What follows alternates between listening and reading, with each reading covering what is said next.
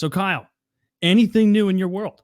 Yeah, man. Yeah, I've had a real interesting time. I spent the last 56 days, Talladega Nights, Legend of FPS Kyle, just having a real good time, meeting new interesting people, learning all sorts of new and interesting techniques and skills and tactics. Nice. Lifelong friends, I hope. I mean, I'm gonna see if I'm allowed to contact some of these people. We'll get to that in a little bit, but yeah, made a couple of real good friends in there. I'm not sure if I'm allowed to talk to them because we're both felons, but I'm gonna find out. Worked out a ton, did a lot of running, did a lot of dieting. I was 35 pounds. Had a real good time. It was Nice. it was a goddamn nightmare, is what it was, Taylor. It was a goddamn motherfucking nightmare. All right, I woke I up. don't even want to ask questions. I want to let you just go. I couldn't sleep the night before, right? You know, I'm up like till 3 a.m. I gotta wake up at like 5 to like get going and get there in time. Go to prison. To go to prison. Crack of dawn, time to get to prison. You're having to wake up early to go to prison, insult to injury. Like, because it's a 3-hour drive from my fucking house. They didn't send me to the one in Atlanta. They sent me to fucking Talladega, Alabama. Mm-hmm. Bumfuck nowhere, by the way. All right? Don't go. The people aren't interesting, and the locale is disgusting. And it's 108 degrees while I was there, by the way. So I get a ride. Kitty's neighbor actually drove me. Very nice woman. And she came and picked me up as well. And all she wanted was gas. Like, she has a relative or an associate, I'll just say, who's also in prison right now. And so she understood. She's like, oh no, you're not taking an Uber or whatever, or hiring a car. I'm gonna take you. This is Kitty we're talking about? Kitty's friend. Kitty's neighbor. Yeah. And so get to prison like right before the cutoff. Like, I got to be there by noon. So I get there at 11:30. You know, I'm going to enjoy as much freedom as I can. Before I go in, stop at Zaxby's, get myself some chicken fingers, some French fries. Can barely eat it. Can barely get it down. I'm drinking like Malox the whole drive because my stomach's so upset and I'm so stressed out with heartburn, like not wanting to go the fuck in there. And so I go in and the guard's like, yeah, they'll be here in a minute to get you. And I go through these x-rays and this guard leads me up to this R&D room. I don't even know what that stands for. Maybe it's not research and development. It's certainly not research. I promise it's not that. It's reach arounds and dick sucking or something. And so they photo me and thumbprint me. God knows how many fingerprints the government has me at this point. I've done it at least 10 times. At least 10. Well, no. And so they strip me down, and there's no cavity search. I go through a which I thought there might be, you know. I was hoping. And yeah, you were hoping. I was like, hey, I thought we were gonna get a little closer here in this wonderful phase. I want the cute one. I brought my wet platinum and everything. I'm prepared. So they put me on an X-ray, and it X-rays me, and I'm like, I need to lose some weight. I can see in the X-ray I'm getting chunky, and so go back there. They strip me down, put me in these super lame prison clothes. Like I can't even figure out which side of the underwear is the front. There's no dick slot. There's no dick slot. They're brown. Like, they remind me of the burlap sack that you would see people wear in cartoons. That's not cool. On TV, the newbies have a different brown versus orange. Did that happen there?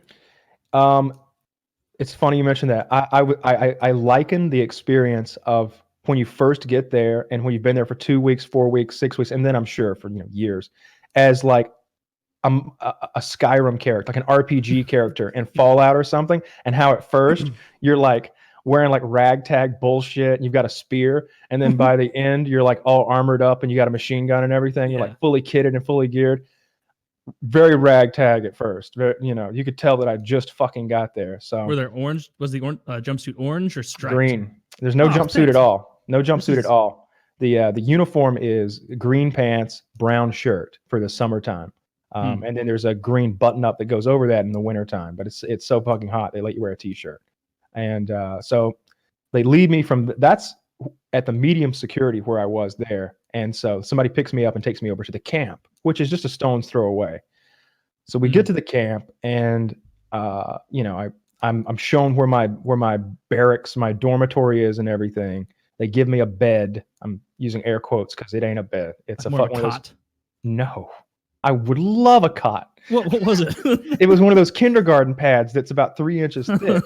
Like, it's nap time, motherfucker. But it's on On a platform of some on a sort. bunk bed that's like a net of springs, so that it's like when you throw that up on the bunk bed. But everybody's got their own mattress, so I go to the laundry. They fit me up with some green clothes and some brown shirts, and then they give me some big fucking army boots and some shit ass socks and a couple more pairs of underwear. Get all that shit in a bag, and I go to my cube. They're called cubes, not cells. We're in a big open It's dormitory, pretty progressive. and each one is separated by a block wall that's like 5.5 feet tall, kind of like here on me or something like that. Cinder I can block look wall over. painted. Yeah, cinder block wall. And there's about 80 of us in each dorm. And in my cube, there's already 2 guys in there, and I'm the third. And it's David, this little Mexican dude, and Block, this black dude. And I'm like, yo, what's your name, man? My name's Block. And I'm like, yes, it is. Yes. And in there we've got a little locker, and there's the 3 lockers side by side, and you open these double doors up, and you got 3 shelves on each side, and you can put your shit in there, your shampoo, your soaps, your clothes, all your nonsense, all your food, whatever. Well, everything was fine. I was like, this isn't so bad. First of all, air conditioning is roaring in there. It must be 65 degrees on the hottest of days. They had this massive industrial air conditioning, and running down the center of the ceiling is a gargantuan, maybe 3 foot in diameter AC pipe with the big heavy duty industrial vents pointed out to the edges toward the cots. So it's just blowing cold air. Our tax dollars, keeping felons cool. That's the only thing they spend money on there. And so I'm like, all right, it's going to be okay. Now, for the first 5 days, I had no commissary money. We couldn't get it transferred in. My bank was blocking the transaction. So I couldn't buy any shampoo. I had to use borrowed soap, and I was still wearing the bullshit level 1 RPG character clothes, which is super lame. And I didn't know where anything was. Didn't know what to do about anything. I couldn't even get a cup to put my water in. I had to someone gave me a bottle of water, and I would just keep refilling it at the water station. So, and then everything's fine. I'm getting to meet some people, getting to know some people, and then and there's a TV room which I would love to go to and watch television, but you can't without a radio. You have to have a radio and headphones, which are about $100. And of course, you need your commissary money to get that. So I got to wait till the next week to get my radio and everything. So I basically just chill in my cell or my cube or whatever until I get my commissary money. I can get equipped at least as a level 2 character. And finally that happens. And now I got my radio. Now I'm wearing sweatpants. You don't have to indoors. I would just wear sweatpants and a t-shirt and flip-flops.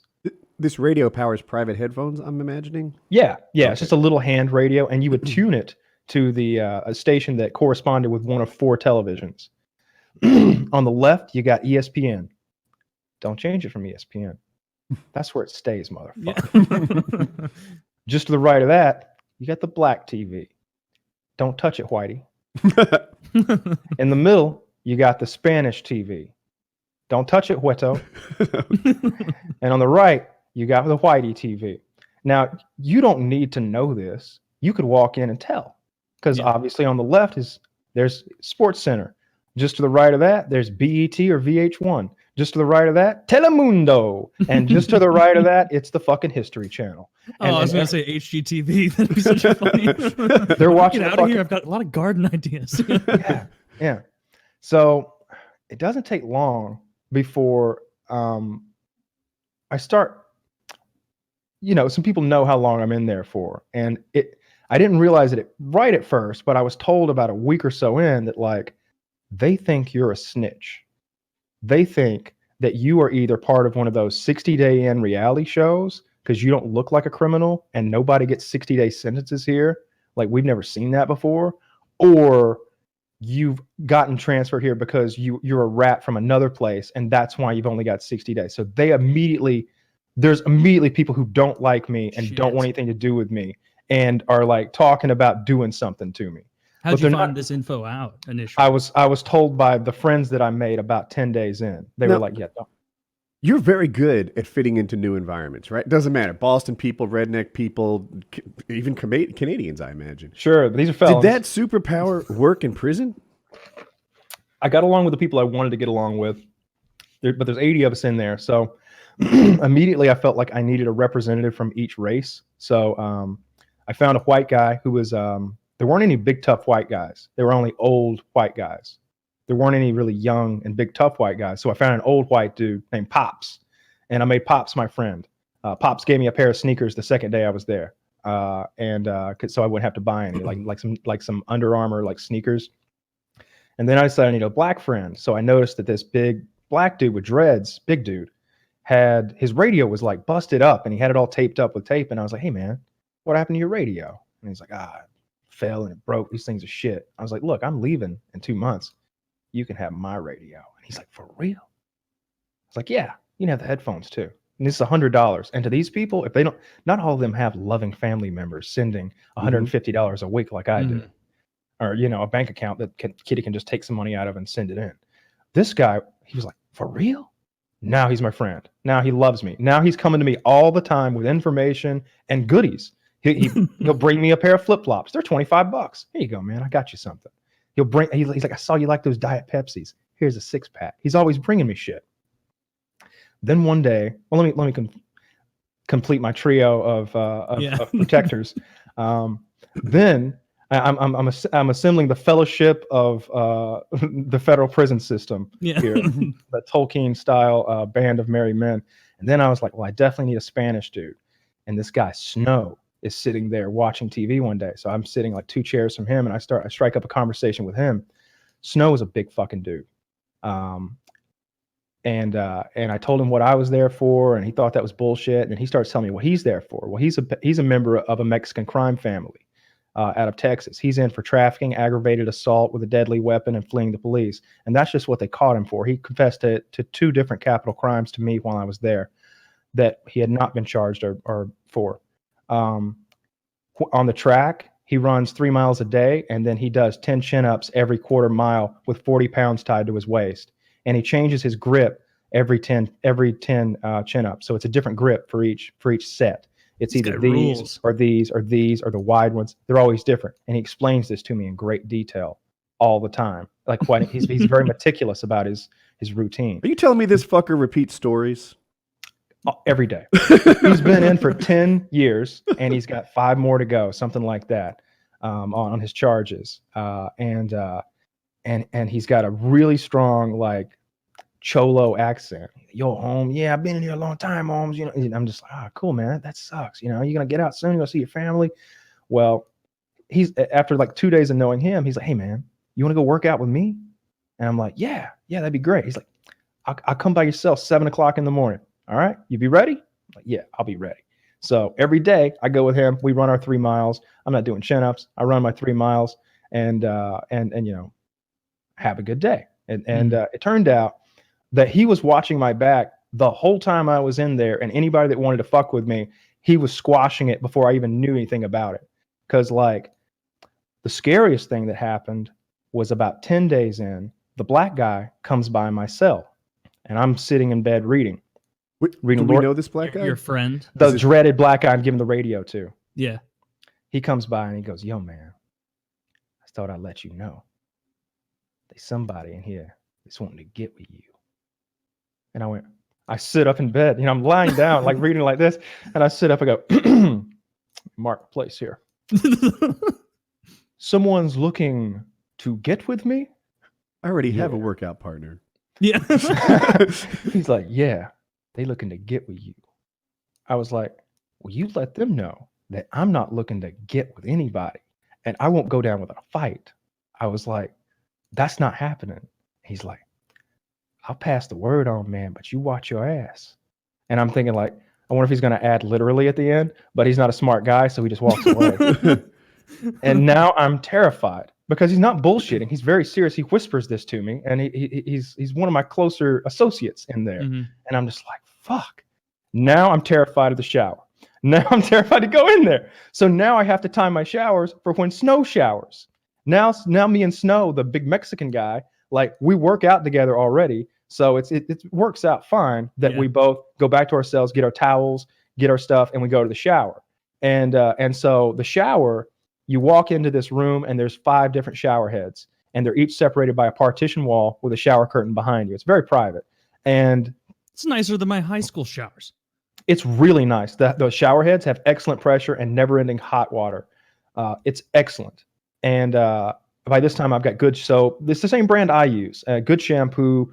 I've got a good towel. I got everything. So you walk up to the door of this thing. It's a shower curtain too, and you pull it back a little, and you avert your eyes in case somebody's standing there naked because you don't want to get caught or accused of cock looking or something Meat like gazing, that. yeah. Meat gazing, a dick peek, and you say as aggressively and as much of a manly tone as you can, shower.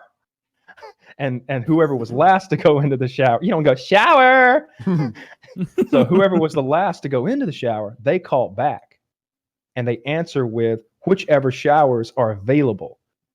So if somebody's in 1 and 3, they go 2, 4, and 5, and then you holler back, going in 5, and then you do it while averting your eyes once again because it's just a shower curtain separating you. And then I would always go in 5 because that was a handicap shower, and it was very nice. It had the big shower head. Yeah, and the like chest high shower thing too. So I would take incredibly fast showers. I get clean, then I get the fuck out. And when you're ready to leave, you say, leave in 5. And everybody says, all right. And then you get the fuck out, averting your eyes again. But the whole time, I'm going to say from the time that dude told me that until like 2 weeks ago, I was terrified to go to the bathroom. The whole time. Like there was a day when I didn't catch snow in time, and I was like, I'll shower tomorrow. What's the actual bathroom situation like? There are 3. The scariest thing that happened was about 10 days in, the black guy comes by my cell, and I'm sitting in bed reading. Do we know this black guy? Your friend? The dreaded black guy I'm giving the radio to. Yeah. He comes by and he goes, yo, man, I thought I'd let you know. There's somebody in here that's wanting to get with you. And I sit up in bed, I'm lying down, like reading like this. And I sit up and go, mark place here. Someone's looking to get with me? I already have a workout partner. Yeah. He's like, yeah, they looking to get with you. I was like, well, you let them know that I'm not looking to get with anybody, and I won't go down without a fight. I was like, that's not happening. He's like, I'll pass the word on, man, but you watch your ass. And I'm thinking like, I wonder if he's going to add literally at the end, but he's not a smart guy, so he just walks away.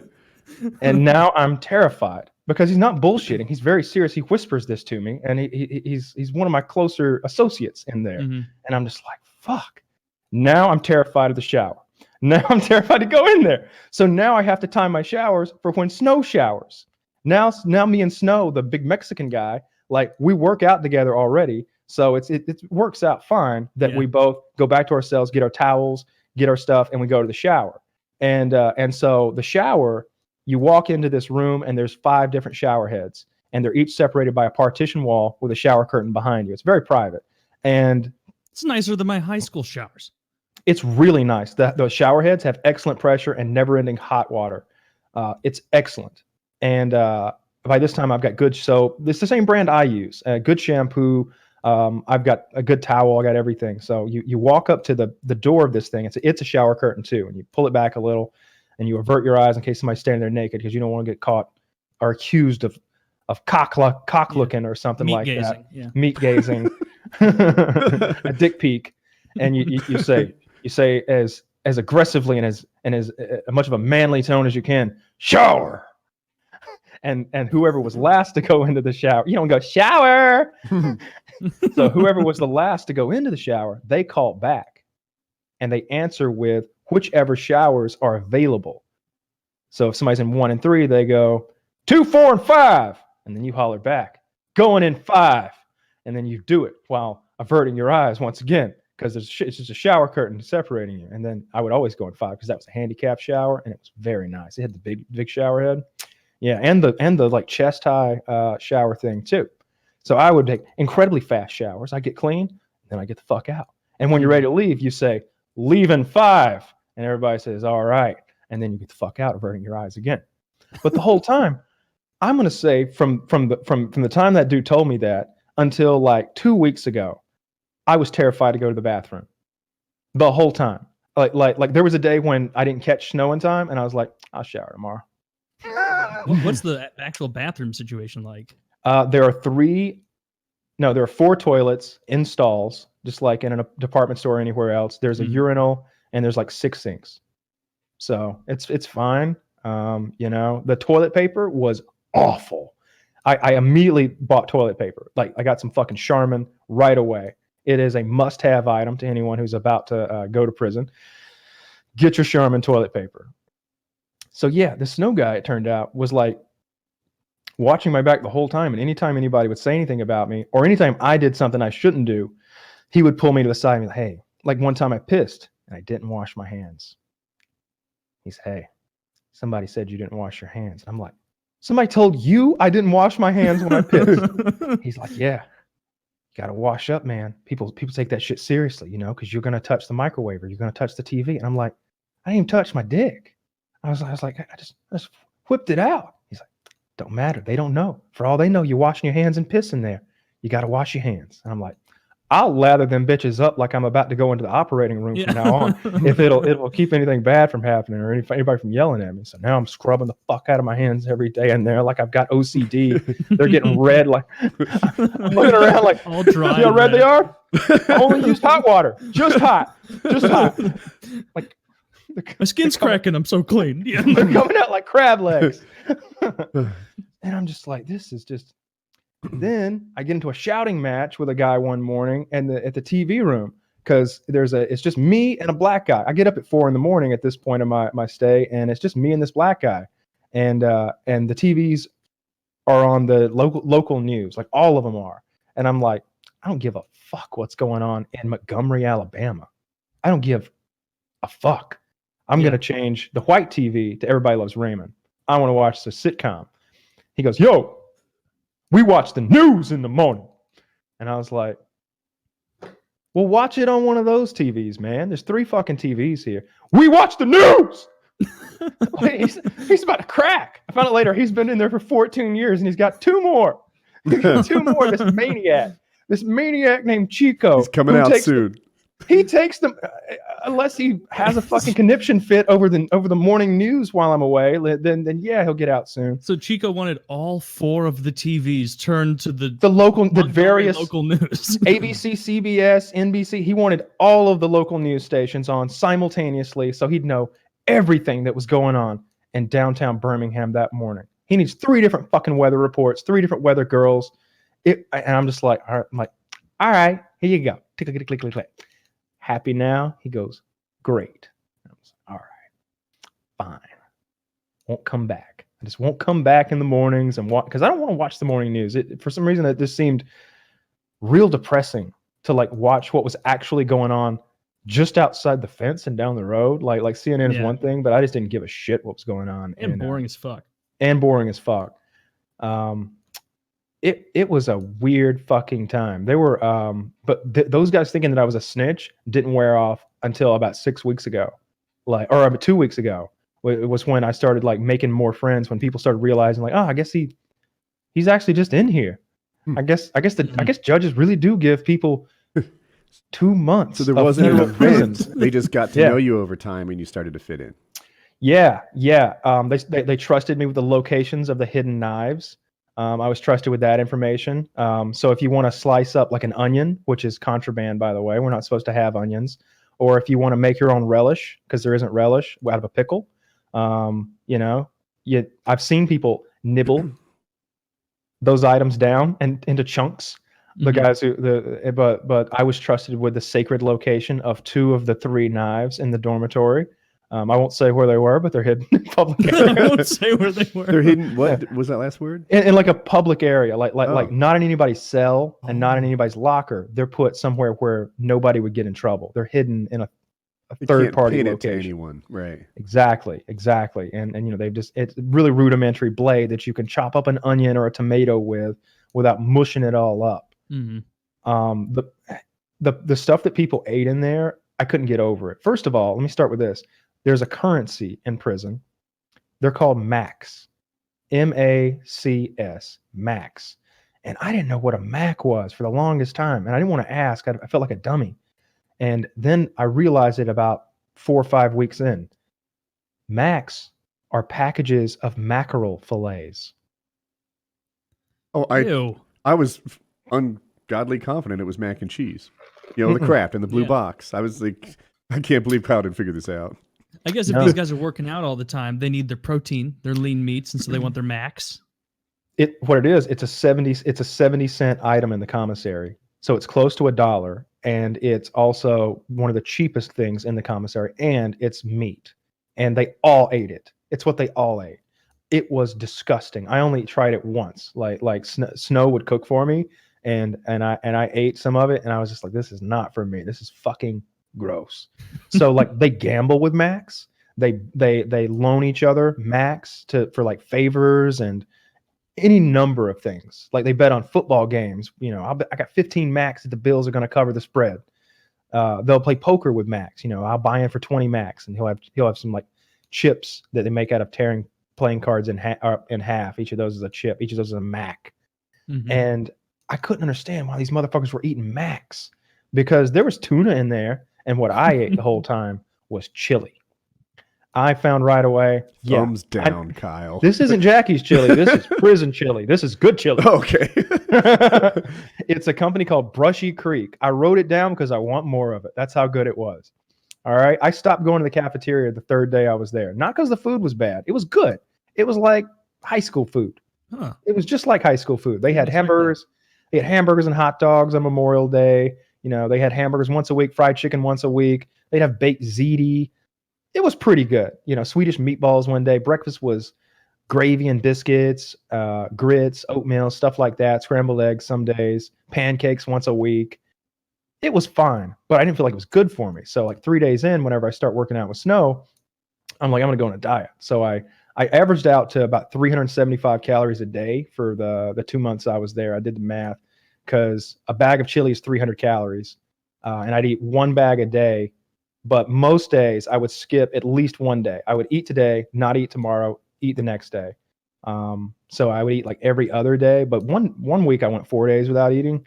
And Jesus Christ. Yeah, because they're not doing a lot. I'd run my 3 miles there in the morning, and then you're just like sitting there, like reading or watching TV or sleeping. That's all you're doing all day. On this, so you said you were getting up at 4 a.m. Were you napping? What's the napping situation like? Yeah. So the schedule is this: at 5:20 in the morning, the lights come on, boom, bright as fuck, fluorescent, right in my eyes, because I'm on the top bunk looking straight up, and that wakes you right up. You're up now, and at 7:30, your bed is supposed to be made. Now you can still lie in that bed, but it has to be made beneath you. So, and if you get caught still in the covers, the guard caught me one day and he went, ding, ding, ding.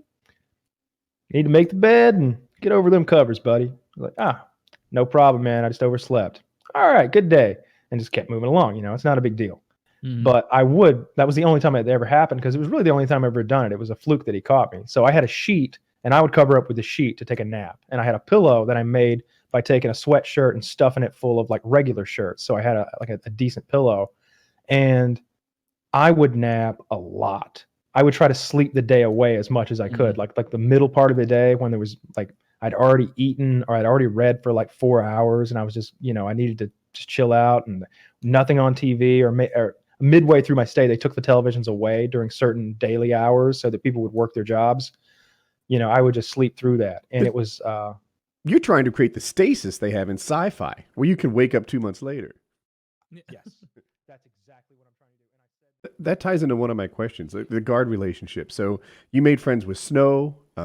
You didn't make friends with guards. They weren't there to protect you. Is that a bad idea? So that's a terrible idea, and I had to stop that. The guards wanted to be friends, and I had to tell them to get the fuck away from me. The guards recognized me, like 2 or 3 of them did, and those 2 or 3 told their buddies who I was, and then they became like fast fans. And they all wanted like autographs and to like talk to me and ask me about all kinds of stuff that I'd done. And they kept coming by my cube talking to me. And Snow was like, hey man, I see you talking to those guards a lot. What's up? And I'm like, well, they're coming by because I do this thing on the internet with guns and stuff, and they've seen it before and they like it. So they're kind of like fans. And he's like, oh, that's cool, man. That's cool. But everybody ain't gonna believe that. He's like, that looks bad. He's like, that looks like you snitching, because they seem to like you a lot, and you just got here, That don't make no sense. And I'm like, ah, shit, you're right. Yeah, yeah. So I have to tell this guard, I'm like, hey, man, I appreciate you coming by. It's nice to talk to somebody who isn't a fucking criminal, but you got to stop. And you tell the others not to stop too, because these guys are looking at us right now. Turn around. And like, sure enough, there's a dude over there like fucking watching. Just mean mugging you. Listening in, trying to see what I'm saying, see if I'm telling about snitching, see if I'm fucking snitching. And I'm like, they think I'm a snitch already. Like day one they have, and y'all are friendly with me, and I just got here, and like I would love to go to your house and chill and have a good old time and drink a beer, but I can't be seen with you like this because it's looking bad. So then the guards cut that out and they stopped it. They respected what I said and they understood it. So I definitely had to shut that down right away. That was not going well. So but your situation's special. Could a regular person use that tactic of like, I don't know, just getting a little guard protection? It seems like that's what guards do. They don't guard people. No, fuck no. No, they guard you from me. They guard the civilian from the felon. They're there to keep you there. That is their only concern. That is all they care about. They'll come through. The only thing they would ever yell about, they would scream it. Don't you fuck up my count. Because they're coming through to count everybody. And you know they're coming because they just announced it. And you know what time they were coming anyway. So if you're in the fucking shower and when they come around to count and they count everybody and it comes up one short because your ass was in the shower and they got to come back around, they might take you to the shoe for that. Really? Yeah. I saw a guy get threatened severely because he was in the shower. He'd been there a year. This gay guy that was next to me in the cube next to me, he was in the shower when count time came around. And he was like, I just didn't know. And I'm like, motherfucker, I've been here for a month and I know. How do you not know? And he's like, I lost track of time. And I'm like, well, don't. Everybody seems very upset with you. He's like, nah. The next day, they fucking straightened him out right away. They cussed his ass out and screamed. Guards? Some dudes. No. Oh, some inmates. Yeah. Because they'll lock us all down. They'll lock us down and like they'll take our microwave away, or they'll take our television privileges away, or they'll take our rec time away, or they'll do something like that. They'll fuck everybody up over one guy. And it's like the military in that way, it seems. Yeah, and so that we'll punish the offender. Yeah, and that's all it's about. They would never say that, but that's what it's about. There was a guy right before I got in there who had snitched on somebody over a cell phone. They had a cell phones are one of the worst things you can have in there, like as far as getting in trouble. For whatever reason, in my opinion, they should just let us have cell phones and because I don't get it. I don't know why we can't have them, but we can't. There's a lot of cell phones in there. I would go into the bathroom and I could hear the guy in the stall talking to his girlfriend. Yeah, babe. Yeah, I'm just chilling up in here doing what I do. How's little Ray Ray? And I'm like, all right, let's finish this piss. Get out of here. Don't want to be in here. Don't need to hear about Ray Ray. I don't need to hear about Ray Ray. As far as I know, there is no Ray Ray. That's right. Is there a Ray Ray? I don't know. So he snitched on this guy over a cell phone. Well, the next day, 3 dudes beat the dog shit out of him in the cube until there's blood on the floor. And then at the end of the day, they decide that's not enough of a beating. So they chase him out to the end of the rec yard and beat the shit out of him again over snitching on them over this cell phone because they knew it was him. I think most of the time you don't know who told on you. But in this instance, they were like, that's the motherfucker right there. And plus he wasn't popular enough or protected enough or with a group of people enough that you could single this guy out and whip his ass. Kind of like I was. And as it's like happening across the rec field or whatever, are there not guards like just watching that? Nowhere near. You could murder somebody out there, nobody know. God damn. Cube mates. And they're like, he doesn't win. They Terry, like dog. I was in prison with Terry Cruz's like brother-in-law. He's in prison. Yeah. Whoa. Yeah. Real nice guy. Small world. Yeah. Do you know what he did? I didn't get into that. His name is Isaac. Okay. And but Isaac's a real nice guy. He was next. His cell was right next to mine. Kyle, that's one of my first questions about prison. And I don't want to get into this unless you don't want to talk about it. So don't answer. Oh no, it's going to be a tentpole topic for some time. Right. The reason I want to, the first question is, do people talk about why they're in there? Is that a thing that everybody talks about? They don't talk about. They don't bring it up. But if I got comfortable with somebody, I would ask them. That makes sense. Or if I didn't feel like they were a scary person, I would just ask them right away. Like, the gay guy that's like right next to me, one cell on the other side of Terry Cruz's brother-in-law. I was like, what the fuck are you in here for, man? He's like, I was selling a little cocaine, and I was like, how much is a little? A couple ounces. I was like, okay, that sucks. yeah, that'll do it. That'll do it. How long? Right around 2 years. 2 years. Holy Yeah. shit. Just for trying to have fun. Yeah. Well, I got mixed up with those machinima guys. And Oh my gosh. Wow. Kyle, you want a prison question? yeah, sure. You said there were people from Atlanta that were way worse. There was an Atlanta minimum security prison, but it was like Yes. way more hardcore. Homeless Yeah. people. What was the scoop with that? All right. So they didn't put me in the Atlanta camp, I think, because they don't want people too close to their homes for whatever reason, which Yeah. seems like bullshit. Because what if like I was in there for 5 years and I wanted to visit my family, but they were 6 hours away. Yeah. But there were guys who had been transferred to Talladega from Atlanta's camp, and quite a few of them. So I got it from like multiple sources what that camp was like there, and they were like, man, it's wilding out. And I'm like, tell me more. He's like, well, shit, we got everything in there. We got fucked up though. The snitches told on us. They shut it all down. I was like, what did you have? Everything. I was like, all right, well, what does everything mean? We want to go out and party, so we get a hobo to come in and sleep in our bed. That way they come through and count. N-word is sleeping in my bed. So it's all good. If you there, they don't care. And I'm like, What? Yeah. You can just leave? No, you can't just leave. They're not gonna, but they just walk by with a flashlight at night and count bodies. They Holy don't shit. recognize you. Well, So how as did they long as get it's out? I think that they were, I know at one point there wasn't even a fence around that camp. Like some of the Wow. camps, like especially in the north, don't have a fence. We had like that big scary 12-foot fence with the razor wire on the top and the bottom, and You had cement that. I is thought you poured. didn't.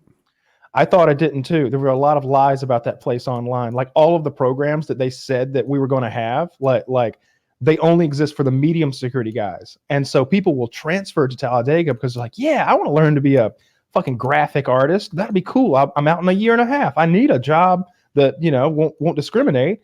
And they're like, oh, that's only for medium security. So they're like, shit. Well, can I go to Pennsylvania? I think they have it. They're like, yeah, you can transfer in 18 months. Oh shit. Till then, we get $93 a day off your ass. Go find a bunk and get a job. And it's just like, fuck, Holy this shit. is slavery. So there were, they would leave and actually go party. They would bring girls into the prison, they said, and fuck them sometimes. They would literally bring whores in.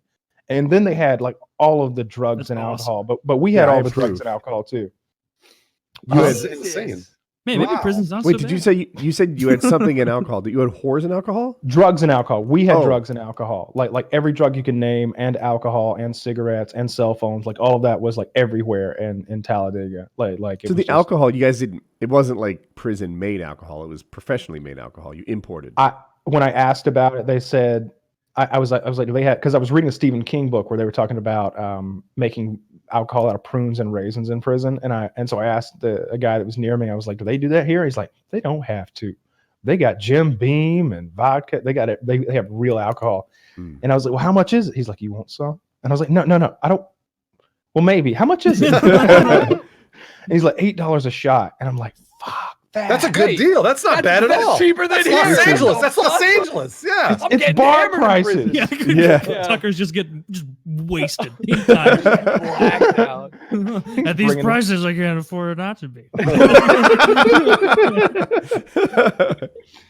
So yeah, they would explain that you could really just get away with anything there, and that it was just rampant with people like leaving and going out and partying and like going to strip, like their friends would just pick them up off on a road that was nearby and take them off to town, and they'd go get burgers and go to a hotel and fuck their girlfriends at the hotel or whatever. And I was like, that doesn't sound like here at all. They're like, nah, it sucks here. Oh, what a bummer. Man, you The, got sent to a sucky prison. We were talking about the workout equipment last week. I kind of Mhm. alluded to it, but so we had a running track, and they had sports. You know, they had a softball field, and they had they would play like pickup football. Actually, it wasn't even pickup; it was organized flag football with teams. One of the teams' name was the Woodlayers, and Yeah, yeah. Were they right? gay? I had to process. I don't ask, don't ask, don't tell, Woody. Right. And so they would go out there and they play football, but it was hot as fuck out there. I couldn't believe they weren't just heat stroking out in that 100-degree bullshit. And there was like medicine balls and then there were there was like one good elliptical, one decent treadmill, and like some shitty ellipticals that had no resistance. Even you were just on this green thing doing this a lot, and then that was it. And I was like, well, shit, what do you do for like? Or there was chin-up bars and dip bars, but there was no free weights. And I was like, what do they do? And my buddy's like, over here, I'll show you. We go out there, and these guys have gotten big rocks, like the ones that like retain an area to keep from washing away. And they have taken them to the scales and weighed them and written with magic marker what they weigh on them. So every rock you look at in the gully says 25.5, 32 pounds, 16 pounds. Big rocks. Yeah, they're big, like the retaining rocks you like put to like keep water from washing a gully away. And they would take these bags and fill them up with rocks, and they put them on either end of a pipe. And they're out there doing bench press and curls with a pipe full of rocks. So why these bags of rocks? Why wouldn't they give them free weights? Is it because they were worried that they would like hurt each other with them, or? That's what they would say if you asked. That's the same reason they said that we didn't have a pool table, but they give us padlocks and socks. So that's bullshit. We got big long tube socks and we've got padlocks. What's safe about giant rocks? Yeah, nothing. Yeah, right? Yeah. No, let them go play with the rock pile. So every morning I'd go out there to the track, like crack of dawn, and I'd start my run, and I'd look, and here came the same guy with a wagon, like a big the kind of wagon you would use around a greenhouse is the only way I know to describe it. In high school, I remember seeing that. It was like a big heavy duty wagon full of rocks, and because you got to put them back, you can't just leave the rocks up in the workout area. Like they're real big on cleanliness and neatness, and so and this I was asking my buddy, I was like, that guy's the rock guy, I guess. He's lost like 200 pounds. When he got here, he was like 450. Now look at him. And I'm like, still looks pretty fat to me. Yeah, right? It's not a good look. You could really benefit from the gym that's like, not just like rocks and pipes. But yeah, and then guys would be doing like burpees and sit-ups and push-ups and lots of stuff like that. Most people worked out in pairs so you could motivate the other guy. It seemed like that was very common, that one guy would often know more than the other guy, and like there were a couple guys in there who were just like specimens. You could tell. Was Snow a specimen like that? No, I would say he was just bulky and strong. But there were some of these guys who were just like, they look like Brad Pitt and Troy, like just real ripped up and like a tiny waist and just real symmetrical, good looking guys who were just out there doing dips all day. And man, that's all I would do if I went to jail. That's all I would do. I would just. What else are you gonna do? Yeah, I would just lift work out 24/7. 6-7 hours a day. Lift rocks. Yeah, lift rocks. Why not? Call me Fred Flintstone, bitch. Fucking rock in each hand. They would do that too. They just have a rock in each hand, and they'd be doing all sorts of like. Those are the free weights. You just for real. I can see myself going either way. Really, like there's a version of me that might just hit the gym hard, and there's a version of me that might just get a little depressed and sleep and do nothing. It's a long day. You wake up eventually and need something to do. I read a lot. Mostly reading. That's almost exclusively what I did, for sure. You have access to the internet at all, or no? Not really. Not like the real internet. Like we had internet, but it did lame things. Like you could do like a email to text thing. So you could text somebody and then they would email you back when they returned the text. I didn't really bother with that. I just used the phones. You got like 15-minute phone calls, 300 months a month. 300 minutes a month, yeah. The phone is one of my questions, Kyle. How did that work? Like, is it a common area? On TV, sometimes there's people waiting for the phone, and if you're on it and I'm a tough guy, I might be wanting to boot you. Like, what is the phone like? It's a little room you go into that's not very far from the dorm, just a stone's throw. And you go in there. It's got air conditioning. It's very small. It's about the size of this room I'm in right now. And there's 8 phones, I think, in there, maybe 10, just along the walls, maybe 4 on this side, 4 on this side, 4 on that side, something like that. And you dial the number you want to call, you dial your prison number, which is like a 9-digit number that identifies yourself, and then it asks you to repeat your name back to it, and at the tone. And the voice recognition sucks dick. So like I'd have to make like 10 phone calls in a row. It would take me 15 minutes to make a 5-minute phone call because I'm just calling it over and over. I'm like, Kyle Myers. Yeah. Didn't understand that. Sorry. Try again. And gets, oh, fuck, maybe next time. Nope, not gonna understand you at all. Try again later. I'm like, fuck, click, click, click, click, click, and just go again. But yeah, there's guys in there. It's usually real loud. I try to pick off times to make my phone calls so it's not so goddamn loud in the room because they're real depressing phone calls. Of course. You know, it's like sometimes it's funny. You know, I remember distinctly one of the early times I was in there, he's like, yeah, baby, you need a gangster in your life. And I'm thinking like, does she though? He's calling from jail. Yeah. Like, so is he trying to seduce someone for his soft landing? Yeah. I like his gumption. I mean, good for him.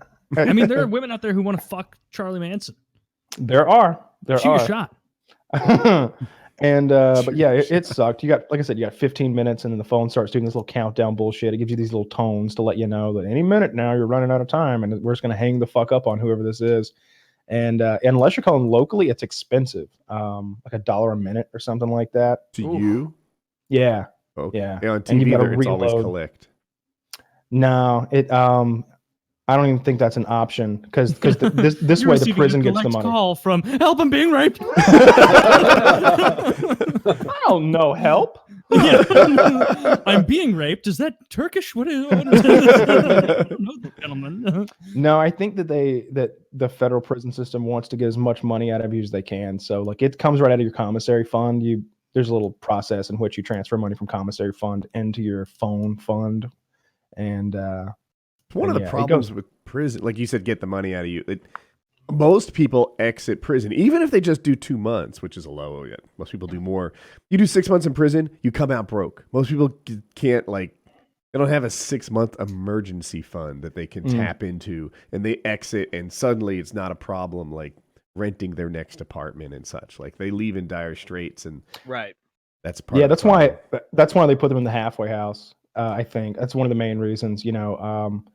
And they can give you like a year of halfway house. So, and that comes right off your sentence too. That's not like an in addition type thing. So a lot of those guys like Snow, for example, he's really trying to get them to give him as much halfway house as possible. So, and as much home confinement in addition to that as possible. So he can get out like early next year because he's been in there for fucking 10 years or whatever the fuck. Jesus. So basically you just like your account, like let's say you have a savings account. You just take your savings account with you to prison, and then you're just whittling away at that account? Or no, you use like Western Union. You get somebody on the outside to like wire the money into your prison account. And so you know, I had plenty of money, but you have a spending limit. Even in the commissary, it's like, well, you can only spend $120 every 2 weeks or something like that, or 180, I think it was, something like that. Yeah. Did anyone? Maybe not you, but like, did anyone in the prison use other people as their like pay pigs? Like, you know, hey, if you want to feel safe, you keep me rolling in potato chips or something. No, I didn't see anything like that. People were real honest about like making promises, like, hey, could you give me a little bit of this, and I'll buy you something for that, like commissary day, and they would always like actually make that happen. There was a lot of like on commissary day, like each dorm had a different commissary day. So if I don't get to shop until Wednesday, but it's Monday and you get to shop, I could be, hey man, will you get me 4 bags of chili and some Raisin Bran? And you know, that would happen. And then when it's my turn, I will buy him, you know, $18 worth of shit too. And that's a pretty common thing that would happen. Or if you had gambling debts, you could handle those. If they didn't want max, which is the packets of mackerel fish fillets that I talked about that were kind of currency in there. If they didn't want that, they could also do commissary credit. So like, yeah, give me your commissary list. I'll put down $6 for the shit and just bring it to me whenever, you know, you go. So the gambling debts was that like gambling debts from within prison? Like basically oh wow, holy shit. Yeah, there's that like nobody's like loan sharking you from in prison. I know. I mean, because like basically they were, well, I don't know, like shooting dice or like just playing cards or something. Poker, Monopoly, and football. Did you play poker? A little bit, not much. They did like this dealer's choice thing where the dealer got to choose the game, and they played a lot of how should I put this, ghetto games. that I'm not familiar with. But a lot of nonsense games, and I like to play Texas Hold'em pretty exclusively. That's what I always played when I would, play for real money and play online and stuff like that. I'm good at that. I think I always was, and I don't know how. I didn't know how. Like I don't like Omaha, and they play a lot of like different kind of pot limit games, and they just mix it up. So if you got 6 guys playing, you might play for half an hour and play one game of Texas Hold'em, which is all I wanted to play. And plus, like, I didn't know those people very well either. So like sometimes like, there were scary people in the game, and I didn't know they might get upset if I win too much. That would be my holdup. Like I don't want to win a lot. I don't want to lose a lot. Like I don't want Just want to to play. Right. I don't want to owe you money, and then suddenly like that's a danger. I don't want you owing me money. Then like that's another problem in itself. Right. And, they were pretty chill about that. I didn't. Okay. I didn't feel like it was going to be a big thing. That It might was hurt mostly just they weren't. feelings.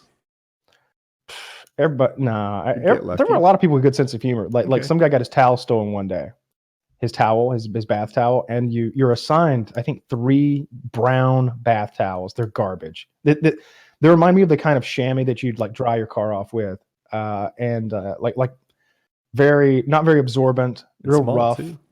and pretty small. And if you like got them soaking wet and like wrung them out, brown liquid would come out because they were Oh. like, dyed brown.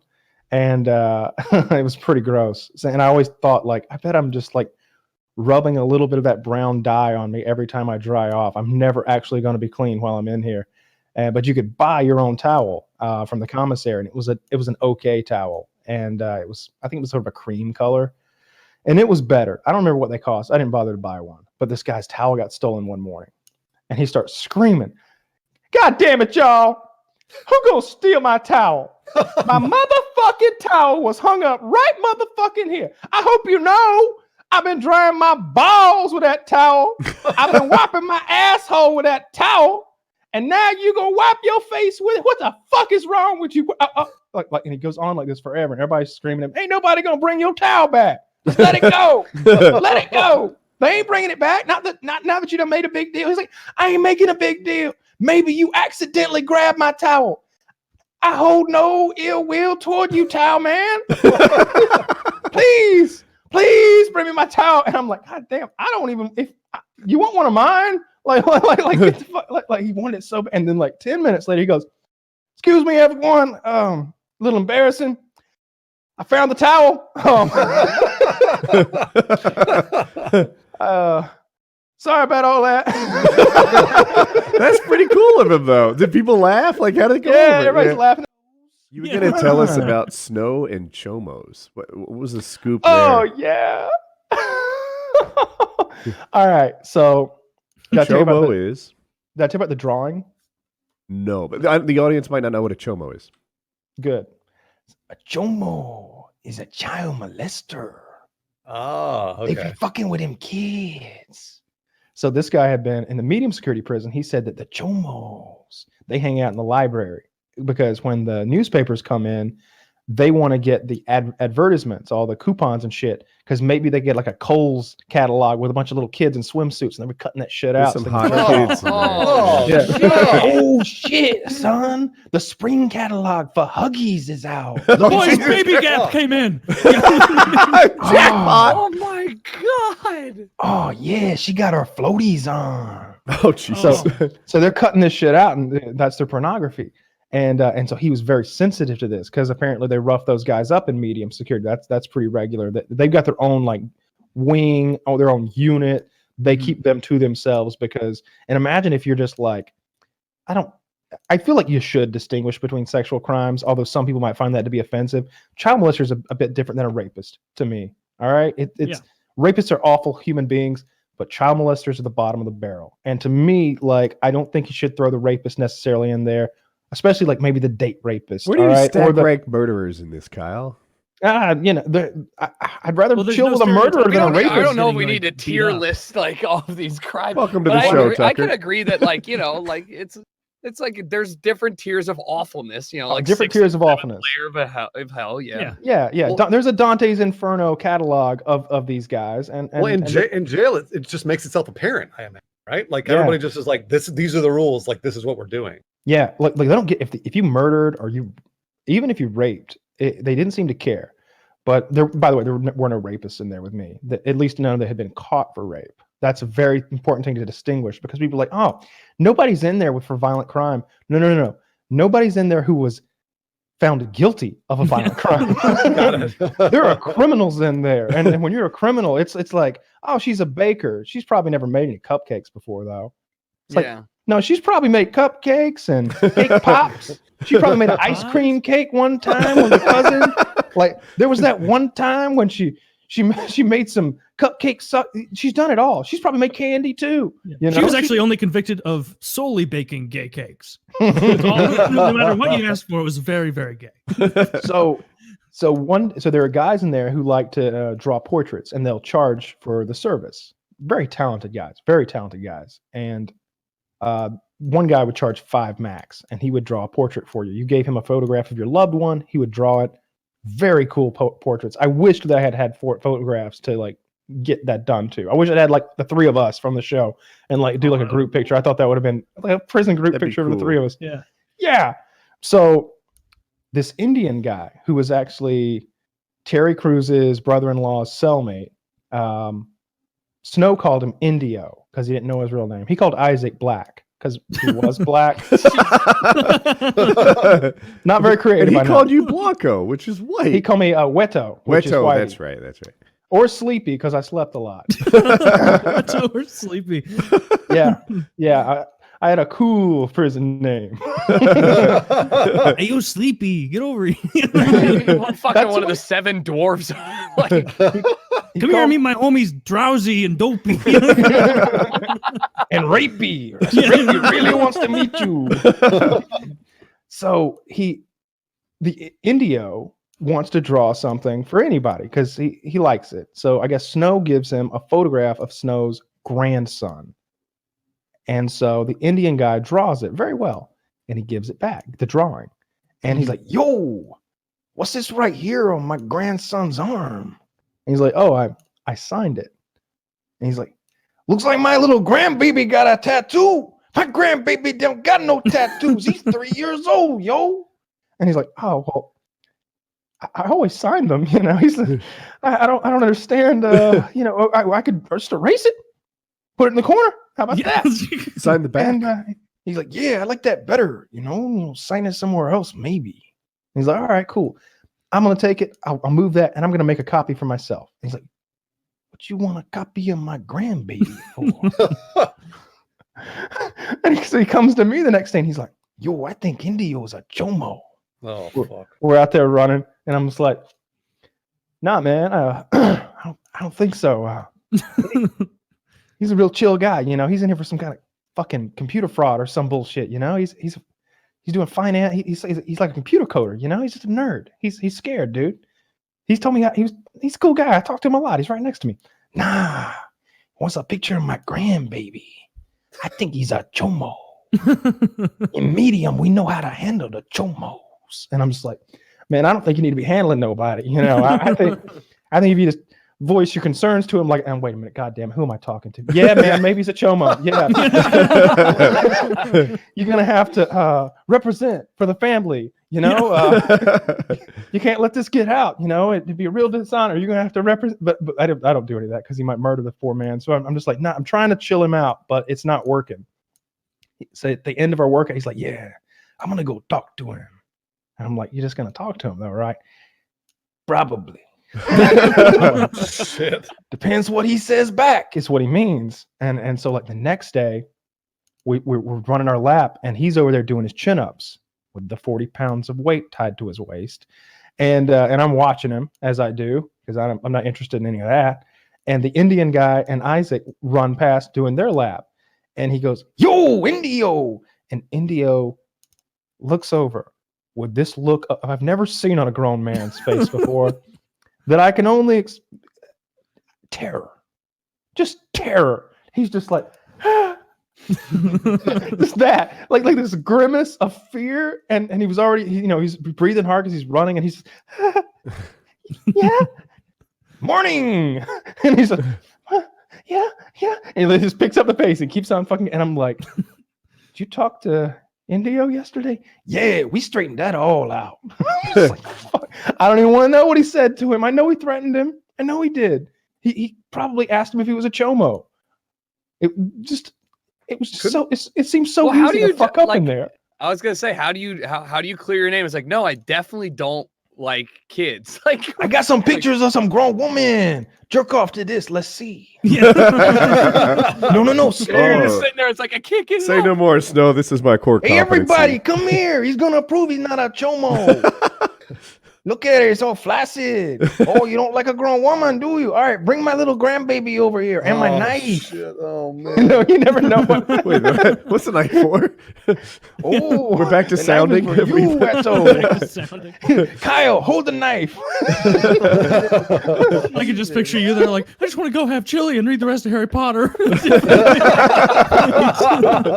I tried to get Snow into Harry Potter. Why would you think that would work? I don't know. Because, during our runs, I'd tell him about what I was reading. And, I'm 4 books into the Harry Potter series. I've read it before. I like it. And I'm like, yeah, man, it's this little wizard kid. He didn't know he's a wizard. He's evil wizard. Voldemort's trying. Voldemort? What? Yes, it's this Voldemort guy. Who? The bad guy's trying to get him. And, he's going to wizard school and he falls in love and does magic and trying to explain this shit to him. He's like, yeah, I'd like to read some of that. So I give him books 1 and 2. He never made it out of chapter 1. He never made it out of chapter 1. Hey, man, I book just 1. thought I would tell you this shit's fucking dumb. Nobody's fighting chomos or anything. If I ever go to prison, I want a Snow. I need a Snow, a savior, It sounds someone like to help me. you got a good draw. You got a good hand for your two months. I have his full name. He made a good hand. I did my best to make friends with Mr. Snow. I have his real name and his prison number written down in there. Next week I'll look him up online and I'll get a picture of Snow. Hopefully, I should be able to look it up and I'll be able to show. Oh it to yeah, you if you have guys. your Can we prison send him like number some and stuff. presents? Yeah, you could send him cash. I'm sure he'd appreciate that. Was it through Well, JPay? I was thinking more like ironic, funny gifts. You can send him books and letters. Ooh, children's Oh, catalogs. he would love Harry Potter. We'll send him Harry Potter. Send him a Baby Gap catalog. It's not cheating. No, Dude, that is the funniest fucking thing I've ever heard. That the chomos hanging out in the library waiting for issues of Toddlers Monthly, which are for some reason subscribed to the prison to show up so they can cut out pictures of babies wearing Uggs or some shit. Yeah. Like that is how do they are they just wanting to get fucked with and beat up? Well, there's just no attempt to rehab them, right? Like not at all in prison. I don't know. How do you rehab a fetish? I don't know. I'm not sure. I don't know. They tried to rehab me from smoking marijuana. And look at you, marijuana free for over 60 don't think- days. You know what?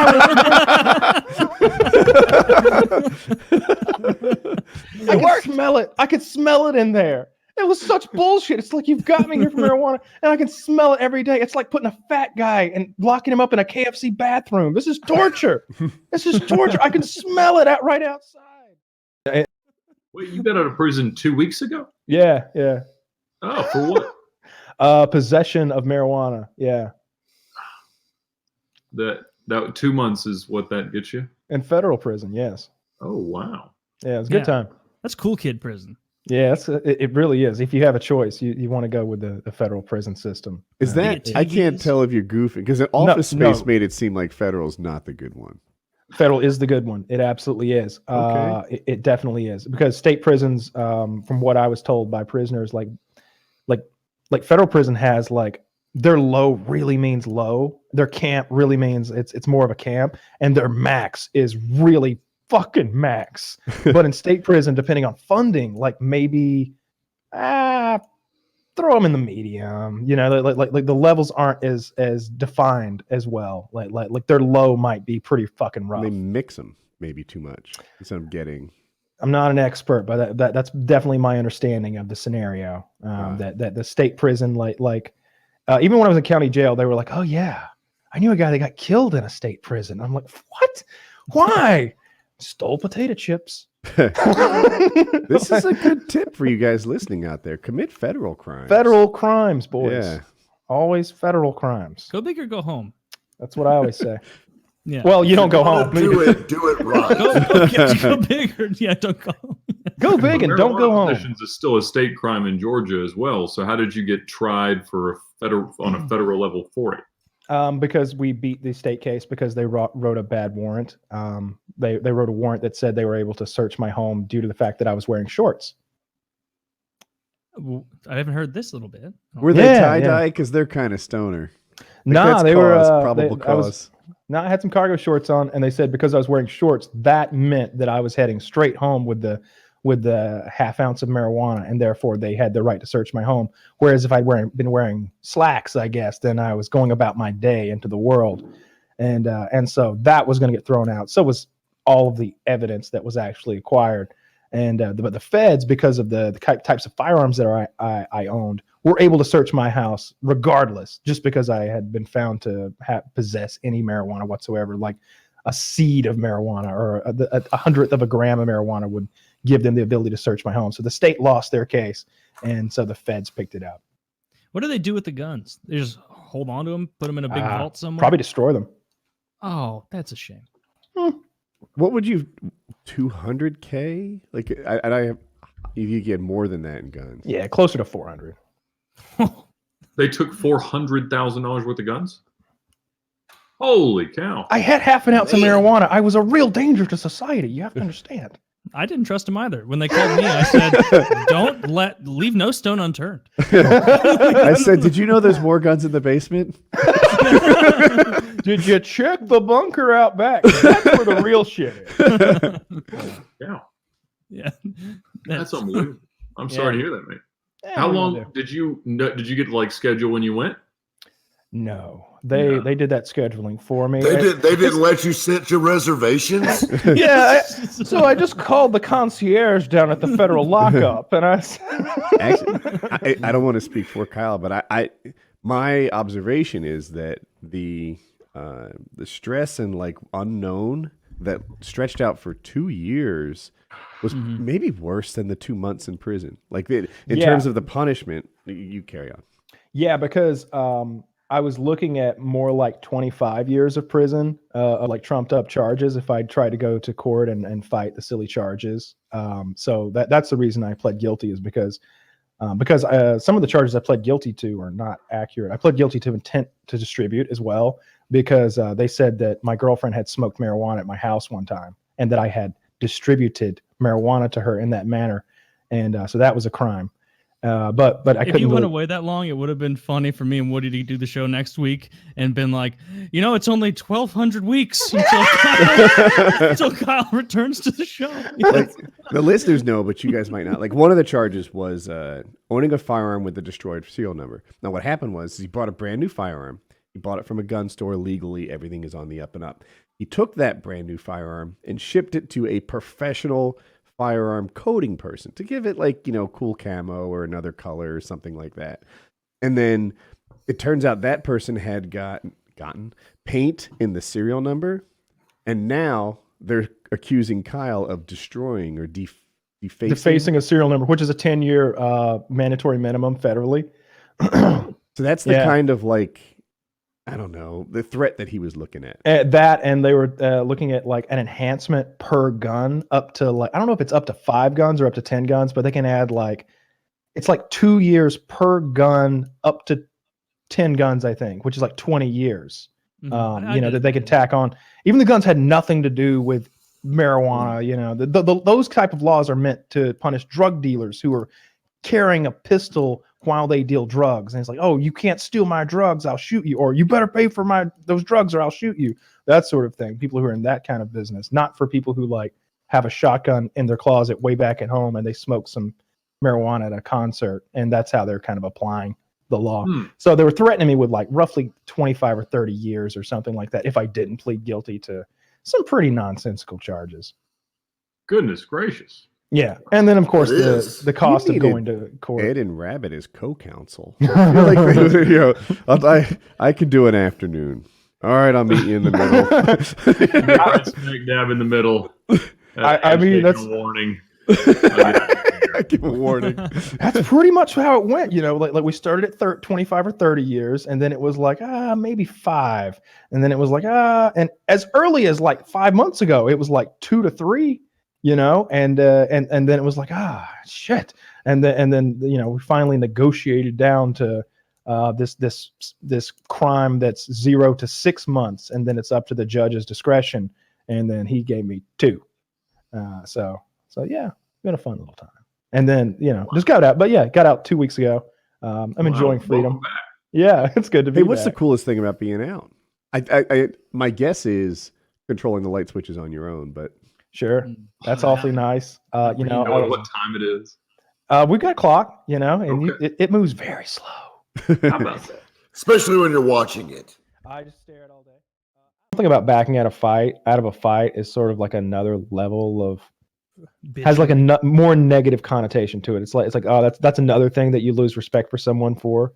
right? Like if you say you're going to fight and then you sign an agreement to fight, but then you back out of that fight, it's there's like this thing that goes back to like the playground mentality of like, well, Billy didn't show. I like to paint this conversation through the lens of Kyle's adopted a new set of ethics out of prison. Like, yeah, you can't bitch out of a fight. Wago. Weto, yeah. All I've learned from this is that I would not do nearly as well in prison as Kyle did. Oh, you do fine. Yeah, you do fine. I think I'd be the worst of us, because I feel like where Kyle's success came from, a lot of it was the social thing. Like if I approach someone to give them my radio, I feel like I'd do it wrong, possibly. I mean, I'm not socially retarded, but like Kyle's a 1%er in that regard, and that's what it takes to get by in prison. I think we're both. I think I was in kind of a close. unique situation for a lot of reasons, just looking like I do and being my age and being there for the 2 months and everything. And having the guards come by and be all super friendly with me. There were a lot of compounding factors that I think made things a little bit more stressful for me that maybe they wouldn't for particularly Taylor. You'd have probably been playing flag football out there or something like that. They had flag football? Yeah. They had teams. Hell yeah, dude. They had teams and everything. Yeah. Another thing that might help me, based on the prison videos I see, like if you're over 40, you can kind of opt to just not be in the game. Like the whole toughness thing, like people just like, yeah, he's not a player. Well, I could be that guy, maybe. I don't know. It didn't work out for fucking Gary or whatever. Was that his name, Gary? Who was the guy who was like, I'm here washing my clothes. Here's my celly about to wake up. Oh, Greg. Greg. The guy who just talks to himself all the time. No one mess with him. He has like an ongoing what do you call it? He's like narrating his own life. 25-year-old Greg might have got beat up for that. I don't know. And then I walked over to the counter and got the same old meal I had every other day. My celly hit me with a right and a left. Ouch! Now Sally he's whooping about- my ass good now. Yes, he is. Greg woke up on the wrong side of the bed today. He ain't gonna be able to sleep tonight though, cause Sally whooping his ass, stomping a mud hole in it. Yes, sorry. I'll be eating soup for a week now. I wish Sally would stop. My man be about to figure out that I've got hep C. Yeah. That'd be great. Joke's on you, Weto. Yeah, Greg was okay. Like he and I had we both like to eat tuna occasionally, and I like to make like yeah, that was it. We've got that whole tuna salad connection, right, Greg? Tuna connection. So you'll hide this shank up your ass when the Greg and I both the breathed screws oxygen come and around. exhaled carbon dioxide. Dude, the tuna and the mac thing surprises me. I would have imagined like beef jerky being Doesn't a huge exist. player. You can't get beef jerky? Nah, Slim Jims. Why? Oh, that's like Beef the logs, shittiest turkey tier. logs. Oh, turkey logs aren't bad. It's Slim it's Jim's not that beef big. jerky? It's that big around and about that long, and people that's- chop it up and throw it into their like soups and like bowls of like junk and microwave it up. So they got some meat in there. I saw Greg 2 nights ago making this bowl, and he was taking a Slim Jim and biting off nibbles of it and spitting it in the bowl. Nobody would give him a That's knife. horrific. Nobody told him where the knives were. And he saw me chopping up a pickle, making relish. Like I get those whole pickles that come in like little plastic pouch, and I'm chopping the whole pillow up. The hot mamas, yeah. I'm chopping the pickle up, and I'm looking around for guards the whole time because I've got a fucking knife in my hand, and I'm just, all right, get this shit fucking chopped up real quick. And I'm chopping it like a professional, like first lengthwise and then down the other way, so I get these little cubes. He's like, Silly got him a knife. What's Silly doing with that knife? And I'm like, shut the fuck up, Greg. I'm making relish. Shut the fuck up, Greg. Is he like projecting? He's like, ooh, Silly got that knife. Oh, Sally wants me to quiet down about contraband. Silly don't want nobody to know he got a knife. Got a shank in the Silly. Got a shank in his cube. Old Mr. Myers here. Number 1970112. Silly don't know I've got a neurological disorder, which means I have to dictate everything I do. Got a brain tumor pressing on my cerebellum. Yes, I do. Yes, I do. Size of a golf ball. Chop it up. Silly got the blade. Silly got the blade. Shut the fuck up. I'm gonna stick you. I lose more and more of my memories by the day. It's depressing, but you got to forge ahead. Yeah, I'm just like, shut the fuck up, Greg. He's like, where'd you get the knife?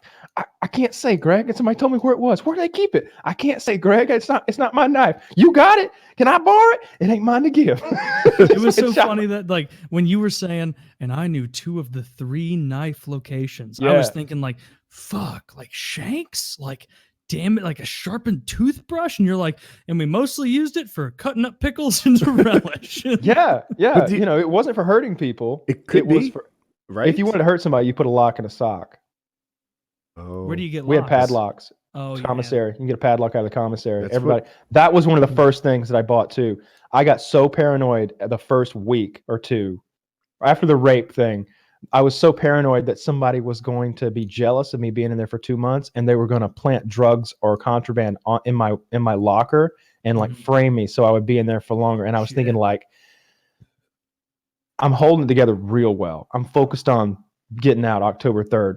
But if they were to give me another like 2 months, like I'll do it or whatever. But man, it's going to be disheartening if they tack on more time or to this thing. Like I'm focused on this end that I can see that's at the end of the tunnel. And if they tack on more, if I'd started with 4 months, I'm focused on 4 months from now. But I'd be okay with the goal that. line hurts. If they move the goal line halfway through the race, it's so disheartening. It's so discouraging. And so I was terrified that like they were going to hear that there was about to be like a search and they were going to hide their shit in my locker or intentionally like get me dirty, throw some weed or some synthetic marijuana, which was in there or put a pill or whatever. Spice was in there. Yeah. I'll talk about the guy who got busted for that and what they did to him next week. But so I told Snow wanted to go running. And I was like, I'm not going. He's like, why not? And David told him in Spanish, like, why? And he was like, oh, shit. Be right back. And he comes back with a padlock and a little notepad with a combination on it. Here you go. Here, don't lose this.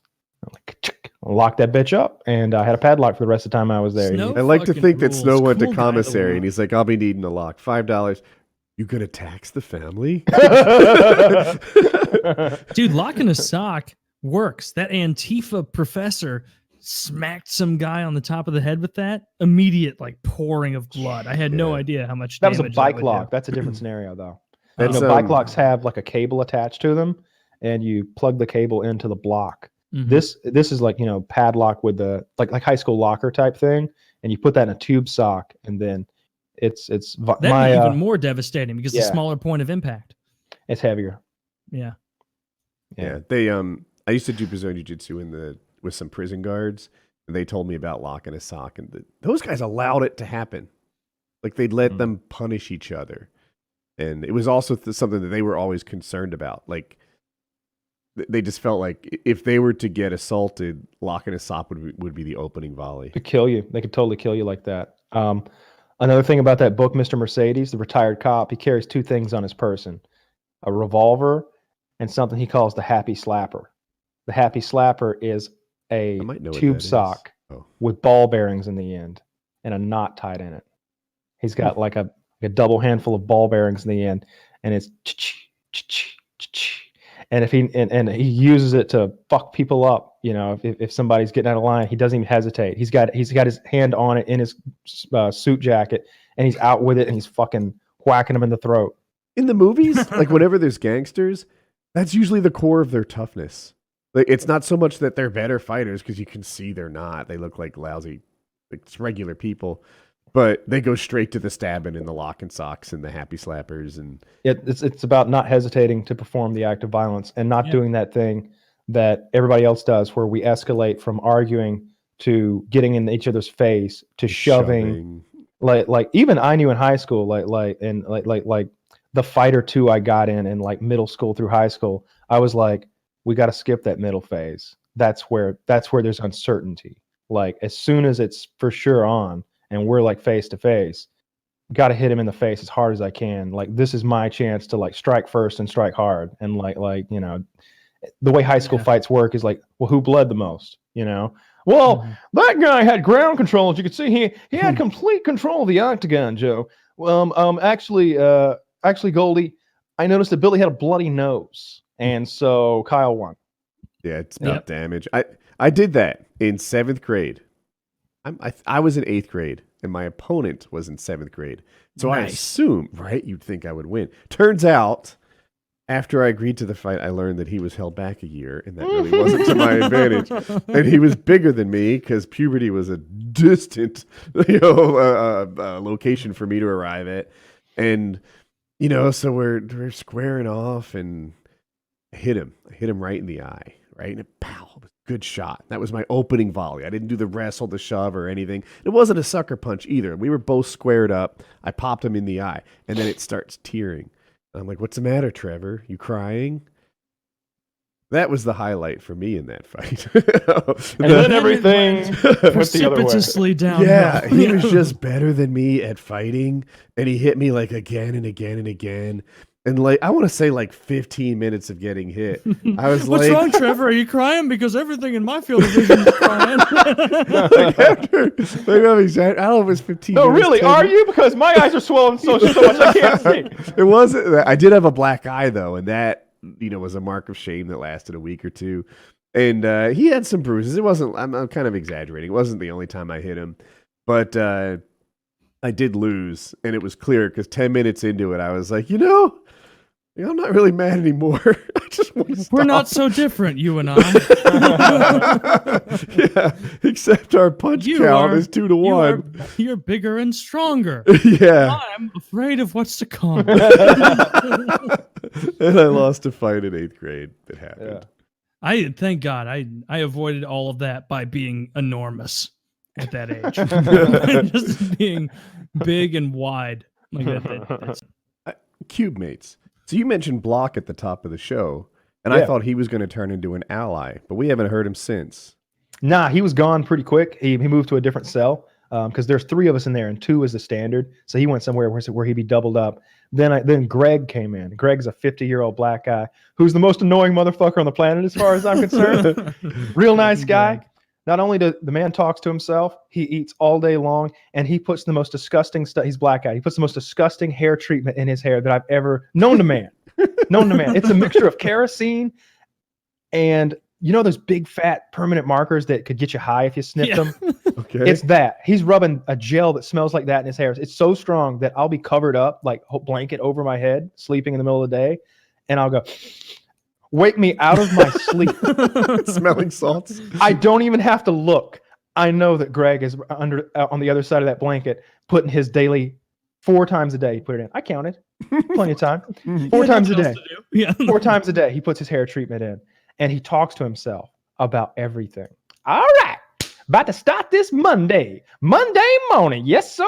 Start another day, Sally. You call your cellmates Sellies. Okay. So he's talking to me, but not really talking to me. I found out quickly that he doesn't expect a response from me. Just maybe a nod or an acknowledgement or a smile. Yeah, Sally. My Sally about to get on up out of here. About to get on up out. Get to the house. He's dictating your life too. Yeah.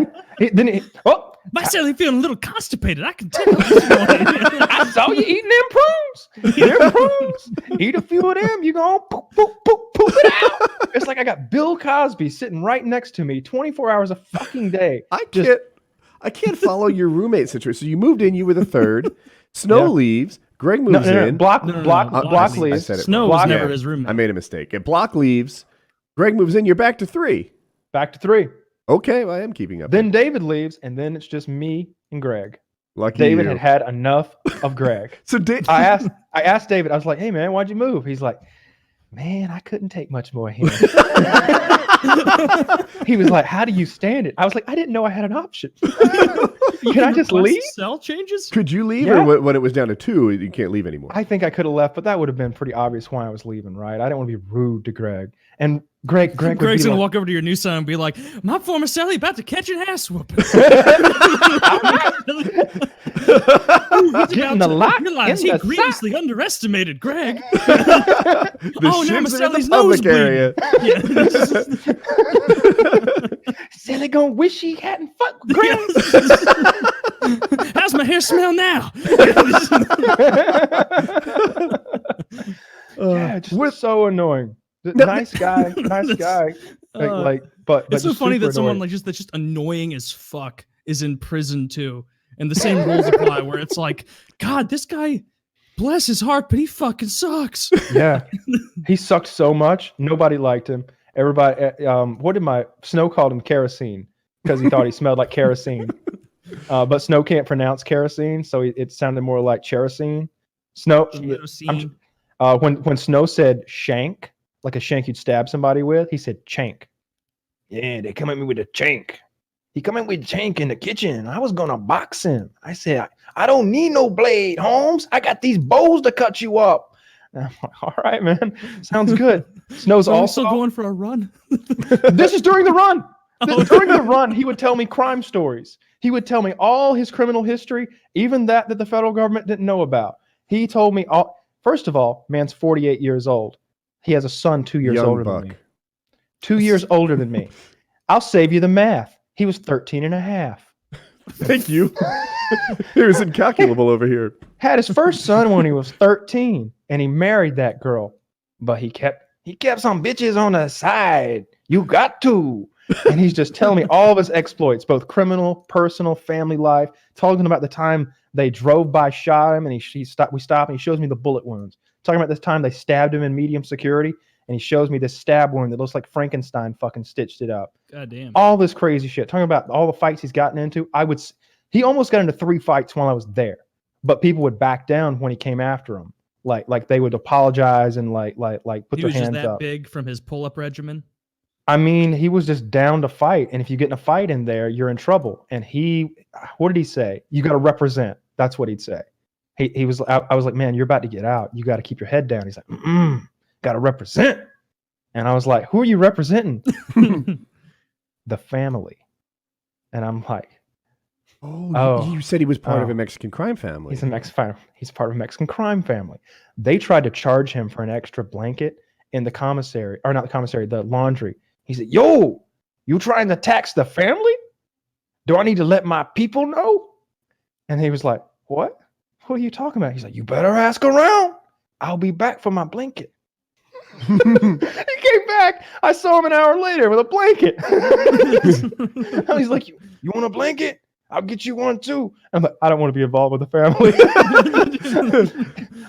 Was it a mistake to talk to the wrong people? No, I'm a little surprised that you were able to have white friends, black friends, and Mexican friends. This is different than I saw on YouTube. and you mentioned that you even liked a guy who was a snitch. And you talked to him and you said he was a smart guy and you enjoyed his company. I would have thought you'd be like, I can only talk with old white guys or something. Well, I wouldn't associate with the snitch outside. Like I would only associate with him in the way I would be sitting in my top bunk and I can see him over the wall into his cube. And that's the only time I talk to him.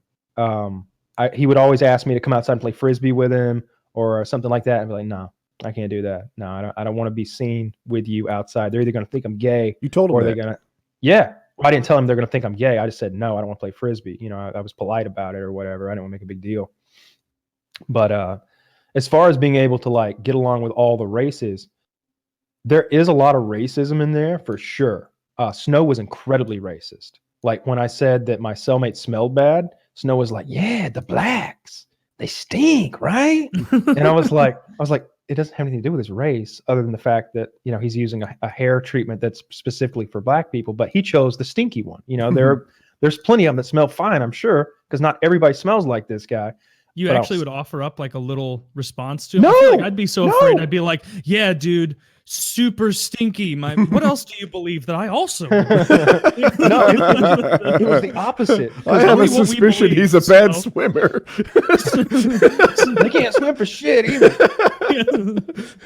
Low credit scores, having motherfuckers. No, it's the opposite, because we're not alone on the track. The black people are the majority. I'm gonna say, if I had to break down the racial breakdown, I would say 15% white, 10% Mexican, and the rest is black, right? 75% black or something like that. So as we're going around the track, we're surrounded by black guys, and he's literally saying, "Yeah, the blacks, they got no honor. They'll fuck their own sister." And I'm like, he goes, "Right?" And I go, "Mm-hmm."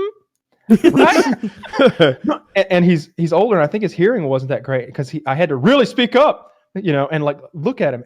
The funny thing about this guy, not only was his English not 100%, neither was his Spanish. I don't know where he's from.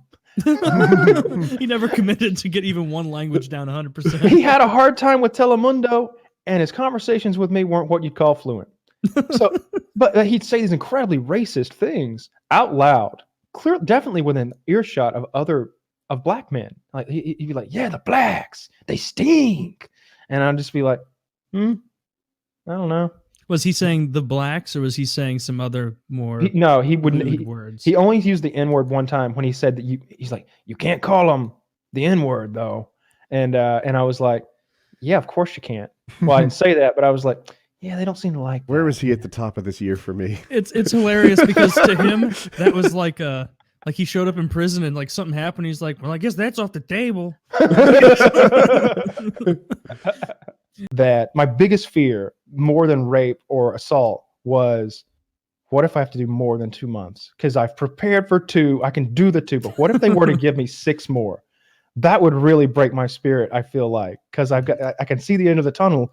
But if I get there and it's like an RPG game and I got to make a left and like continue my mission, I'm gonna lose it. And I was terrified that out of spite, somebody was gonna get me dirty. Yep. They were gonna put some fucking drugs or some contraband in my locker, or maybe either to intentionally get me, and then maybe even go rat me out and say, "Hey, Kyle's got this, go look." Or maybe they would just be like, "Oh shit, they're coming, white boy's locker," and do that, and then try to come back later and retrieve it from my locker, use my locker as a hiding space. So one morning, my buddy Snow comes to pick me up to go work out, and I'm like, "I don't think I'm gonna go, man." And he's like, "Why?" And David, at the time I had 2 cellmates, and David was this Mexican guy, and he explains in Spanish to Snow, so like nobody would overhear. He's afraid that somebody's gonna come and put something in his locker, and Snow goes, "Oh, yeah, they might." And I was like, "You're not helping." Wait, so like, was it wide knowledge, like when somebody was gonna get out or when you were getting close?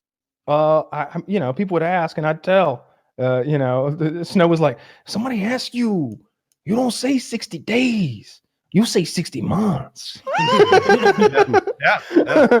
So Snow goes back to his locker, and he comes back with a lock and a little post-it with a combination on it, and here you go. Here's your combination. Here's your lock. Let's go work out. And I was like, "Yeah, I like this guy. I hope he's not the one who's going to get me dirty though, because he knows the combination." Man, a guy named Snow who was in there for trouble with like cocaine distribution is so cool. Methamphetamine, yeah. Cocaine's cooler to think about. Okay. I'm gonna run with it. But yeah, you guys weren't here last week, obviously, but Kyle, you can expound on it a little bit. When he got there, people apparently, when you go to prison, you're like, "I'm there for 2 months." They're like, "This guy snitched at another prison. He just got transferred here for the last little bit of his stint." Oh shit! Or he's on that TV show 60 Days and Out. There was talk that I was on some sort of fucking reality show, or that I've watched, or that I wasn't a prisoner at all. I was some sort of like undercover, or that I was, someone who'd snitched somewhere else and was being brought here to be here, or to do my last little bit or something like that. And I was just like, no, Yep. Fuck, Had a good lawyer. How do you prove that too? Because You can't. You can't You prove it. stab someone. You can't I didn't prove have a any negative. paperwork. Like I don't have any paperwork or anything that like shows like what I'm. I don't have nothing like on paper. And if I were a real snitch, I could get some fake paperwork. I'm sure. If I were some sort of like, if you're that 60 days in like guy, you can. There probably is some fake paperwork. Like here, if I ask you, tell them you're a BR-17. That means you're one of the good ones. You know, Yeah. they won't mess with you. Meanwhile, those guys get raped. One of those guys got raped that was on that fucking TV show. I hope it was worth it for him. His 15 minutes of fame was in the shower. Did he win So- the money? I don't know if there's money to be won. There's I no don't know. money. There's nothing. I don't think so. Sucks. There's no money. It's like Did he get- Survivor with syphilis. Did he get raped because he was on the show? Like they found out he was on the show? I think that they didn't. I think that they just thought he was like a vulnerable guy and they raped him. I don't know the whole story. I'm just positive that one of the guys from 60 Days In got raped while he was in. Oh my And gosh. and yeah. So like I was real scared about that, about someone because I would have nightmares about it, like about getting in trouble, like enough trouble that they give you more time. And I think that what would happen, like if I had drugs specifically, is like maybe I'd have to go back in front of the judge and he would give me like another 4 months or so, or like I don't know what they could do. I don't know exactly, but it wouldn't be good. You know, it wouldn't be good at all. And I was real worried about that. So I was very appreciative for Snow giving me a fucking lock. You could buy a lock in the commissary, but I was going to have to wait a whole nother week. And I didn't know if locks were the cool thing to do anyway. Like, yo, what you locking your shit up for? You think I'm going to steal? Yeah. It's like, aren't you in here for a Grand Theft Auto? What was the most ridiculous thing someone was in for? Possession of half an ounce of marijuana.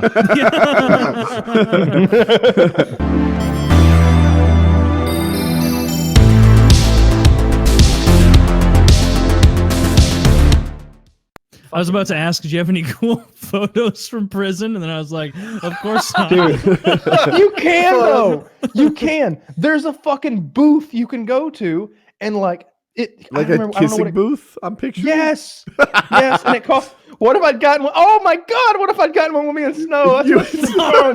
If we go back in time, I'd have one with me and Snow. Fucking like. Wait. Who Wait, was uses the photo booth? Wait, hold on.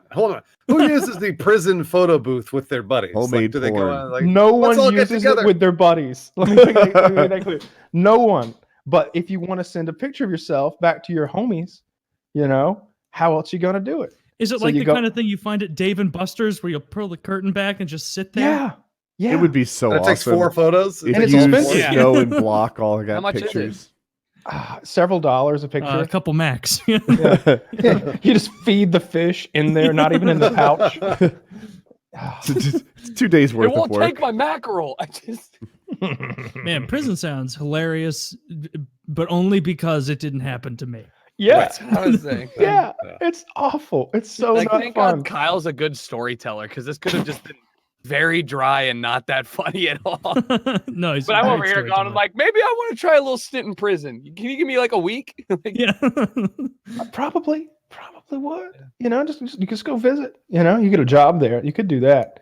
Yeah, there was so much corruption throughout the whole thing. You know, so much favoritism and stuff like that. Like Snow wanted to get a job up the hill where they have actual workout equipment, and you know only the black guys got those jobs. And you know, the only black guys worked in the laundry. There was mostly black people there, so black people were sort of in positions of power as far as who got to decide who got to do what. So it was hard to get into those preferable jobs. The did you try kitchen not was being white. you could try that, but it's hard. The kitchen was a mixed bag. You got access to the food and you could steal some, but also you had to make everybody's food, and that meant you had to get up really fucking early and be in there working. So I feel like I wonder. the Wait, kitchen would be one was of the there best ever places. was there anyone that was like legitimately talented in the kitchen? I know that like the materials that you have to work with are limited, but you know, conceptually, there's got to be, one person that's like, yeah, man, I was like a pretty decent chef. Like I can make some not shit food from your shit ingredients. I feel like there's got to be a couple guys out there. that's Snow again. That's Snow again. Snow would make these bowls for me. You know, we have Tupperware, and he made me a nacho bowl one day that was like Doritos and nacho chips covered with like refried beans and queso and salsa and Oh jalapenos. hell yeah! That and, sounds like, chili really beans. good. I was like, hey, Yeah. sign me up. I'm sitting there eating it with a spoon, and my cellmate comes in. I'm just like, get your ass back, Greg. This shit's mine. I'm just watching my friend eat a bowl that I want to eat as well. I'm going to talk to my locker tonight at 4 a.m. angrily about it. he goes, what you got? What you got? Did you make that? I'm like, nah, Snow made it. Who's Snow? I'm like, the guy who walks by herself 4 times a day and I talk to, man. Are you insane? But I was saying that I'm like, the big fucking Mexican guy that I walk with every day, man. Every day, who comes here every day, 3 times a day. You know, I don't get it, Greg. Are you retarded? I hated Greg so much. I liked him. I didn't have anything against him. I just couldn't stand to have to share such a. He lived below me. I could reach down and grab him if I wanted him. Like our lockers are touching. Greg sucks ass. Preferable bunk position. No, it seems like everyone wants the bottom bunk. Everybody wants that bottom bunk. I Why? like top Air bunks. Why is circulation is bottom better? Because you don't have to climb up a ladder, and you don't and you're right there on the ground. You can just hop up. You just sit down and get in. They just want that bottom bunk. Whenever a bottom bunk became available in my cubicle, my cube, I was like, "Fuck it, I don't want that. I'm up here. I'm up high. It's cooler up here. I feel like the AC is blowing right on me, and I can see if when the rape's coming. You know, Yeah, it's nice to get a little warning. I got the lay of the land up here. Yeah. You know, Is that a rape I see? I don't want this to approaching be like a catheter removal. I want to see it coming. No surprise rapes. Rape's coming. Yep. From the south. Yeah. Yeah. Yeah. It's gonna be a wet one. I like the top bunk too. I always thought it was the better one. I don't know. I feel like a parent, you know, perching on top, establishing my dominance. Yeah. Well, you have a better vantage. You have a better vantage point, I assume, over Yeah. Right? right? That's People what I'm say saying. it's See hard the to get rape into coming. top bunk. What's wrong with you unathletic fuck? Like you That can't get into too, a I had top no bunk? problem. Yeah. Yeah. I had we each assigned like a plastic chair, so I just backed my plastic chair up to the ladder. So I'd step off it, take one more step, and throw myself in, and I'm up there. The only problem is I felt bad getting up in the middle of the night to piss or something because I'm squeaking and waking Greg up, but Greg don't care. He never complained once. Yeah, Greg wakes you up with his There's fucking my hair roommate. formula. I think he has to pee again. And also, Yeah, you he can is. you can sleep whenever you want. You too. go, Kyle. that's the Center other bowl. Yeah. Yeah. center ball. Nice aim. My Sally got some good aim. Listen. Silly taking aggressive piss. Yes, he is. He don't hit the sidewall. Let him know. Ring it out. Yes, sir. That's a fat stream right there. Silly got a hog. Silly got a hog in his pants. Yes, sir. He don't skip the pork. Was there a bathroom in your cell, or did you have to get up and like walk somewhere to? You had to get up and walk to the end of the dormitory. There's like 80 of us in a dorm set, and we're sharing 1 urinal, 4 toilets, and 5 shower heads, and about 6 sinks. That is So- like EDC. That's like Coachella porta potties. It's like Coachella. It stayed rather clean. It stayed rather clean. I'd usually go during like I would shit in the mornings. I would do my best to get in there early, hit it when it was clean. Yep. And That's the and- only time I shit. Once and a day. shit in the very morning. quickly. Just really try to get it out and get out. That's the other thing I bought from the commissary that is a must-have when you go to prison: toilet paper. Buy the commissary toilet paper because it's Charmin or some shit, and it's. Ooh. I came walking out with my bag of stuff, and some guy noticed I had the toilet paper, all 4 rolls of it that I paid like $7 or $8 for, and he was like, "Hey, how much is that TP?" And I'm like, "I don't know, man, like $6, $7. That shit's soft as a motherfucker." And I went, "Good to know," because my ass is bleeding, and it's not from rape yet. Yeah. Holy That shit. toilet paper in there is the worst airport toilet paper you've ever seen. And we're Nothing's- assigned rolls. There isn't a roll in there. You get 3 rolls a week, I think, which is way overkill, in my opinion. Yeah, I Like, was who gonna is say, that's a lot Is of it thin too? so thin and rough? It literally on the side it says "made proudly by blind people." It does? Wait, I'm not what? making this up. Let me find the What the brand. fuck? I guarantee I can find it. Wait, This- so I'm wondering what blind people are like. Like, Yeah. Oh, wait, I imagine they like Braille toilet paper. This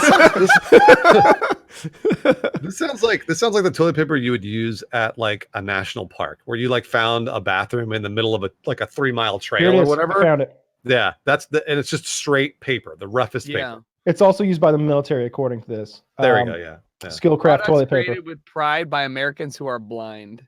Yeah. All right. You can Nebraska. tell. Isn't that kind of fucked up that the company's called Outlook, but they're blind people? But you get I 3 bet they were rolls. getting, they were getting paid more than 8 cents an hour, I imagine, right? Definitely so. Yeah.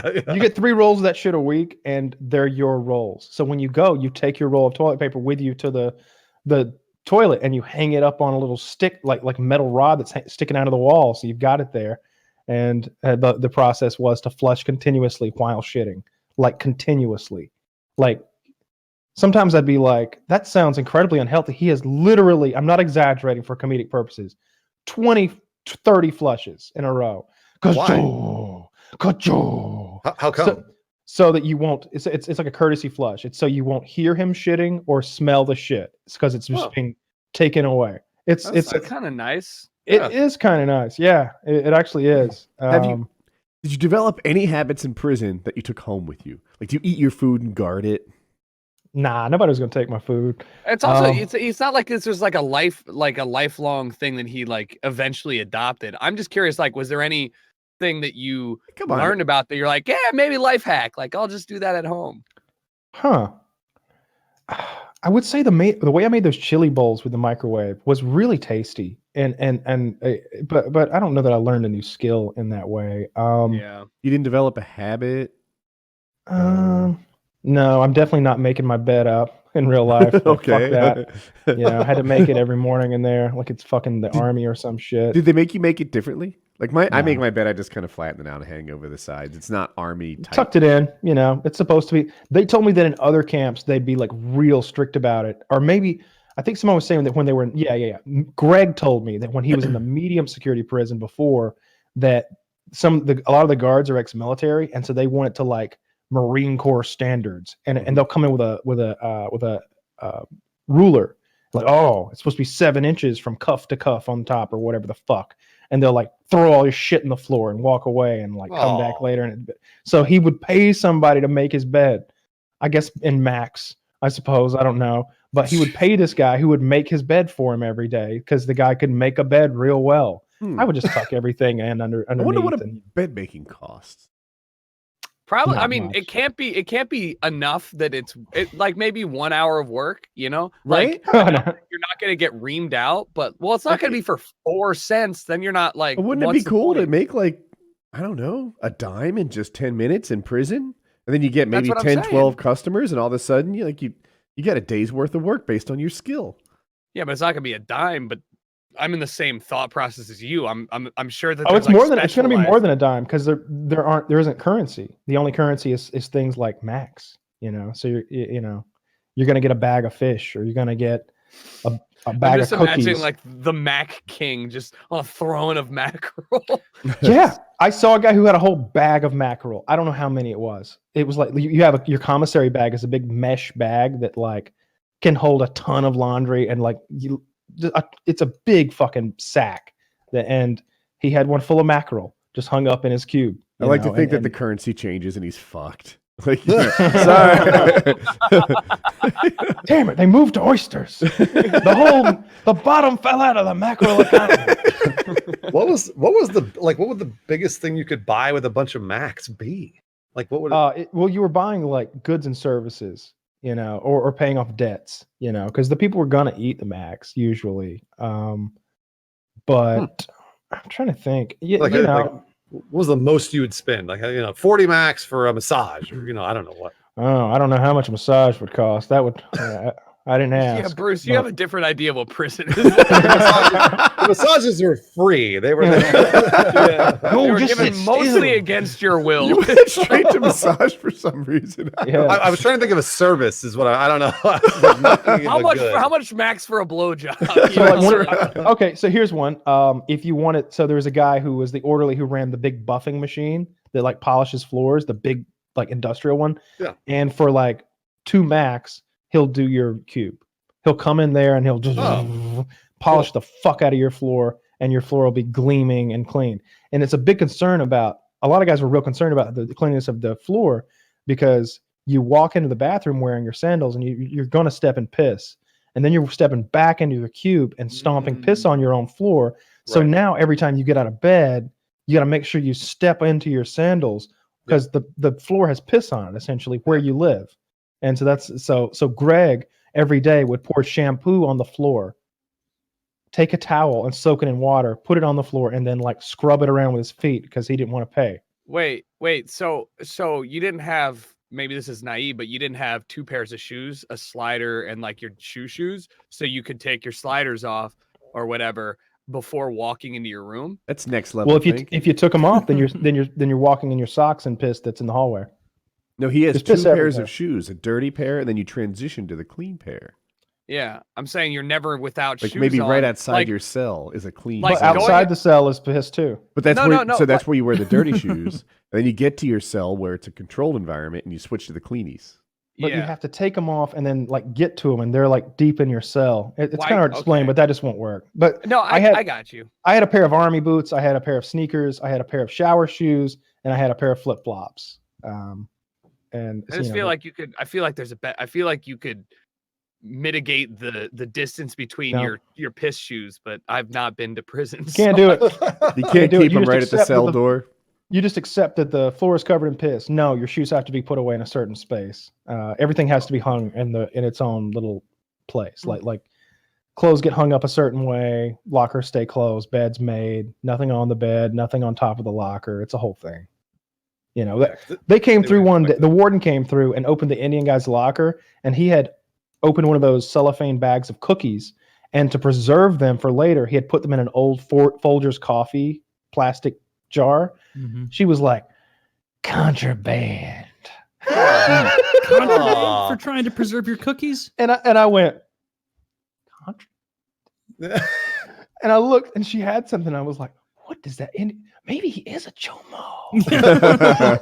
I expected to see like some child porn or like a picture of Snow's grandbaby with like a dick in his mouth or something. Something That'd awful, be a you know? bad move. Some sort of dirty picture of a kid or something. And it's a Folgers jar with some strawberry cream cookies in it. And she's Oh. like, contraband. I'm just like, I gotta get out of here. Do you I get have in to question, trouble did you for take that? It's 40 years old. Yeah, did she steal it? Did she Yeah, take she it? took it. Oh, Oh, she ate it. Unbelievable. He's like, how am I supposed to keep my cookies fresh? I have You a know, they question. were in the guard room later, and they're like, "Free cookies, boys." Yeah.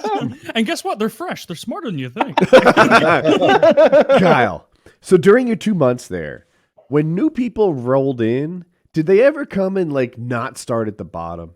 Like if I jump in there and I've got big tattoo that says prison and an arc across my chest and whatever it is that Prison. yeah. One of my favorite YouTubers has that tattoo. I didn't make it up. but yeah. 23 in lockup. I forget what it is. But anyway, do people roll in and they're obviously like experienced prisoners and they're like, oh, don't. Yeah. Not only that, they roll in and they already have friends there. Oh yeah, that's fucked up. You walk in, you're like Charlie. It's like, I I'm not saw it fucking happen. with him or Charlie. Like, Whenever Block got there and became my cellmate for a short time before he moved to another cube because he knew people on the other side of the dorm, they had been in Atlanta together. So they had been in the Atlanta camp and now they were transferring to the Alabama camp. And they knew each other from there. They were like, "Oh, yeah, what's going on back in Atlanta? This and that." A lot of them who had been there before knew each other because they were all doing so much time, 4 to 12 years and shit like that. So they just knew each other and they recognized each other. So yeah, they sort of started out and like immediately got a job. Immediately they had privileges and like, oh, you need, like it took me like 4 days to get shampoo. Mhm. At least. I'm washing my hair with this bullshit made by deaf people soap.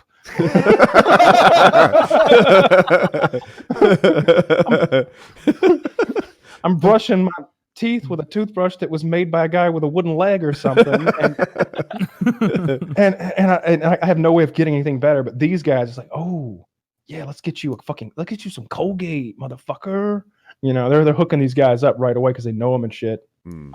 Yeah, for sure. They started out at like a level 3 prison RPG character. It's not They fair. already- Some Yeah. people are just Yeah. born with advantages. Yeah, absolutely. Yeah, they had all their perks. They had like a There's so many jokes. They already yeah had their Daedric armor. When they yeah came in. Yeah. they're starting out with fucking Daedric armor. Dude's got a fucking magic rings, magic necklace on. His smithing is already at level 100. He can repair any of the ebony armor, whatever he needs. He's He he's can set. make chanks. He can do several of the dragon yells, whatever they're called, the Fura, Su, or whatever they're called. Fusroda. Fusroda. Any of the Yeah. dragon He knows them all. Safuras. He's got everything. He's all set. He's already got a house in Whiterun. He's good to go. He's got a house in Whiterun. Was there like an overarching like a mob or like anything that you could be like this? You could point to that body of people and be like, they're the ones in charge of the entire prison. Just black people in general. They didn't really have an organization. They just black people in general. I would say it's about 75-80% black people, and then it's white people are definitely the minority. And it didn't seem like there were a lot of young white people. Mostly old white people there, and mostly young black people, yeah. Do you think that it was? Do you think that that's mostly based? Do you think that they're like the age discrepancy is based off of like where the judge is setting them, or like because you said that prisoners or people get to decide like, hey, I'd like to transfer in 18 months. Do you think that like these people, like the old white dudes, were just like, I want to go back to where I grew up, or like what? Why do you think there's a? I don't know. I just noticed that a That's lot of the white guys were 50 to 70 years old. Like a lot of them were 70. Yeah, there was a guy who was like about 66 years old. We called him Mac. He had served in fucking Vietnam, I think. Holy yeah, shit. he had. That's nuts. Yeah, he was 66, 67, something like that, and he could barely walk. He had to use a walker to get everywhere, and like he couldn't go get his own food and stuff. And How long had he been in? 9 years, and I think he had like 2 or 3 more to go. Damn. What was he? Do you know what he was in for, or was that just Bribing? It was a bribery thing. But I'm sure the fact that he got so much time would suggest to me anyway. I didn't ask that he had priors of some kind. Yeah, priors. Yeah. I mean, so is there like some level of respect that people have, or not respect, but like generally like you don't just beat up the elderly, like was there any like limit that everybody was real nice to him. Snow would actually make that guy food or bring that guy his meals from the cafeteria every single day. That guy never had to go to the cafeteria because Snow would go to the cafeteria, bring that guy his personal meal, Snow would, and then Snow would cook himself something. So like that guy was getting Snow's meal every day. I was surprised when you were talking about how just not going to the cafeteria and cooking for yourself is an option. Like I would have thought that they force everybody to eat from the cafeteria and there's a designated meal time. And I'm basing all of this on the episodes of Oz that I watched. Yeah, there definitely is a designated meal time. They call you and it's like, afternoon meal is now being served. Afternoon meal, last call for afternoon meal. Dining hall is closed. And you're like, fuck, I didn't hear the first. I didn't know it was open. Tough shit. Are they listening? There's breakfast, lunch, and dinner. Breakfast is 6 a.m. Then lunch is 10:30 a.m. and then dinner is 4 p.m., 4:30 p.m., something like that. And food's fine. Food's fine. I don't know. It's cafeteria food like from high school. Was it on a previous PKA that we found the prison recipe book, or was this something that I'm misremembering? If I didn't, maybe so. While I was in there, I was. I'm a bit of a entrepreneur, so I was thinking like a commissary cookbook. That is a money-making idea. That's a good idea. I'm assuming that since none of you remembered this was something that I did at Pentacon. This guy was like, I'm a published author, so I looked up his name and his book, and he literally had a commissary cookbook of like how to make like apple cider, and it was like 3 like Mike's like hot tamales with like hot water, steep it for like 20 minutes and like pour it in with this hot cocoa kind of shit. But yeah, there's like a bunch of like convict cookbooks. That these guys had. I thought I had come up with an original idea, and then I would be in contact with Kitty, like telling her what to send me and what to buy to send to my house. It was just waiting on me when I got out because I had all these things that I was planning to do when I got out, and I still do. You know, I got an ice cream machine. I don't know. I really wanted some ice cream when I was in there, so I got an ice cream machine. I made some ice cream yesterday. I got a bread machine. Hey, homemade ice cream's great. For some reason, when maple you said walnut that, is amazing. I pictured your house now being decorated with the soft serve machine. I'm like, he did, motherfucker. You know, like you really wanted ice cream. No, it's a big Cuisinart Like a electric bread thing. maker You press a size button and go. thing. We have Yeah, it's one very nice. actually. A little rock salt in there. Why No wouldn't rock they let salt. you No, Get rock ice salt? cream from the commissary. there is ice cream in the commissary, but you know, I was on a diet in there. I was trying to lose as much weight as I could, so I was just eating. I ate 366 calories a day is what it averaged Kyle out lost to. 35 What? pounds in 2 months. Yeah, You only lost you only ate 360 calories a day. that was the average. That's insane. I mean, like the normal diet calories is like 1,500 calories a day. Jim. How Yeah. did you not? I'm sorry. So, like, what food are you ingesting that is only 360 calories? Well, there were a lot of days where I didn't eat, and that's why I'm talking Wow. about the average. Then there was a day where I ate like 3 bowls of chili, and that's 900 calories. That's crazy. No, you That's spoiled yourself that zany. day. A bag of chili is only 300 calories, and then I'm putting stuff like sriracha and jalapenos and salsa, and all those things are super low calorie foods. Like that's like an extra 60 calories when you put Wow. sriracha, That jalapenos, really helped with salsa. your- 3 mile running, right? Yeah. If Snow had offered to take me on 3 mile runs, I'd be like, where are we going to start? Are we going to start at did you run 3 miles right out of the gate and do it next to Snow? Well, there's breaks when he does his chin ups. So that's what you needed to get 3 miles next to him. 'Cause Yeah, you yeah. had rests. We would take a break, and he would, however long it took him to do 10 chin ups, and it took him a while because he took a net and put the 2 medicine balls in it, 20 pounds each, and then he's got like an S hook type thing. I can't do it with my hands, and one of the hooks goes on a belt that he had custom made, where it was Velcroed together and then stitched so it wouldn't come off, and so he'd hook that onto his waist, and he'd do his 10 pull-ups, and then we'd go around, and every 2 laps, every half mile, we would stop and drink water. That's how we kept count. So he's like, yeah, we drank last lap, so now this is 4 laps, or yeah, we drank last lap, now it's 8 laps, so we keep, it's quarter mile track. So yeah, I could do 3 miles the first day. I was beat. I was fucking wasted. I would be, yeah. I almost fainted. I wasn't eating at the same time, so like I was running and not eating. And when I got in the shower, my hands went numb and my feet went numb, and I could barely get dressed. And so I almost fainted I had to turn that water all the way to cold and like blast myself with cold water to like not pass out in the shower. I did not want to be unconscious, naked in the shower. No, it seems like a poor Even choice. Snow would Andy be like, Dufresne tough luck, realized he should have eaten breakfast. bro. And it's at that moment Andy Dufresne realized his ass wasn't nearly as tight as he imagined. They slid in easily, helped by the lubricant of the chili he hadn't finished that morning. Unfortunately, it was very spicy. Yeah. Were there any fights while you were there? Like I know No. you weren't in any. You did. So even though there was a constant concern about fights, Mhm. it wasn't a constant occurrence. No, it was not a constant occurrence. It was there was talk of rape though. I talked to people who had been sexually assaulted and people who had witnessed sexual assault.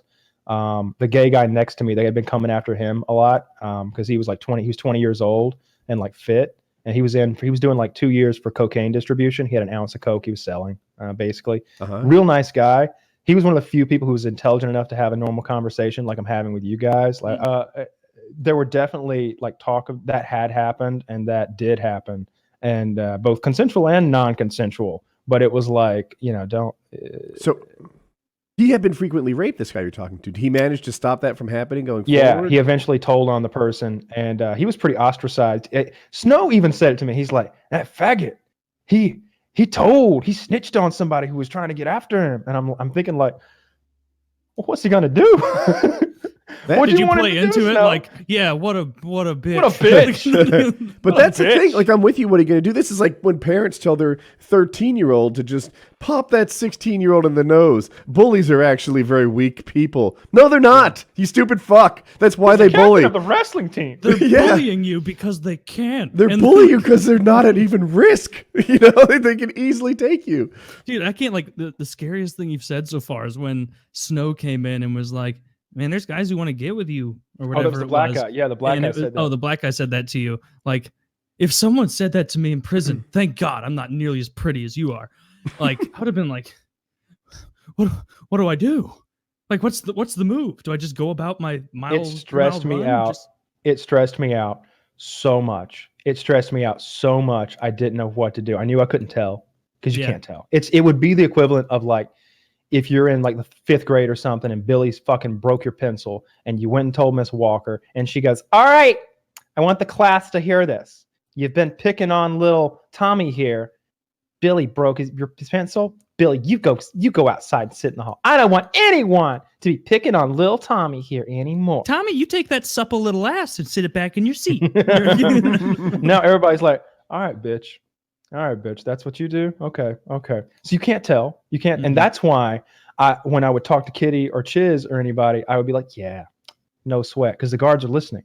And if I'm just talking to you saying, "Yeah, man, they're threatening me in here," the guards are going to have to be, because it's recorded and monitored, they're going to have to do something. And it's going to get back that I said something, even though I didn't go like tug on a teacher's shirt tail and cry like a bitch. You know, I did sort of say something that got back to the guard, that got back to them. That makes sense. And I didn't want that because I knew that would only make things worse. Like the worst thing that was going to happen was I was just going to have to get in a fight. We were just going to have to fucking fight it out before anybody was going to fuck me or anything. And I was going to end up in the shoe probably alongside them. And I was like, that's not that bad. As long as they put me in the shoe with them, we're straight. I'll steal my books. That's not I'll how get my solitary shower works, Kyle. Maybe you're it's not two kidding. man. They say call it What? solitary, but it's 2-man cell. Yeah. Yeah. Oh, I was joking. Okay, that's a surprise to me. All right. It was to me too. It's kind of an oxymoron. Solitary housing unit. Yeah, both of you get in there. So they could put a rapist in the shoe, and then someone smokes a cig, and they're like, "You're going in there with Rapey Ray." And you're like, "I'm so sorry for smoking. Like, I'm so, I promise I'll never do it again. Please don't put me in there with him." Yeah. You haven't even told the stories about when you were in jail, and those are some of my favorite stories ever. It's like, Do you have any that you would feel comfortable saying right now? I think I don't want to put you on the spot. I was just yeah, curious. I don't know. I kind of want to save them. I don't know, and like do a whole like I got hours of silliness. Do you got of, just like a tease for us, like a? oh man, eggs were a commodity. Eggs, I hard don't boiled even. eggs. I never take that story back. And Hard boiled eggs were a commodity. Okay, like food would come, and it was I was only in for like 3 or 4 days or something like that. But it's rough, and everybody was like, "I've been in prison. This is rougher than prison. This is awful." He's like, "In prison, we get to go outside for like 2 hours a day. We get this, we get that, we get that." He's like, "You see that cooler of water over there? We had to strike for that. There was a hunger strike to get that water." And I'm just like, "Shit. All right. Well, I'm glad y'all did that for me." He's like, Shout out to you guys one time. solidarity, brothers. You know, and then like it's like mixed. It's white guys, black guys. We're all wearing our orange jumpsuits, which are a little itchy, by the way. I'm gonna be honest. I'm sure they don't have fabric softener thrown in. I doubt it. A lot of starch. Yeah. The beds fucking suck, and they're like, "I've been in prison. The beds are so much better. Beds are so much better." I'm like, "Yeah, this bed does kind of." It's like this thin, like roll up, like pad you throw onto like a metal bed, and the pillow is so thin that you've got to like fold it twice to get a pillow, like enough pillow to put your head on. And Is it cold? Oh, it's cold. Oh, it's cold in there. Oh yeah. Oh, absolutely. But then it'll get hot, and there's no way to get cool again. So I've got like my orange jumpsuit buttoned down to like my belly button with like my chest hair hanging out, and I'm sitting over there like. And now you're worried about being too attractive for your No, cellmate. that's not an issue. That's not You're even tying a it thing. up like a Britney Spears look. Yeah. Oops. No, I didn't shit the whole fucking time. Like I've been there for 4 days, haven't taken a shit. Because the food is so awful. Someone said that they had like a 37-cent a day like budget for each prisoner's food, and I was like, I believe it. This is What was the food like? Like, what kind of shit did you get served? I feel like prison. It was gruel, gruel all day. It was breakfast would come. Slop. Breakfast was oatmeal with nothing in it, just kind of spattered onto a tray. A hard-boiled egg. There was hard-boiled eggs at every meal. Hard-boiled egg.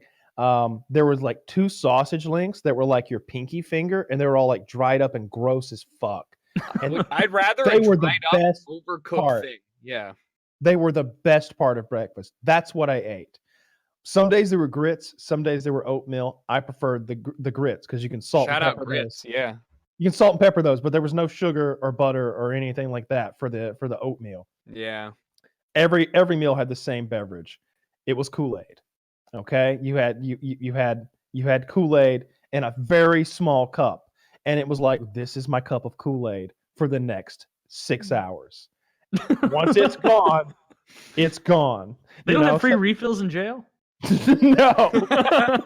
So it's like, there's a little. I think it's berry. Is that berry? I hear grape. I hear tomatoes grape. And we're just sipping on our fucking Kool-Aid. Prisoners are all cool as shit, right? Like everybody's cool as shit. There's one child molester in the group though, and we all know who he is, right? Word gets passed around. That old motherfucker down there, and because there's like levels, and I'm up in the high level. Like I wanted to get up high because it was cooler up there. Not like temperature wise, it was cool. It was like being in the back of the bus in high school. Yeah. Yeah, just the highest stuff possible. Yeah. Yeah. In prison for 3 days and you're working out clicks. Absolutely. He's gonna be fine. That's what I'm saying. He's gonna be fine. Oh, yeah. People were giving me candy bars and shit. Like, hey Kyle, you want a Snickers bar? You want them Three Musketeers? Snickers. They're hooking me up with candy bars. I'm like, you want me to put some money in your commissary fund when I get out? And he's like, nah, I got plenty. Dude, don't they say that in jail where they're like, don't take candy because somebody's gonna come to you and be like, hey, now you owe me your asshole? I think they do say that, but this was jail, so not prison. So this guy was like, okay. nah, man, I just got plenty of candy bars. You remember me, right? Honestly, I'm not hungry. Yeah, Nice. I just got extra. I'm in here for a DUI. I just really no. Everybody's in there for the same shit. Like almost like there's a child molester. There's one guy that I was in the initial holding You cell molested with. kids? Yeah, he got caught with an 8-year-old girl with her panties down. He was. There was one guy who was not me. No, you did not me. You just said everybody. You know what I was the in same for. shit, and then you're like, yeah. So there's a child molester. No. What I said was they were all in for the same. 99% of them in there are for marijuana or methamphetamine, and so everybody's just kind of got the same like, yeah, I don't know, fuck me, right? Bernie Sanders, 2020. Everybody's kind of got that attitude. But there's the one guy that I was initially brought in with, and he and I are in this cold ass holding cell, just chilling together, waiting to get processed and put in. And he's like 42 years old or something like that. And I'm talking to him like what'd you do? Well, they said I was stealing out of my neighbor's shed. I was like, well, what were you doing? He's like, I was stealing out of his shed. I was like, how'd they catch you? He's like, well, they caught me breaking into his shed. I was like, you're like, open and shut case here. I was like, what'd you tell him? He's like, I ain't told him nothing yet. I don't know what to say. I'm like, tell him you needed to borrow a shovel or something like. He's like, yeah, I'll tell him I needed to borrow a shovel. Mikey will believe that. He'll tell him he'll call off the hounds. I'm like, all right, well, I'm gonna do well in here. I'm gonna get half these guys off. These guys are retarded. You just have like common sense takes, and everybody's like, you talked to Kyle yet? He's sage as a motherfucker. It's gonna be like, give me your Kool-Aid, your little 3 ounces of Kool-Aid, and I'll get you out of jail. I got a big pile of eggs in front of me. Just a hat full of eggs. Just a hat full, like 3 dozen hard-boiled eggs in a lineup. And you're sitting on like a couple of Twinks on all fours with your leg up, and you're just eating hard-boiled eggs. Tell me again. If you want my advice, it'll be 6 ounces of what is today's special? Berry. Oh, jeez, I don't know. Seriously, that's my entire berry allocation. So one day we got. Oh, go ahead. Sorry. One day we got rec time, right? We get to go outside and play basketball in a cage, and so we're out there playing basketball in a fucking cage, and I don't want to play basketball, whatever. I'm sitting on the sidelines just chilling with like 3 other guys, and we're watching some of the other guys play basketball because there's like a Nurse Ratched in there who's like, no aggressive play. He's like, we can't even do layups. What? She wouldn't allow layups. She was like, no body. Don't get aggressive. Don't. She's like, you can play horse or you do free throws, and that's it. And it's like, I was like, well, I don't even want to fucking play. Good God, what the fuck?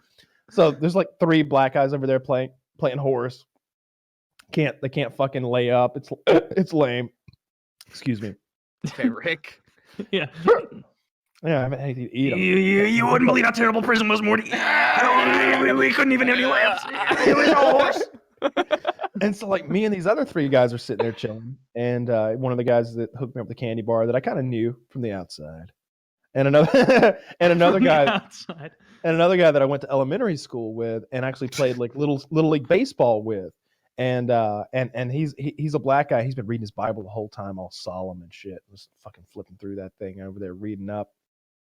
Also weed, and the guy that gave me the candy bar, he's a white dude.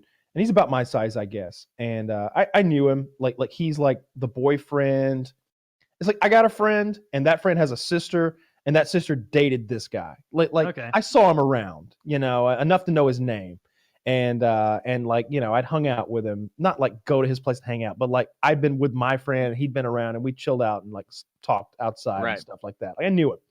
And so me and these 3 guys or 2 guys are sitting there, plus a third guy who's one of the black guys that I had met in there, who's a nice guy too.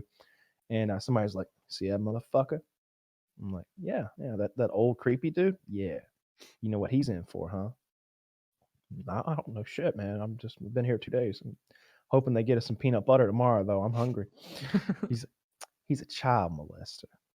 He was pretending to be a plumber, and the guy caught him with his daughter in the bathroom with her panties down, 8 years old. And I was like, fuck. It's like, yeah, we're going to get that motherfucker. I was like, yeah, I don't like that shit. Like, I'm already like, you're wearing like, if I get a couple punches in, that's like what, 2 weeks? Like, is it worth it? I get a punch or child molester? Like, yeah. No, I'm not looking to do anything, but I'm going along. I'm like, yeah, I hate that shit. That's bullshit. Everybody else is in here for some regular old shit, Bill over there stole a shovel, or at least he tried to. He's a failed shovel thief, and you had a blunt in your car, and you had meth, right, Steve? Yeah, Steve, you deserve this one. You look like it was meth. Yeah, it was meth. But this guy over here, this creepy motherfucker, he's in for child molestation, and like I got released like the next day, but they were plotting to get that guy. But I don't think anything was going to happen. It was more like, fuck that guy. He's a piece of shit. Don't talk to him, and like don't share eggs with him or anything like that. don't share I don't eggs know with if you a were trying to- pedophile. Do people bully the pedophile? Like, that's my egg now.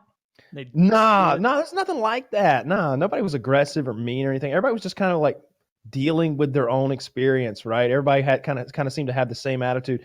And it wasn't necessarily because everybody was only in there for a day or 2 days. Some of those guys had been in that jail for months because they couldn't get bail. Not because they couldn't necessarily afford it, because a bail bondsman is like 10% of whatever your bail is. And unless you've done some crazy shit, bail is like 10, 20 grand. So you just need like a few $100s to get out most of the time.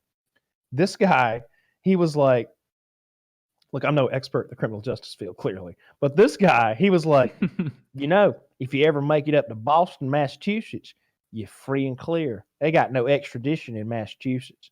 That's where I was trying to go last time they got me. I was like, what? He's like, yeah, I was trying to. That's why they won't give me no bail. I tried to escape. I run for it. They gave me bail, and I was gone. Boom! I was out. I was halfway up to Boston, and they caught me, and now they won't give me no bail. I'm like, well, how long until your court day? Oh shit, August or something. It was like 6 months from then. I'm like, how long have you been in here? He's like, about a month and a half or so. It ain't so bad though. They feed us pretty good. Can I have one of your eggs? And I was like, yeah, man. I don't like hard-boiled eggs. He's like, oh, you will. You will. Cracking it open like Gollum. So thankful for this egg. Like Gollum. Dude, the fact that they're like just enjoying hard-boiled eggs. Arguably the least tasty way to make an egg. Yeah, I make that shit when I'm like not trying to get up in the morning and do anything. I'm just like, well, it's in the fridge. Like, better pop a couple of these in my mouth and I'm good. Yeah. Like, oh, man. nobody's like, So thank what God was- for this hard. Were eggs the main bartering food? I think candy bars probably would have been. There wasn't any bartering really going on. It was just that like the thing about the egg was it's hard boiled, so it'll keep. Not for days, obviously, because it's a fucking egg. But like you can have an egg at breakfast and you can put it in your little container. We all have like these little plastic containers where all of our shit goes into. That's our container. And like, if you need a snack later, grab your egg and you got your egg. It's not like there's power bars floating around necessarily. So it's like you can't save your oatmeal, right? You can't save shit like that. But your hard-boiled egg, that's good till lunch. You can have a big lunch if you're not into breakfast, What was the big shit you could get at the commissary that everybody wanted? I Like, what didn't kind of get- options do they have there? I was told there was like Kool-Aid powder and all the candy bars you could want. But like I wasn't in there long enough to like be concerned. You didn't with get that. to dip into that. No, and like my prison number didn't work on my bracelet or whatever, and that's how you like do all that shit. So like I didn't know how to make phone calls for like the first day or two, and I didn't know how to and so that would have also been used, I think, to like get into the commissary and like buy stuff. But I had no idea how any of that worked, and I didn't feel like asking. I was just like, hopefully I'll be at her, soon. Get this get out of here. All right. Yeah. Jesus. What was Yeah. dinner like? Or like lunch and dinner? Same shit? Like It was or- like it was this bologna sandwich for lunch that was the most anemic, thin sliced bologna on this gross ass. It was like a half slice of bologna, but horizontally half sliced. Yeah, it was like you took a normal slice of bologna and split it. It was absurd. It was terrible. And potato chips. That was lunch. All right, well, that's That's not it? so bad. That's it. do they even give you condiments? I don't remember condiments. How do you eat 1,000 calories a day if you're eating 200 for meals? Oh, I lost about 15 pounds. I lost a considerable amount of weight because I didn't eat. I just slept most of the time. Like I was like, let's just sleep through this nonsense, Right. I was like, wake me if they need me. See, a lot of people in there are getting jacked up by like the prison system, where it's like they can give them as much halfway house as they want and as much home confinement as they want. So if somebody wanted to, they could be like, hey, Snow, we're going to give you a year in the halfway house. That comes right off a sentence. It's like this much of your sentence is going to be spent there. And we're going to give you this much of like home confinement after that. So you can leave here in 2 months. They could do that if they really wanted. It's more likely it's going to be somewhere in between. And he's hoping to get out in April. But what's probably going to happen, because he was a gang member and is quote unquote a threat to society, as the case manager told him a few weeks ago. And he was real bummed out. He was real sad when I left too. I could tell. Oh, poor guy. Yeah, it was. They probably going to be like next year or the year after, 2021, I think. Like Let's get him on the show. A couple of people asked if they could come on the show. One guy who was this guy is an Iraq war veteran, had severe brain trauma. He got in a gunfight at a club like 10 years ago, shot 3 guys, one of them in the face in self-defense. They let him go, and if he had gone to court and like pursued it, he could have had it expunged because he was released on those charges.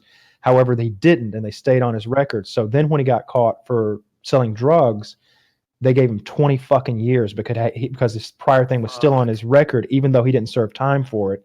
So they were like, this is your second strike, and your first one was a gun battle where you assaulted 3 people. He's like, well, I wasn't convicted of that. He's like, well, it's on your record that you were. And so they gave him 20 fucking years. He's like, I'm in here doing cartel time over a pound of weed and 3 ounces of cocaine. He's like, I get that I need to go to jail, but I've been in here for 16 years now. Like, I got 4 more to go. His daughter does a political podcast that deals a lot with the federal prison system and prisoner issues and that sort of thing. So he left me all her information. I guess he expected me to get in touch with her and get her on the show or something like that. But I was. you just take that information and smile when that sort of thing happens. I don't even mention the podcast to acquaintances who don't ask. Like I was wanting to ask, like, you brought that up, or they just inquired about it, and you're like, yeah, I do a show with 2 retards who talk about stupid shit. And yeah, people would ask because it comes up, are you going to have to, what are you going to do after this? Because a lot of these guys, they lost their jobs or whatever. Now they got to get a new job, and they're like, they're taking like classes in there so that they can do stuff on the outside. But yeah, it would come up one way or another, like what I did or what I was up to or whatever. I would tell them, I would explain to them that I do a podcast and what a podcast is.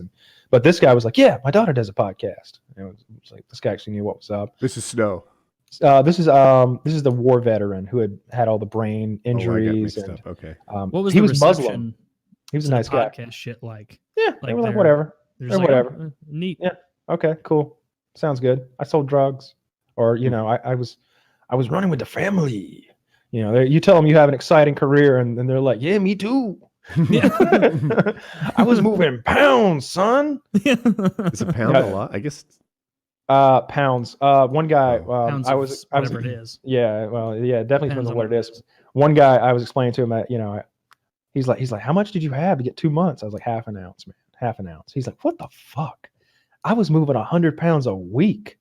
That guy's cool as fuck. His name is Stinky. Stinky? That was Stinky. Like that kid in Hey Arnold. Yeah, just- There was Stinky, Snow. I'm trying to think of like some of their names. I like Some that of everyone in nicknames. prison went by gamer tags. Yeah, a lot of them had gamer tags, dude. Oh man, Block. yeah, my name is No Scope XX69. Even the guards had gamer tags. Like one of. Oh, that's Clicker. Oh, that's Clicker. All right. Clicker was a. I won't go. He Were the asked me not to guards talk. tough? No. Only They- the officers. an officer's a guard boss. Yeah. There was this captain who came in who was sent in to like quote unquote clean up the camp, and that meant both literally and figuratively. So he was going to, all right, you're definitely getting out there with pressure washers and scraping paint off the walls and repainting the walls, but I'm gonna sniff out those of you running contraband in here. And if y'all don't clean this camp up for me, I'm gonna bring somebody in who will. If you want to see a strike team, you're going to see one in 2 weeks. And a strike team would mean like in 2 weeks, they just storm in there with riot gear at 2 a.m. and fucking line us up and start stripping everybody down, like running through everybody's shit, throwing it out on the floor. I saw a few people get searched there. I'll say for next week. Because there were guys that got caught with marijuana, but every drug was in there. Like this isn't pills. like a lead into a question Mhm. or lead into a story kind of thing. I'm just curious. Sure. What did they have on them? Like the guards, they don't have guns, right? No, they they just don't have have like batons and Nope. tasers, or what? Just pepper spray. That's it. Yeah. You say that's it, but I think pepper spray's better than taser. Maybe, I don't know. I would- just imagine that's because they don't want them to get control of it. I don't know what it's about. And there were women guards too, which I felt like I would. Bad idea.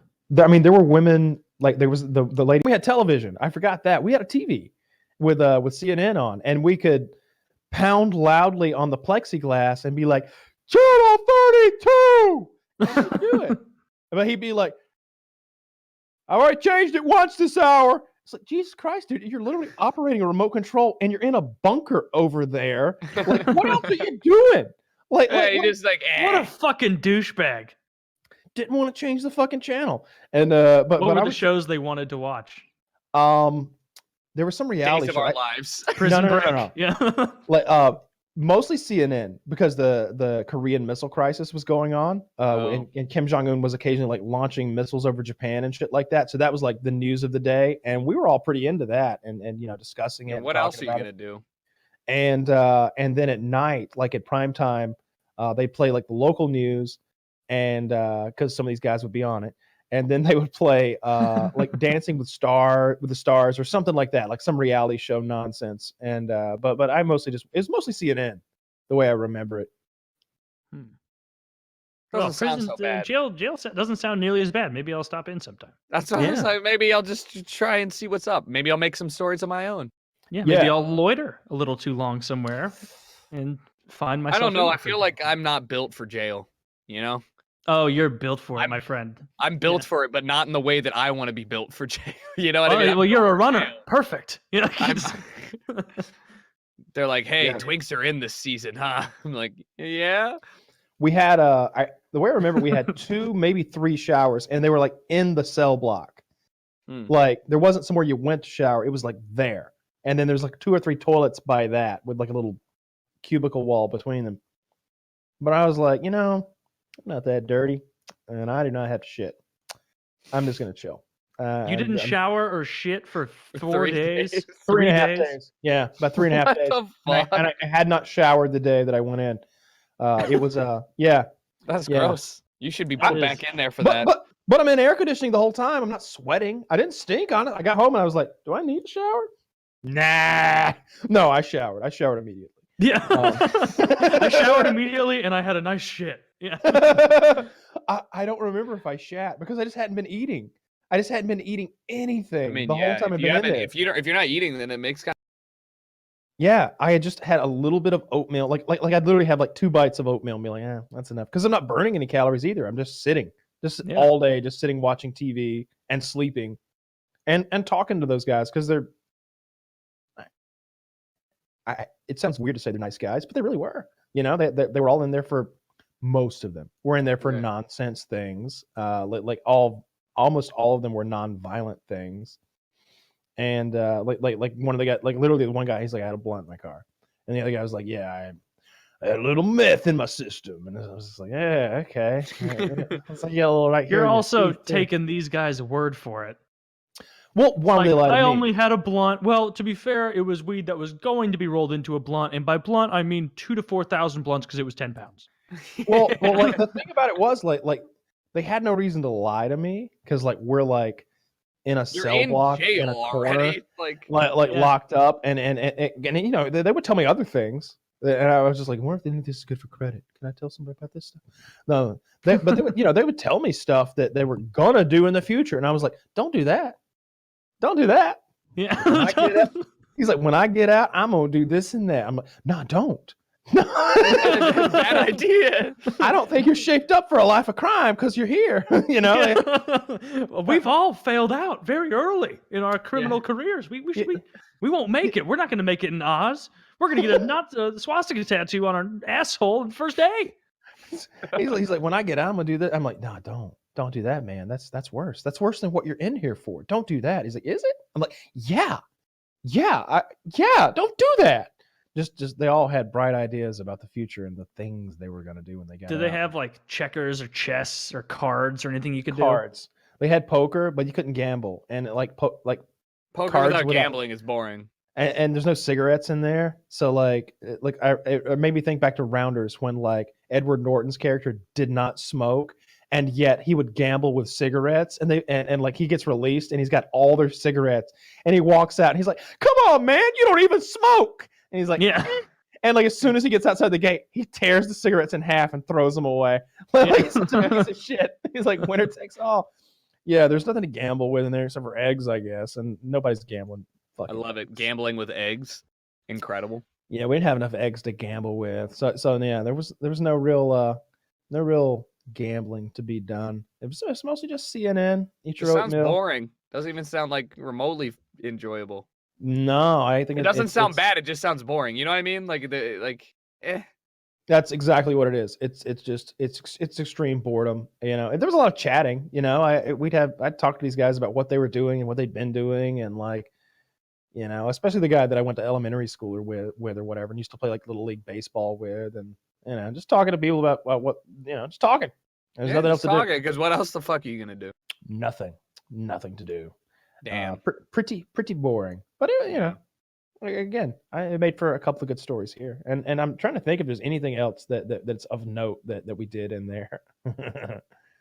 I don't think so. The whole thing was silly. Oh, I'll wait till Taylor gets back to talk about the. Do we have any more ads, Chiz? Am I skipping anything? I don't think so. Yeah. There were yeah, I think I did. There were a few different guards, and they'd be on shifts, right? So we get to meet them all throughout my stay anyway. And I got to learn like which ones are liked and which ones are disliked. Like, what makes a good guard versus like ones that just like reciprocate friendliness or like. Some of them are just jerks and like kind of abuse their power. They're just rude or whatever, or like, you know, they won't change the fucking. We're talking about. Oh wait, till he gets his headset on. Where I was talking about the guards and like the different hierarchy of the guards. Like there was one guy that they called Barack Obama because he was like a clean cut black guy who kind of sounded like Barack Obama, I guess. And I immediately made him my friend. I was like he had to take me somewhere and like bring me back. And I was like, you know, all the other guys in there, they got a lot of respect for you. He was like, for real? I'm like, yeah. For real? Do you really mean that? Do they like me? Yes, Barack. I said they call you Barack Obama. They admire you. They say that you're firm but fair. Well, like- I was born in Kenya. It's like, wait, He's what? He's like, that's good to hear. That's good to hear. That's nice. But then there was like a white lady who was just the worst person ever. She's just so rude. Just so rude. Just like, you up there. You up there in that bunk bed. Get down here. You sleep down here. This guy's sick. He needs to be up there where it's warm. And I was like, fuck you. I've been in this bunk bed for 48 hours now. This is my bunk bed. And I was, all right, I'd go downstairs and sleep in the cold. And like, but then she gets off, and I'm like, I go back upstairs. And I'm like, hey, I want my bunk bed back. And the guy was like, all right. I didn't want to be up here anyway. Like, yeah, you be. I heard you were messing with my friend Kyle's bet. I'm here for it. Yeah. Oh man, I love it. that's really fucking funny. It seems like was she fat? I picture fat. Mm-hmm. Okay, I'm Chunky right on blonde lady. board. Typical. Give them a mention. They'll take a mile. Yeah, Chunky- where it's like chunky she blonde had lady. to feel like overcompensating the whole time of like they all know they can take me, so I got to be twice as cunty to make it to be authoritative. I had these shackles on at one point, like full crazy shackles, like I was Hannibal Lecter. And the guy's like, hey, they had to like move me somewhere. And the guy's like, all right, chill right here. And he put me in like this little cell. I got to do a little bit of paperwork, and then I'll grab you, and then we'll go to where we're going. And like, but he didn't like lock one key lock on my full like shackly thing. So I was able to like slide everything out and be completely free again. So when he opened the door, I was like holding all the chains and cuffs in my hands. I was like, I'm not Houdini or everything, but I am free. And he was just like, what the fuck? Oh, Chiz asked Kyle, were you wearing anything particular the day you were brought in? Yes, I was. I had on a pair of novelty underwear. Were they MeUndies? No, they were not, because MeUndies does not make a pair of underwear with an elephant face on the front and a trunk to put your cock in.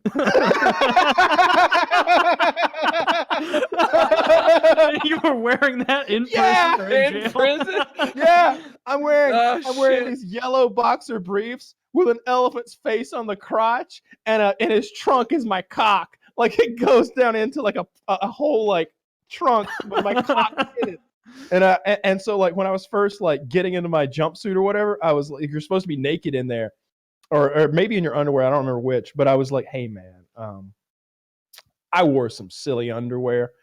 You think I could just keep my basketball shorts on over here and just nobody will know? He's like, what are you in for? I told him. He's like, you'll be out in a day or two. Yeah, no worries. Don't worry about it. That's more for people who's gonna be up in here. And I was like, cool.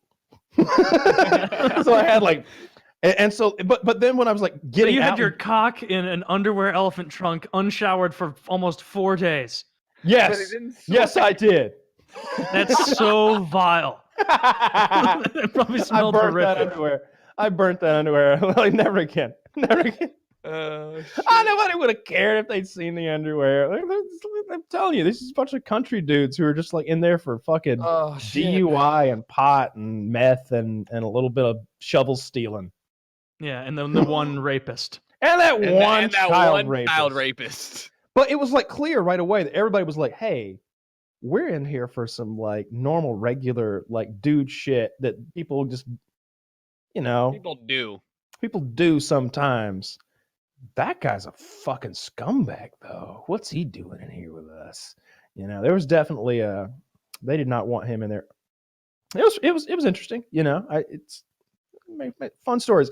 I remember like long ago when like Woody and I would talk about how like there was a bunch of young commentators, like especially like early in the YouTube thing, and there'd be like really young guys, and I'd be like, those young guys, they don't have anything over on you and I because we've lived lives already. Like we've already done a decade worth of real world adult man shit. And in your case, 2 decades of adult, like real man shit. Right, Like they don't have our stories and experience. If they're 15 years old, do they drug test us? No. Can you switch states? How hard is it to do that? You can go just about anywhere you want, but it takes 18 months. You have to be in a place for 18 months to transfer. Do you have 2 years probation? Oh, me? Yeah. Oh, me personally. I thought you meant prisoners in general. I thought maybe you'd like to live in a different state. That wouldn't help me, like because I got federal charges. I know. I see what you're thinking there. Yeah, it wouldn't matter if I was in Colorado where like weed is legal. Like I still couldn't smoke there because I'm on this federal probation or whatever. But that would only be an issue if you were dealing with federal agents. Like if you were in California, so long like if you had 13 pounds of that's too much. I have a federal probation officer though. 13 pounds. Who drug so tests you do have him. to check in with him. Gotcha. Yeah, Bruce was asking about the drug test thing in prison though. Did they test you he throughout was talking your about tenure? No, they don't test at all unless like there's a reason to test. But it's expensive to test, and they're trying to come as far. The farther under budget they are, the bigger their bonuses are. So they don't want to waste money. Well, on yeah, and then spending they drug tests. definitely don't want to drug test and be like, shit, there's people smoking, there's people doing heroin in our prison. Yeah. So And there are people doing heroin in the prison. But yeah, I'm on federal probation. So like I've been tested twice since I've been out. I think I'll do. Out. Wow. Yeah. You've been out and- for 2 weeks. Not even that. No, Yeah, less 7 than days. they come to your Oh, my house, math they is knock way on the off. It's door been and 2 they're like, "Hey." episodes, Kyle. Yeah, 7 days. Because I got out, we did an episode, and then this is the Right. Yeah. 1 week later, 7 days. So yeah. Well, when I got out, I like the next day I reported and I drove up there and I met the senior probation officer who formerly was my probation officer. Real nice guy. I like him a lot. We watched the same YouTube channels about cooking, and he tested me. And then I came back Monday, this just past Monday, and I met my personal probation officer. And he tested me, and he told me like you get tested like 3 times like right away. And he's like, we'll just try to knock those out as fast as possible. And then I'm going to be on the Codaphone system, I think, for a couple months, which is where you call in. I have a personal number that corresponds to me. A voice reads out all these 3-digit numbers. If they call your number, I drive to this place just down the road and I get drug tested there. So they test for everything. I have a question. And this lasts for 2 years.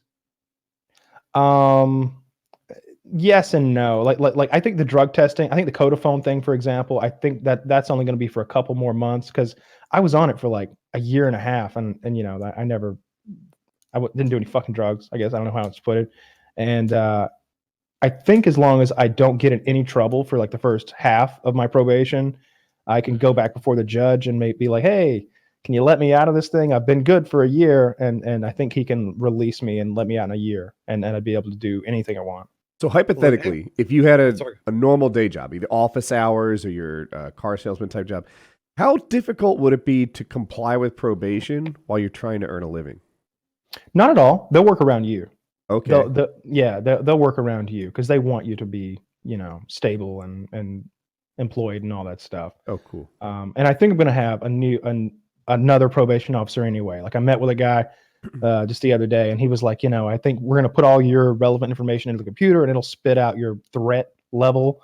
And he's got like a chart over there that goes from like blue to red, like 4 or 5 levels. And he's like, I think you're going to be a low. And I'm like, if I'm not a low, I don't know what is. and I had, just barely more than 100 guns. Yeah. Well, Yeah. So I think I have a different probation officer. I think it'll be this young lady who just got promoted to a probation officer. So she'll probably be my officer soon enough. I think that question you was my bias showing through. Like I have this idea that like, man, they put you in there, you come out broke and hopeless, and then you can't get a job and this and that. And it's only some of that is accurate, I guess. If you're broke going in, you're going to be broke coming out. But like, wouldn't it be cool if that didn't have to be? Like, you know, if you earn more than 8 cents an hour and you could have a little nest egg coming out and land on your feet. 8 cents an hour. That is crazy. Like That that's is just slavery. nuts. Yeah. It's about $20 a month. Oh my God. How do they justify the fact that they're paying you 8 cents an hour? Like why even pay you at that point? Doesn't Yeah, make I'd any rather have nothing. More dignity. Yeah. Well, whenever they abolish slavery, what the part they always read the first sentence. They never read the second sentence of that amendment. The second part is, except in the case of punishment. Does it say that? Yeah, Mhm. yeah. So it's literal slavery. They force you to get a job, and they'll punish you if you don't work it. But That's you crazy. couldn't. You weren't there 8 long cents enough an to hour. get jobs. There was some kind of mess up in the system, and I didn't get medically cleared until I had a week left to go. And then they assigned me a job on the day before my release, and at about 2 p.m. And I almost was like, so what do I need? Who do I report to? What work do I do? But then I was like, don't say a word, walk away. Yeah. And I just walked right back to my bunk, opened up fucking another Stephen King novel, and burnt the day away. And so I never worked a minute. In terms of making 2 months go by, do you think that not having a job was kind of cool and like making life easy, or kind of sucked because it made days long? Look, it's a mixed bag. It may have sped time up, but at the same time, it may have just been something horrible that I didn't want to do. Like, I didn't want to be outside running a pressure washer on those 105 heat index days. I didn't want to be cooking the food when I wasn't even eating the food. I didn't want to have to wear a goofy uniform or anything like that. I would have to take multiple showers then, and there was a long period of time where I was afraid I was going to get raped in the shower, so I really didn't want to have to take more than one shower a day. And I also didn't want to have to do that much laundry. I know that sounds like a stupid thing, but like, it's kind of annoying doing the laundry. Like, you have to make sure you're out there at 6 a.m. and you're getting it given to them, and you have to make sure you're there at 10:30 a.m. to get it back. Because if you sleep through that, he won't give it to you today because he's a super racist and he hates white people, and it's a whole thing. Really? Like, yeah. This white guy came in, this captain, and he was a real like no bullshit kind of guy. He's like, everybody get back here, and he's just like, I'm going to sniff out the drug dealers, and I'm going to clean up this camp. And we're going to start with pressure washing and scraping paint. And everybody's just like at attention, like scared to death of this guy. And the boss before him had been a black lady. And everybody would just be like, what do you need us to do? Yeah, we'll get right on that.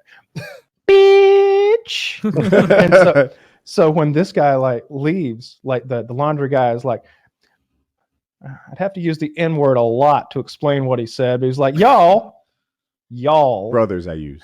y'all brothers, Martin Luther King would roll over his grave. Y'all brothers up in here. That white man come in. Everybody's, yes, sir, Mr. White Man. What you needs me to do, sir? Y'all ignorant brothers. That's so fucking funny. It's funnier with brother, I think. I'm 2 cells away from him, and I'm just like, I shouldn't be here. So what was the job? YouTube. What was the job they gave you?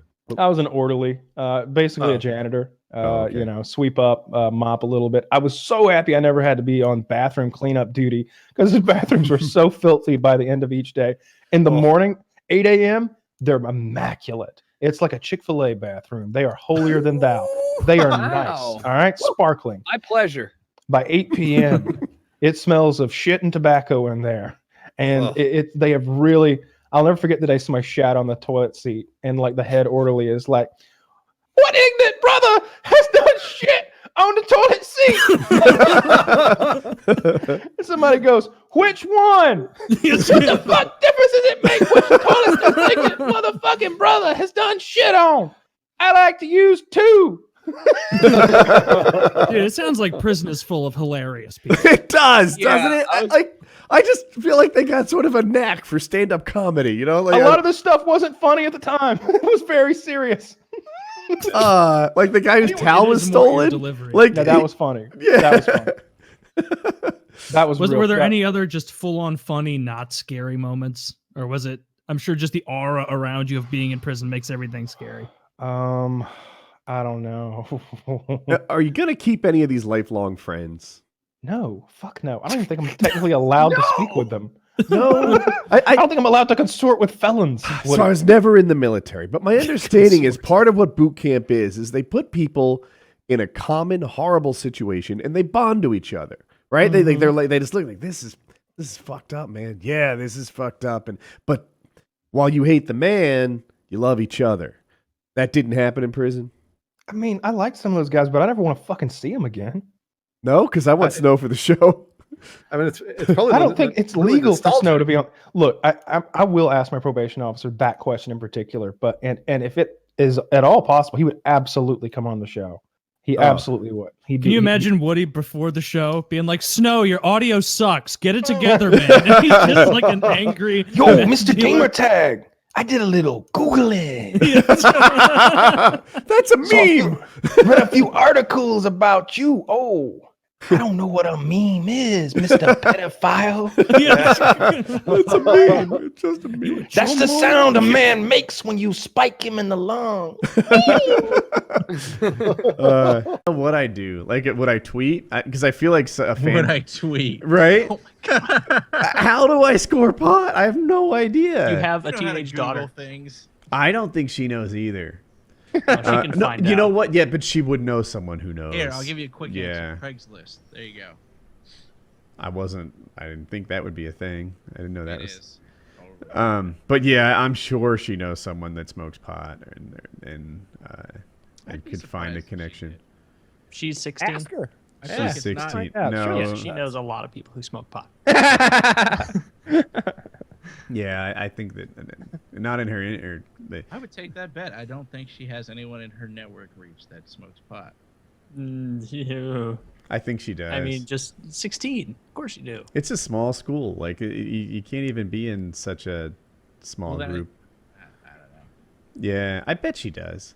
I'm. Yeah, we knew the kid when I was 15 or 16. Like we knew who smoked pot. Like Yeah. there was a few guys who did, and it was like really their older brothers or something who were the real source of the whole thing or whatever. But like there were people, and we knew. And like yeah, this junior in high school, right? There's someone out there whose identity involves smoking pot, who she could just talk to or something. Have you Like, seen any of those kids when you've gone to drop her off or pick her up anywhere, done any school-related things? Yeah. I'm sure you know who to look for. I At mean- that age, you can tell pretty easy because they make it like an integral part of their identity.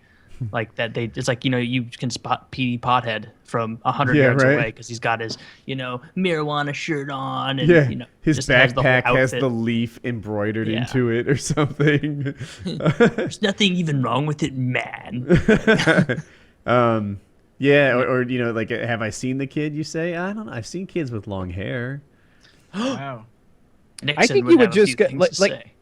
I think if you wanted so much that you were going to deal with cancer, like why wouldn't you just go to Colorado and then package it well and mail it back to your PO box?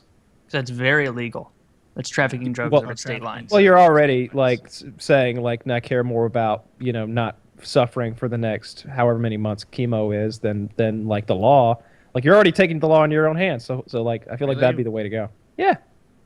How are you already you're taking the law into your hands when you do that illegal activity you're talking about? You're already planning an illegal activity. Like that's the whole point of what we're doing here. Is that he's saying that he would get like if he got cancer, he wouldn't care about the law. He'd get himself some weed. And I'm saying like why would you want to deal with some shady 17-year-old that might narc your 40-year-old ass out and mess your life up? Why wouldn't you just fly to Colorado, make a trip out of it, package yourself up 2 or 3 pounds of the shit, and then mail it back to This your is PO last box? days in prison. This is way more illegal than buying Yeah. a Who's dime bag checking off the a mail? fucking 17. You really think the mail? Well, now Nobody they're checks checking the mail. Well, I feel like that Kyle, 200 you're pounds? risking 25 years in jail. and Yeah, stuff you'd be like that. fine. They would get 2, you for 3 pounds? trafficking. If they would think I was dealing if I shipped Intent to myself 3 distribute? pounds. Yeah. I'm, But well, on the other 3 hand, ounces, whatever if you you want buy to do. less than an ounce locally, then it seems like there's a slap on the wrist. Sometimes it's just a fine, and it's not even like a criminal thing. I don't know what North Carolina does. You'd probably get shot during the arrest. In North Carolina the other day, they killed that kid. Was it South Carolina or North Carolina where they killed the kid the other day? I don't know. We've The got a one they were healthy rivalry. the one the cops were high-fiving after they killed him. I think that's south, but I'm not sure. But So, Kyle, I know something's been going on in your life recently to do with the legal situation. Yeah, finally. Wait, whoa. This isn't important. Can we talk more about Woody's heart attack friend? Yes, back to that. Do you know how many people watching this show have been like, how the fuck are they not talking about this yet? there's timelines in the description. Use them, people. That is because all the comments pour in about the first hour, like of the show, the most. That is going to be the biggest comment. Steve's right. Where it's like, when the fuck are they going to talk about Kyle's legal? It's thing? in the title. You know it's in the title. It's gonna Oh, be one of the guaranteed. things. So, We- Kyle, I break mean- it down for us. Whatever you're comfortable. Yeah, going yeah, into so- the as a funny as a parts, the scary producer, parts. But as a producer, we really should have held this to the last hour. Kyle, can you do the fast okay. forward version of what right, they I'll shut up accused now. you of? Because I still see a lot of people say, "Hey, wait, Kyle had a legal issue." Yeah. So there were a bunch of charges at first, and most of them were nonsense. There was a charge that said I had a gun with a like destroyed serial number. That was a gun that had been coated, painted with like a pretty design on it, and 2 of the serial numbers were kind of hard to read. You literally scratch them and you could read them. But like destroying the serial number on a firearm is like a 10-year federal like mandatory sentence. So like they lump stuff like that in. These were guns you bought brand new from a gun store normally, and then had professionally painted. Yeah. So this wasn't like a wacky thing. This isn't one of those deals where I like paint a gun like green and red in my backyard. This was a professional job, and they did a bad job at it. And so they lump stuff like that in with possession of marijuana, and just made it so that I really had to do a plea deal and just plead guilty to possession of marijuana with intent to distribute. And the intent to distribute thing, even the judge today was like, so was he selling marijuana? And they're like, no, absolutely not. This is, the prosecution's like, no, he wasn't. No. Was he shipping it? Nope. Was he trading it for favors or influence? Nope, not at all. Never did that. Was he going to parades and releasing it over the crowd? Like what? Nope. But the Joker shit. But exactly. But we're quite sure that women would come to his house, his girlfriend even, and smoke a joint with him occasionally. And so that was distribution. So the judge was like, so he was like a good host? That is not what the judge said. No. So you're saying he was a polite person? I would go so far as to say considerate. We're going to charge you with 3 counts of being considerate. Yeah, which is a felony in Georgia. Yeah, so like I was glad that like that was part of the hearing today, where he was like he made sure that she explained that, and she was like, yeah, no, he didn't sell it. He's not a drug dealer, but he did share it with women from time to time. And just so everyone out there knows, if you're ever in a situation where there's some marijuana, if you share a joint with someone, you just distributed marijuana. So that's crazy. What a great excuse for not giving someone your pot. You said it, not me. Nah, dude, sorry. So I don't need extra charges. Can you explain how sentencing works? Because I was very surprised to learn that your gun collection, they tried to combine it with marijuana and make it a really worse thing. Before you do that, I like the idea that like she's basically saying like you tried to ply women with marijuana. No, that was not what she said. She's literally, it was just that like people would come to my house and they would smoke marijuana. But you would but the idea is that she was trying to get at the fact that like you having marijuana is part of why girls came over. My lawyer essentially said that. He was like, first of all, these friends were ladies.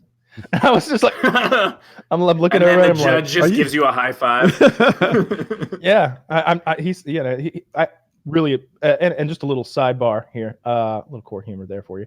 Nice. If anyone finds himself in a similar situation that I was in, and they're in the Atlanta area, hit me up, and I guess I could refer you to an attorney. I really thought that my guy did a good job for me over the last year and a half that this thing's been going on for. Seems like so long ago. This stuff. Yeah. Sometimes it comes up, and I'm like, they're still mad about that. Yeah, they're still mad about it. Yeah, it's that's part of the legal system. If you wait long enough, they just go, eh. Yeah, bygones. In some situations, they do with statutes of limitation, but this isn't one of those situations at all. That doesn't apply here in any way. What's the statute of limitations to fake pot charges? So Kyle, the guns combining with pot use became a weird thing. So there's like federal sentencing guidelines. We've all probably heard that terminology before, and it's like this sliding scale of like a point system. And it's like, oh, you did a good thing, 2 points off. Oh, you did a bad thing, 1 point on. And the things that took points off for me were, I have no criminal history whatsoever. What was another one? So wait, it's like First a fucking time of- driver's test? Kinda. And the more points you get, the more time you can do. Are there like multipliers? Yes. Huh. On the left, there are numbers that go from like 1 to I don't know 50 or something like that, and just to the right of those are how many months that's recommended that you do in prison. And so I started out at 31, which is 31 points. Yeah, I don't think How people many recognize months is how that? outrageous that is. That is a really, really big legal problem. It's like 35 years in federal prison. Jesus Yeah. Christ. Well, that's that is. that's also. But did you guys listen to season 3 of Serial? You're really going to interrupt his story for okay. No, because they take you through the court system and how pleading, how basically they lump all these false charges on, and not only that, but they charge you twice for the same thing. Like they'll be like possession of a firearm and also possession of a weapon, and it's like that's the same thing. And they do possession of a that- firearm by a drug user. It's like, wait a Yeah. minute, am I getting charged 3 times for one gun? And they do and the reason they do that is so that by the end they're like, you're facing 31 years in prison, and you're like, all right, I guess I'll plead to 2. And really they just wanted you to have 2 in the first place. That's It's a absolutely whole the situation. And Yeah. what it was in my case is that it didn't make any sense to go to trial and potentially face all that craziness. You know, the level 31 stuff. It made so much more sense to just plead guilty, even though I really disagreed with the distribution charge. That seemed wrong to me. I'm not a legal scholar or anything.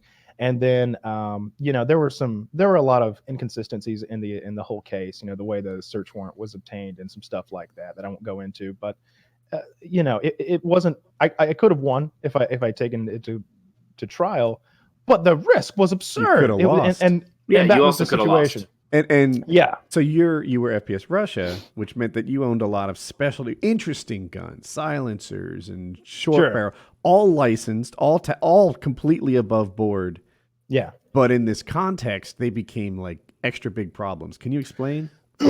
Well, at first, that was adding on like 8 points, which is a lot. For that owning got- legal guns. Yeah. And that got brought down to adding on 2 points. So again, like points got deducted for things like I'd never had a criminal history and it's like first time offense, and the possession of marijuana under a kilogram or whatever, I under a pound, one or the other was, X amount of points, and it all came down to 6 points, from 31 down to 6 points. And the recommended sentence for that, which is what I've been saying kind of all along for like 2 years, is 0 to 6 months of prison. And the last 6 months of any federal sentence, you don't actually spend in prison. You spend it in a halfway house. So yeah, it's kind of like a dormitory that you sleep in at night with some other cool guys, I guess. And you have your, with you all the have your- people you've been making fun of for years. Yeah. I'm sure I'll make good friends there. And you get your days. Heard to what you were yourself. saying on the podcast. But you get your days to yourself, and you're not like locked up. They're just keeping tabs on you for a little while. And there was a maximum of, I think, maybe $9,500 they could have fined me, and it was up to 5 years of probation, which is pretty annoying. That much probation. That's a long ass time. What does that probation. mean? Does Like, you probation couldn't leave- include drug testing? Yeah, I think.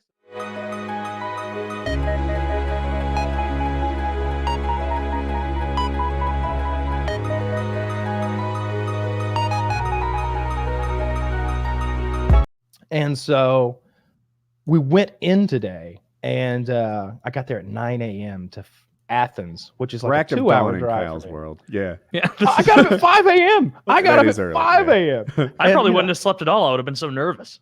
I slept pretty well, honestly. Like I went to bed at like 9 p.m. It was I all the would be- pot that helped him sleep. Get out of here! Get out of here! Fuck off! Not a funny one, Steve. Not a funny one. No, it wasn't. No, it wasn't. Anything of the sort. It was my wholesome nature and melatonin. my love of Jesus Christ that helped me sleep well. Hey, cool kids, gather around. Let me tell you about Jesus Christ right now. I've been taking random drug tests for 2 years now. I'm clean. and so I got up at 5 a.m., got there at 9 a.m.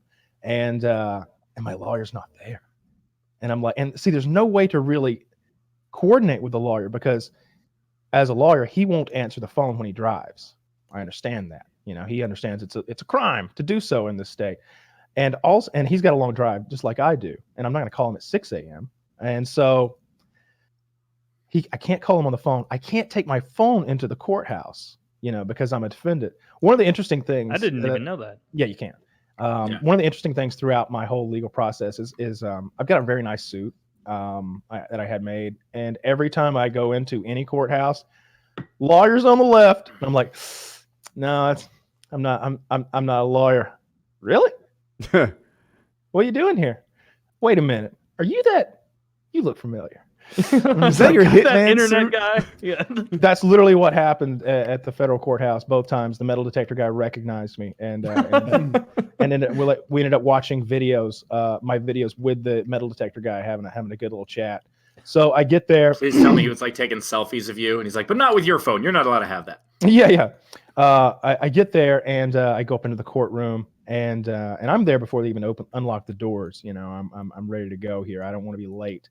There was an incident a few months back where they didn't notify me that today's my court day. And so I just get a phone call at like 10 a.m. and they're like, "Hey, you're supposed to be in court." And I'm just like, "What? What do you mean? No one told me." And I had to like rush and drive 2 hours, but they were told that I wasn't notified. So it was all good. So the court opens up and I go in there, and I'm going to be the last guy on the docket for the day. So that gives plenty of time for my lawyer to get there. And he does eventually, although I'm very nervous because court has begun by the time he gets there. And today was mostly sentencing. And so there's this big chorus, I'll call them, of people in orange jumpsuits and shackles over there, kind of like a, sitting in like a choir formation. Mm-hmm. I want them singing now like it's Sister Act. Like about how many people are in front of you? Like 10, 20, 30? I would say eight or 9 people. And so I get to watch each of their cases go. And the thing about it is, like, they go up and the prosecutor is like, they tell you what these people did. They're like, if the person pleads guilty, like the whole spiel is, they go, if we had proceeded to trial, we would have proved beyond a reasonable doubt that so-and-so did this on this day, and then this happened, and then this happened, and they really lay out what these people have done. So the language they use to lay it out, is it half legalese, like strong arm burglary or this or that? Or is it more like she was 78 years old, he tied her to a chair with telephone cord, like descriptive language? They tell a story. And so Woody wants to know how hard to get. You can't get any more. And so this Mexican guy goes up first, and my lawyer's sitting next to me at this point, and he's pleading guilty. He's pleading guilty today, so he won't be sentenced today, but he's pleading guilty. And she starts explaining what this guy did.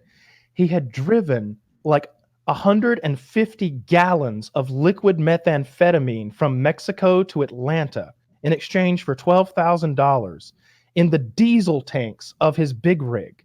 And then he was having 2 associates separate the diesel from the methamphetamine at a residence.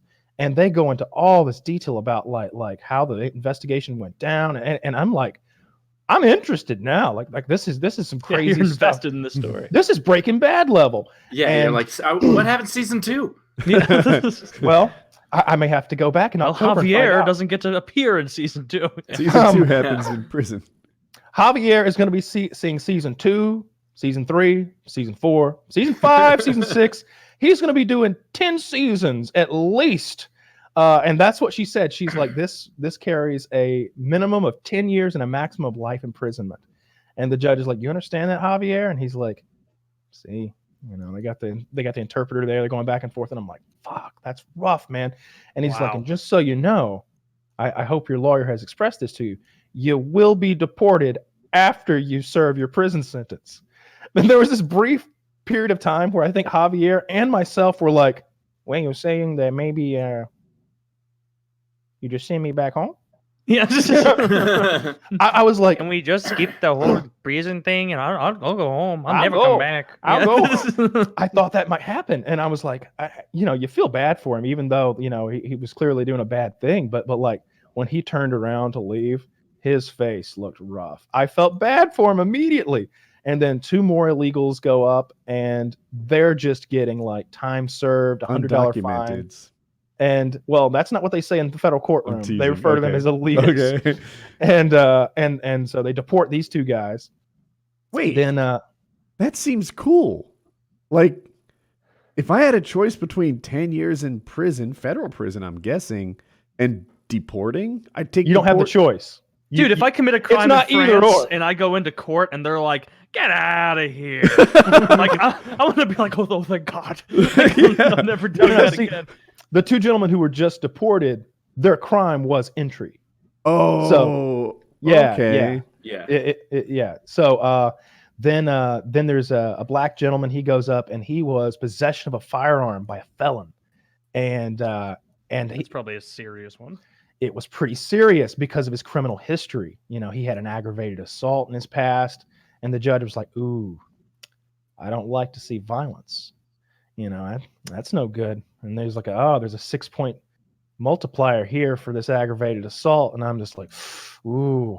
And was there anything you'd like to say for yourself? And I thought he spoke for himself fairly well. He was like, I've been around a lot of guys recently who aren't going to get out again. They're never going home.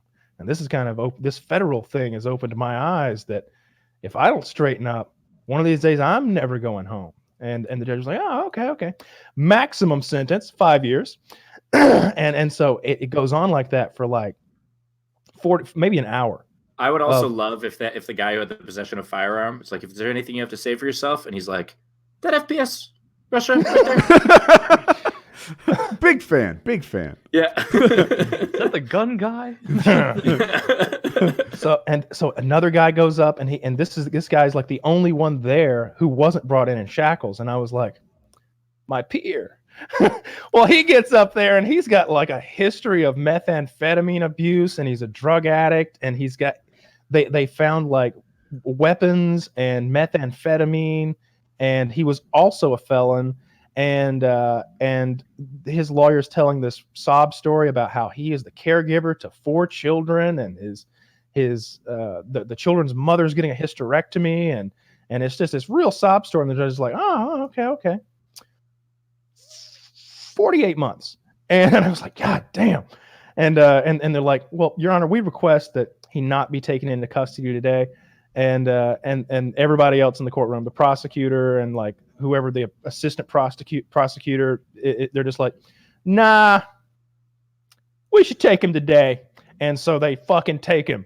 They go and they get him and they handcuff him right there and they drag him out of that place. And I'm just like, this isn't going well, man. We got Judge Roy Bean up there. He's laying the hammer down on these people. What's your thought about your own situation as you're watching that unfold? I always knew like unless like some sort of like unless something weird happened, 6 months was going to be the worst it was ever going to be, and that was going to be in the halfway house situation. So all that. Yeah. But wait a second. Like the idea of having to go last, like having to, I feel like that's more nerve-wracking than getting it out of the way right away, because like you have to. Oh yeah. Yeah. It's worse. They were icing the kicker all day. Now, you got 2 months. Is that right? Yeah, I got 2 months. But we don't know 2 months of what. It's almost it depends. It's 2 months of the halfway house, and the only thing that would change that is if they don't have enough beds at the halfway house. It's this weird scenario where like my lawyer's like, I mean, we could probably just talk to the parole officer, and maybe we'll just wait until there is a bed, until you have to go and start serving that 2 months. But we don't really know. Like worst case scenario, I have to go to something that they described as summer camp, which that's I don't know. Sounds fun. Not really. But it's Bible summer camp, Taylor. Oh yeah, it sucks. I was laughing to myself earlier today, thinking about the possibility of you getting house arrest for 2 months or something, and just like them being like, "Now you can't leave your house. You have this anklet on for 2 months, and then like 3.5 months in, they're calling you like, we do need that bracelet back. Like you know you can leave now, right? And you're like, yeah, I'll get around to it. You're just day, doing though. Postmates and Rust all You the. know, there's a whole new season of One Punch Man out. I think maybe next week. So, Does the halfway house have a sex swing though, or you don't have to? I don't think so. I think and that's the in that scenario. So yeah, I got 2 years of probation, which is the minimum amount of probation that I could have gotten. You know, he could have given me 5 years of probation. I was pretty thankful for that. The probation was the part I was most concerned about, honestly, like how many years I would have to continue to do these like drug tests and be under like the, you know, sort of have a babysitter to some extent. You've My kind probation of- officer Kyle, you've been under probation. Am I Oh right? yeah, You yeah. have. It's called pretrial. It's called pretrial probation. I've been on that for. And what impact does it have on one's life to be under probation? There's drug Can't tests. Can't leave the state without permission. My parole officer calls me maybe once every 2 months or something like that, and is like, "Hey, I'm gonna stop by, see how you're doing." He stops by and we talk for a little while. He's a big fan of cooking as well, so we usually talk about YouTube. So he goes to you every time. Yeah. I've only had to go to them the very, very, very first time. Mm-hmm. And then I have this like local to me. There's a place that does drug treatment. I had to go through a drug treatment situation. How many hours And- is that? Like a 1-day class or No, that was every week for. What happened was I went and they immediately said you don't need drug treatment, and they said but they did offer me help for PTSD. So I went through this whole like PTSD treatment situation with them, which was very helpful. And then the lady who was doing that treatment with me, I can't remember. There's an acronym for it. It's like EDSMR or something like that. It's a bit like hypnotism, which sounds a little hokey, but it helped. And so she retired, and so I took on a new therapist / counselor, and she was like, "That's a crime." She was like, "You go to jail for pot?" And I'm like, "I don't think you're supposed to be saying this stuff." the greatest, by the way, the greatest / worst thing about this whole thing is that in 4 years, none of this would have mattered. Like it's we are so close to the time where it becomes federally legal, or when enough states legalize it or whatever it is, that like you literally would not have had a problem at all. Yeah, that's definitely around the corner at some point. I would say definitely in the next 8 or 10 years or something like that. We'll see who wins the next election. That's absolutely pivotal. Who wins the next election about how fast it happens, because I think Sanders would do it rather quickly. But yeah, just to By the way, Glebe recap. is a total stoner, just so people know. Okay. So don't throw your vote away, people. Bernie Bros, get after it. And so yeah, 2 months of this halfway house situation. Don't know when I'll have to check in. They'll call me in a month, 2 months, maybe more even, and let me know. Some menial fine, wasn't that much. Like back when it was like a level 31 fence, it was like $1 million fine. It was ridiculous. I didn't know what a halfway house was, so I looked it up on Wikipedia. It seems to involve a big therapy component. Do you know more than I do? Like, I think if you're there for a long time, then it does. But I think with this federal halfway house situation, it's been described to me as a dormitory that I check into in the evenings. I sleep there, and then I leave the next day. Like I drive my car to this place and like sleep there. I performed in one once. Oh, but that was. What do you know about them? I performed in a halfway house. How Yeah, many they had people were there? It was about halfway full. That was horrible. Yeah. It was we're telling jokes, people. Anyway, no, but I really did perform in one, and it was probably about 50, 60 people. It's big. in some like function room thing, and the audience was very sweet. They were disciplined, I'll tell you that. Like no one was interrupting shit. It was a very like it was similar to performing at like a recovery show. Yeah, because I think a lot of the people in halfway houses are in there for drugs. Mm-hmm. Everybody in court today was there for drugs. Wait, what about the firearm guy? It was possession of I think, a firearm drugs by a and drug alcohol user. were rolled into this whole Right. thing. Yeah. Yeah, Right. it was everybody was there for drugs. Every single one of them. It was Which is- mostly methamphetamine. which is crazy when you think about the fact that like most people who do drugs are doing drugs not out of choice, but out of like they were in a shitty situation and they got addicted. Like it's a medical condition that we treat as a criminal offense.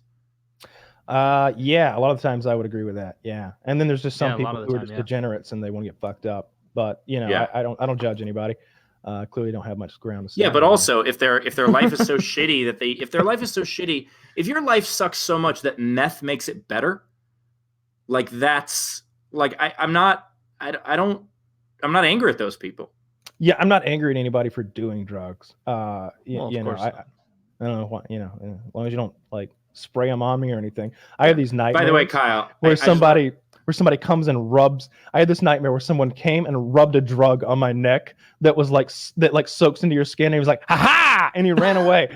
And I was just like, "I'm gonna fail my drug test now." No, and I'm just thinking of like what am I gonna do? They're never gonna believe this. They're not gonna believe a maniac ran up to me and rubbed something on my neck.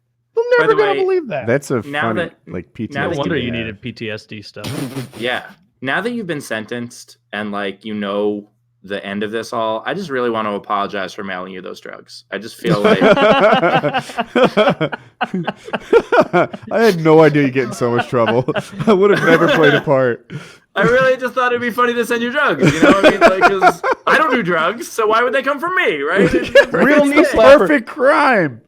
Woody and I kept it a secret the whole time. The long con. The long con. How your Jewish jokes now, Kyle?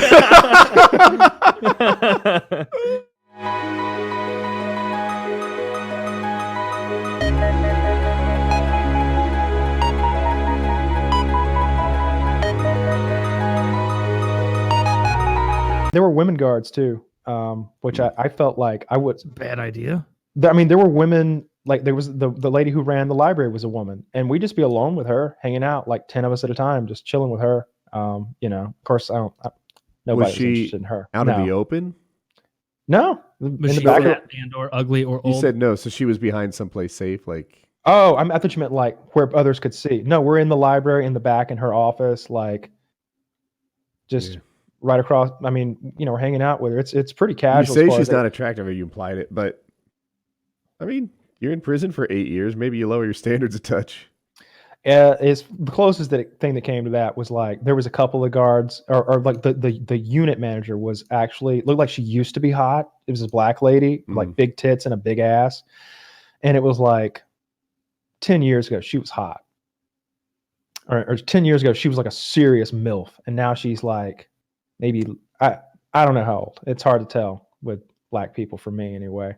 But you know, black don't crack, and but she started forming some cracks around the edges, and but yeah, everybody, if they could look at her, they were like, she got on that pantsuit today. Which one? The blue one? Hell yeah, got the blue one, got the red pants. That booty jumping like a couple cantaloupes in there. Dude, if it weren't for the threat of being raped or beaten up, these prison guys sound hilarious. The prison videos I see, first of all, they say the standards are low. Fucking any one of them is fine. They also say, like, some of these guys are relatively smooth talkers. You'd think they're not bright because they're in prison, but hey, you know. They're cunning. Oh, that's perfect. Yeah, Perfect they're very cunning, and coupled with that cunning is unlimited time. Right? So these women go home to their husbands and they don't necessarily just shower them with praise and attention and love. But these guys in prison, it's easy for them. They're just there trying to fuck some woman. They'll tell her lies, tell her truths, tell her whatever they think will work on her. And that's their hobby. That's the only thing they had to do. They'll sit there and plan it in their copious amounts of spare time. Yeah. And you'd think like, I don't know, I can just see how over time someone gets manipulated into fucking a prison. They flirt back. The secretary would flirt back. He'd be like, "You gonna have to come over here and check my blood pressure." Like talking to one of the nurses.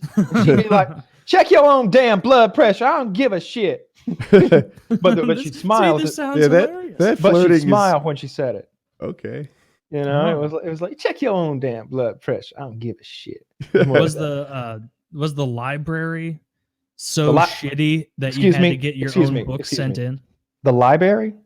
Library. Yes. Yeah. Was the library so shit that you had to have your own books shipped in? What just or like, happened there? Did Taylor say it right or wrong the first time?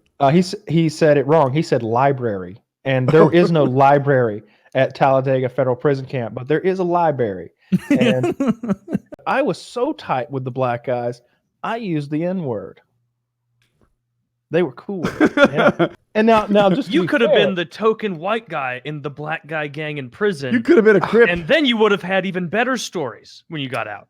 We were talking about music. You could have fought against white supremacy. We were talking about music, and I was like, I really like Jay-Z. You know, we were talking about rappers. I like Jay-Z. He's like, what's your favorite track? And I was like, well,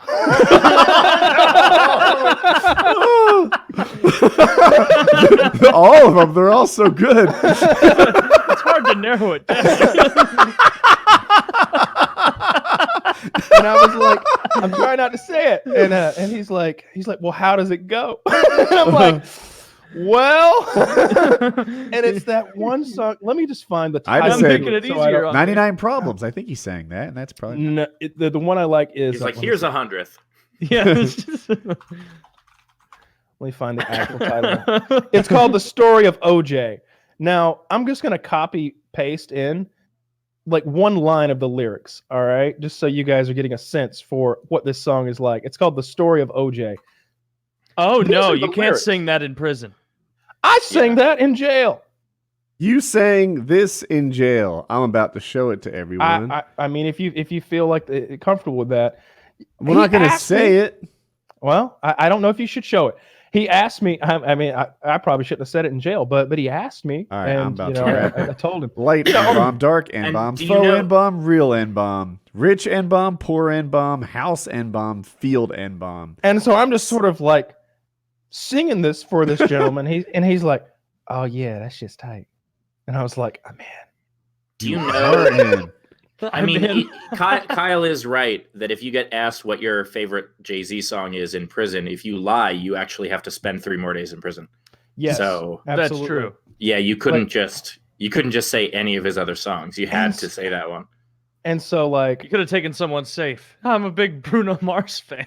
Yeah. No, because then he definitely would have gotten beaten up. And you know how human nature is. Like, immediately we had to identify who the other was. I felt like that was important for me. It's important that I'm not the other. There is some socioeconomic disparity in this jail that I'm in right now, and I could potentially be seen as the other, and that's no good. But I found a child molester, and we made him the other. And they were just like, you know what he's in here for? And I was like, what? What's that motherfucker in here? It'd be great if they were just like, pot and he had guns from his YouTube channel, and you're like, oh, I've heard of him. Let's get him. I'm glad we're hanging out with you, just a normal ass child molester. And you have to pretend to not be the YouTube guy. Oh, that's funny. Hell yeah. And so I was like, what? He's like, he got caught with an 8-year-old girl with her pants down. And I was like, fuck. He's like, yeah, I don't like that shit. And I was like, I don't like that shit neither. My like as we go, my voice is completely changing. I'm no You're longer code switching. Yeah, I'm prison cow. You just start becoming an extra from Do the Right Thing. Absolutely, yes. You know, and by the end of it, I'm gonna be honest. I had made some friends in there, and I was like, you know, I was like, hey, do you need some money in your commissary? Like, yeah, I could really use a little. I'm gonna be in here. All right, I'm hooking people up. I'm putting money in everybody's commissary. That could be a mistake according to the YouTube channels I watch. But he was leaving. So why is that? Oh, because then they'll maybe they keep milking you for money or something like that. They keep milking you. You shouldn't even let them know that you have extra that money. kind of capability to do that. Yeah. Yeah. Well, in this scenario, again, it was jail. Everybody was in there for light offenses. I knew a lot of these people. Like, I don't run with a rough crowd, but I know a lot of people. And I imagine you getting so comfortable with them that by the end you're like, all right, see you guys. Actually, can I sing the song one more time? Also, I'm not going to see you guys later. You are all stuck in here. Yeah, I literally recognized 1, 2, 3 people in there. I knew 3 of the guys that were in there with me. let different extents. You know, one guy I played Little League Baseball with. One guy was the boyfriend of my friend's sister, if that makes sense. Like I'd seen him around. I'd hung out with him a little bit before, maybe 2 or 3 times. I knew him to speak to him and everything. He was pretty cool. And the guy the guy that I was singing to, you know, he was the biggest guy in there. And he and I became pretty good friends. I like that guy. Like they were all in there for like nonsense. You know, not all of them. There was the child molester. Does Bernie have a chance? No. I hope so. Like he seems. I don't even like Bernie's policies that much, like for the most part, but I feel bad for all the Bernie bros supporting him, and he just gets fucking hosed every single time. They literally took quotes that were popular from him in the most recent debate. I didn't watch the debate because that shit's dumb, and I saw like 5 mainstream media outlets took his really popular like healthcare blurb, attributed it to Warren. Like straight up just said, this awesome thing was said, and Elizabeth Warren said it. And it's like, oh, Bernie, you're getting bent over. He's in third right now, and he's declining. I really need that guy to win. He's going to expunge my record. I wish I could help, but I need Elizabeth Warren to win because we bet $100 it would be anybody but Biden or Bernie. I don't care about the $100. You know, it's really my. You're a single issue voter. Single issue voter. It's the $100. Yeah. Son of a bitch. Sorry. I want my record cleared. She probably. No, that's funny. I'm voting for Warren too now. I don't fucking care about my vote. I'm voting for whoever. Nobody because they won't let me. 2-0 in the voting category. I was in this bullshit RDAP drug class in prison, and I mentioned that I was like, they don't even let us vote, and some guy was like, "No, that ain't true. I voted last year. They counted that shit," and I'm like, "That's against the law." And then I remembered where I was. Oh, that's right. You're a crack dealer. You probably didn't mind about the voter thing. Yeah, but Being I was surprised by that because that's what and voting illegally is so funny. Literally a crack salesman who votes illegally. I didn't ask who he voted for. I didn't care. No, actually, I would be curious. He probably doesn't. It could go either way. You would assume it was a Democratic candidate, but then you could always just be Trump and a really hardline Republican stance. Dude, and that makes sense. Trump has a lot of support in prison because Trump is all about a lot of prison reform stuff because it saves money. And so like all of those black guys who sell crack and that sort of thing, literally that's what they're in for. Big Trump people, big Trump guys. Not that, you know, of course they can't vote. Well, I mean, that one did. But they're not supposed to. Somehow. Yeah, how does that sneak through? Or I guess like it probably would easily sneak through, right? I think they're just counting ballots.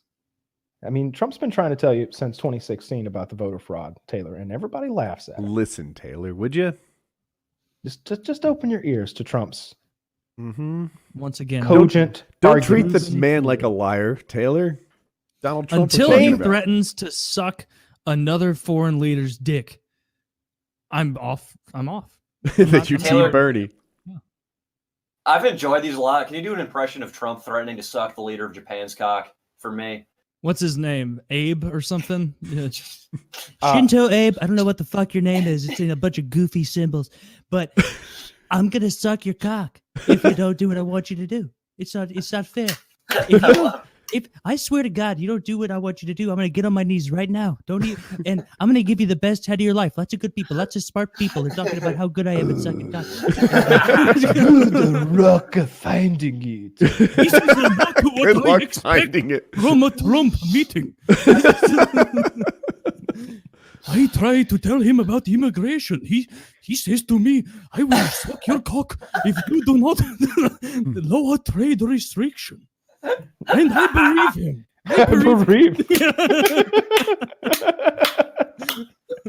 I believe. I was on a diet in there. I was trying to lose as much weight as I could. So I was just eating. I ate 366 calories a day is what it averaged out to. I lost 35 pounds in 2 months. Yeah, You only lost you only ate 360 calories a day. that was the average.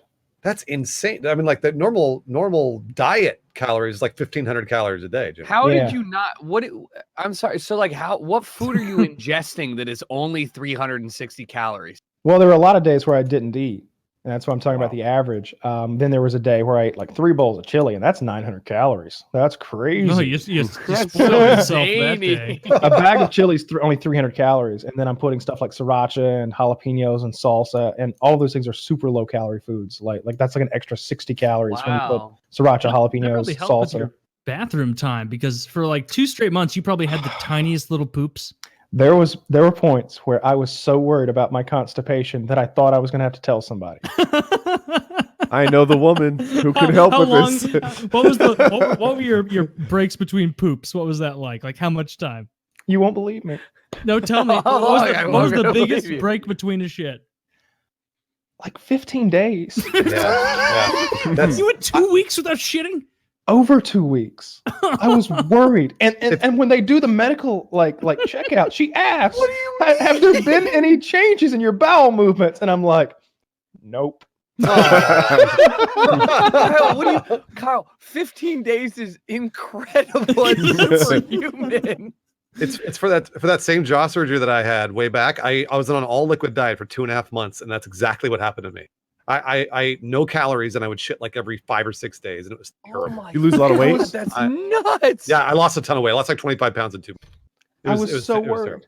I was Yeah. so worried. I thought like Shit in 15 I was days. imagining this shard of shit inside of my intestines that had hardened and could no longer make the turn. And it was just, like I was imagining like the handle of a baseball bat that had been broken off, and it was like 18 inches long and as stiff and as hard as a rock, and it was just.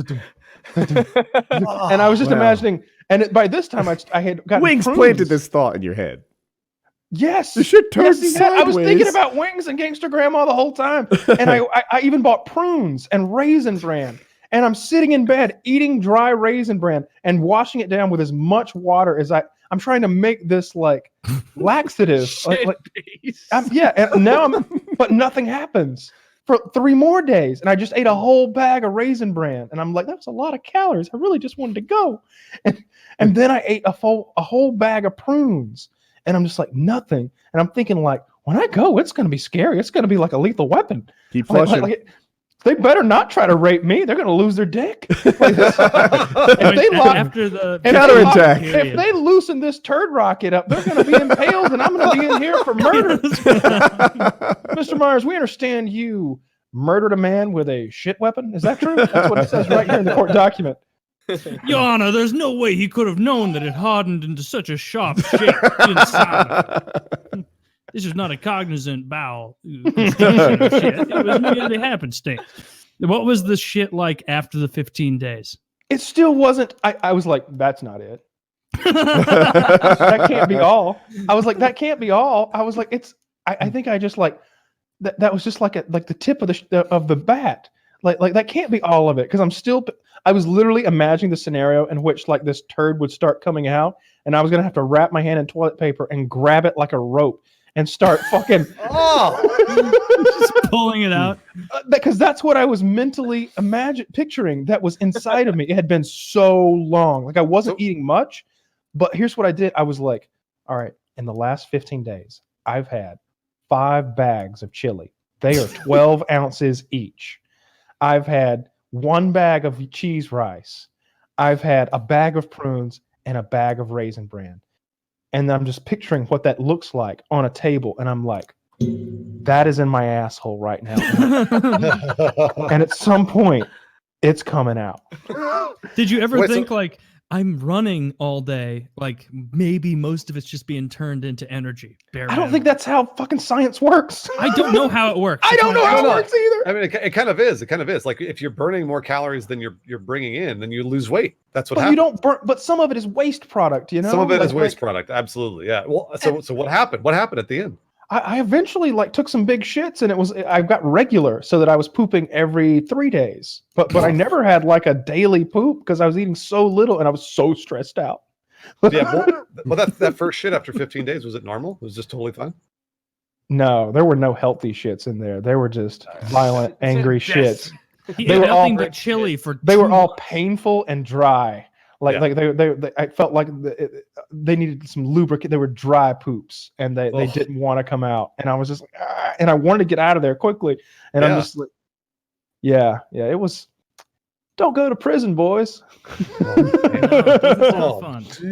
Actually, parts of it sound like great fun, Taylor, don't they? Like I want to exercise with snow. I want to do pull-ups. Fun imagining it the same way it's fun for me to imagine being like a Marine and coming back from the shitty parts and everybody being like, wow, look at that guy. And me being like, yeah, you know it. But like having to like kick open doors and shoot people, I don't want any part of that. I just want the stolen valor part. Like, there you go. That's how you do it. Perfect. That's the great mentality to have. Yeah. I want to know, Kyle, like like you talked about the PTSD therapy or training, whatever they call it. What can you go into what that was? Was it just talking it out, mental exercises to do? They would just fire guns. Mental and physical exercises. I would follow her finger left and right, and when we talked through things, and I would also do this thing where I crossed my arms and sort of alternated taps left to right on my shoulders, like that, while following the finger. And she explained how it worked, how it activated, it alternated activating parts of your brain or something like that while keying in on bad memories and then like washing over them with good memories or something like that. It helps a lot. It was, like I said, I thought it was quite hokey when she described it, and I was just like, all right, well, they say I got to do it, so I'll do it. But by the end of it, I was like, I think this helped. I feel better about all. What if it was all part of like wax on, wax off? Oh, that would have been great. Like at the end of it, you're just like, follow the finger. And like, that's how you get sentenced to less time. Like it's some carnival game. But yeah, I'm glad the whole thing is over. Finally, I'll do some, like, these 2 months of at a dorm or whatever, I'll still, if that's the case, I'll still be able to do the show here. We'll just, I don't know when we'll record it. I don't know what the times will be, but I'm sure we can work around it somehow. Might have to move the upload date even. I don't know, like and have to record on weekends or something weird like that. I don't know what we'll have to do or what we want to do. It's only a couple months. We'll get through it. Yeah, it's just a couple months. And it'll be a couple of months most likely before that even begins. But yeah, everybody's pretty happy over here with how things went. We were surprised I got any time at all, frankly. It seemed like the judge was kind of understanding that the distribution thing was not standard distribution at all, that it was someone smoked some weed at my house a couple times, and that the fire, he was like, how are the firearms connected to the marijuana? And she was like, well, they were everywhere. And he's like, well, I mean, we've kind of been through this. He was a manufacturer of firearms. She's like, well, they were everywhere, and there was an enormous amount of ammunition. And I was just like, well, that's all true. There were a lot of guns, but it was sort of a sticking point, it seemed like, for the judge even to be like, I'm not sure how the firearms are related to any marijuana or anything. It's like pot. Maybe the pot was touching one of them. So they're like, see? They were just in the same room or something like that, and they sort of that was literally the connection, I guess. And by the way, from the first time I was on PK, I don't know if you remember, but I was like making fun of the fact that you had like a billion guns just behind you. Yeah. And even I am someone who's like, what the fuck do the guns have to do with it? Yeah. They didn't have anything to do with it, and that was sort of the case that my lawyer made in court. He's like, usually when we talk about this sort of like, when we add the guns to the drugs, it's because the guns are being utilized in the drug enterprise. They're being used for intimidation or to procure the drugs or to protect the drugs or something like that. That's not the case here. And I believe the judge even used the term incidental, that the guns being there was just incidental to any drugs being there. And now that you've said that, I think I can say this. I was starting to lead to it before, like silencer was a point. A short-barreled rifle was a point, if I remember right. But those were legal licensed guns, and it was weird to me that a silencer with a tax stamp on the records, everything above board, was like even worse than another gun. And yeah, that was part of like the search warrant thing. That's what kind of made things different, was because there were some issues with the initial search warrant that, had I not owned legal suppressors and stuff, that maybe the whole thing could have gotten thrown out because of the way the first warrant was written. But because I did own suppressors, there's this, I can't remember the terminology, but essentially they were going to be able to get a warrant regardless. So even if their warrant was bad, the argument would be, well, we'd have gotten a good one anyway, just based on him having suppressors. So, which is such a bullshit argument. Like, that's the point of getting a good warrant. You have to get it. And to me, it's like they're legal. Warrants. Legal should be legal. You can't say they're legal, but you know what? Since he does have certain things that he's paid his taxes on and he's above board with, now he's like sort of illegal. Yeah. Well, I mean, the initial warrant said that they searched my house because I was wearing shorts. I'm not making that up. What? Well, were you wearing shorts? I was, in fact, wearing guilty shorts. as charged. Yeah. Now, wait a second. Were they cargo shorts? Yeah, because that's I'm a on crime. board. They were basketball that I'm not shorts. committing. I was wearing basketball shorts. What was the weather, though? Very hot, about 93 degrees that day. August. Okay, that's not a suspect. Look, if you're wearing shorts I in the didn't think winter, so. you did it. Look, You this is the stuff that's been going through my mind and my family's mind and everybody who Can knows. you expand on the shorts thing? Does it make sense if you add context? No, it doesn't make sense when you add context. How is that possibly? Did they misspell a word? No. How is Your that? Honor, we meant to convey that he sharded. He had shots?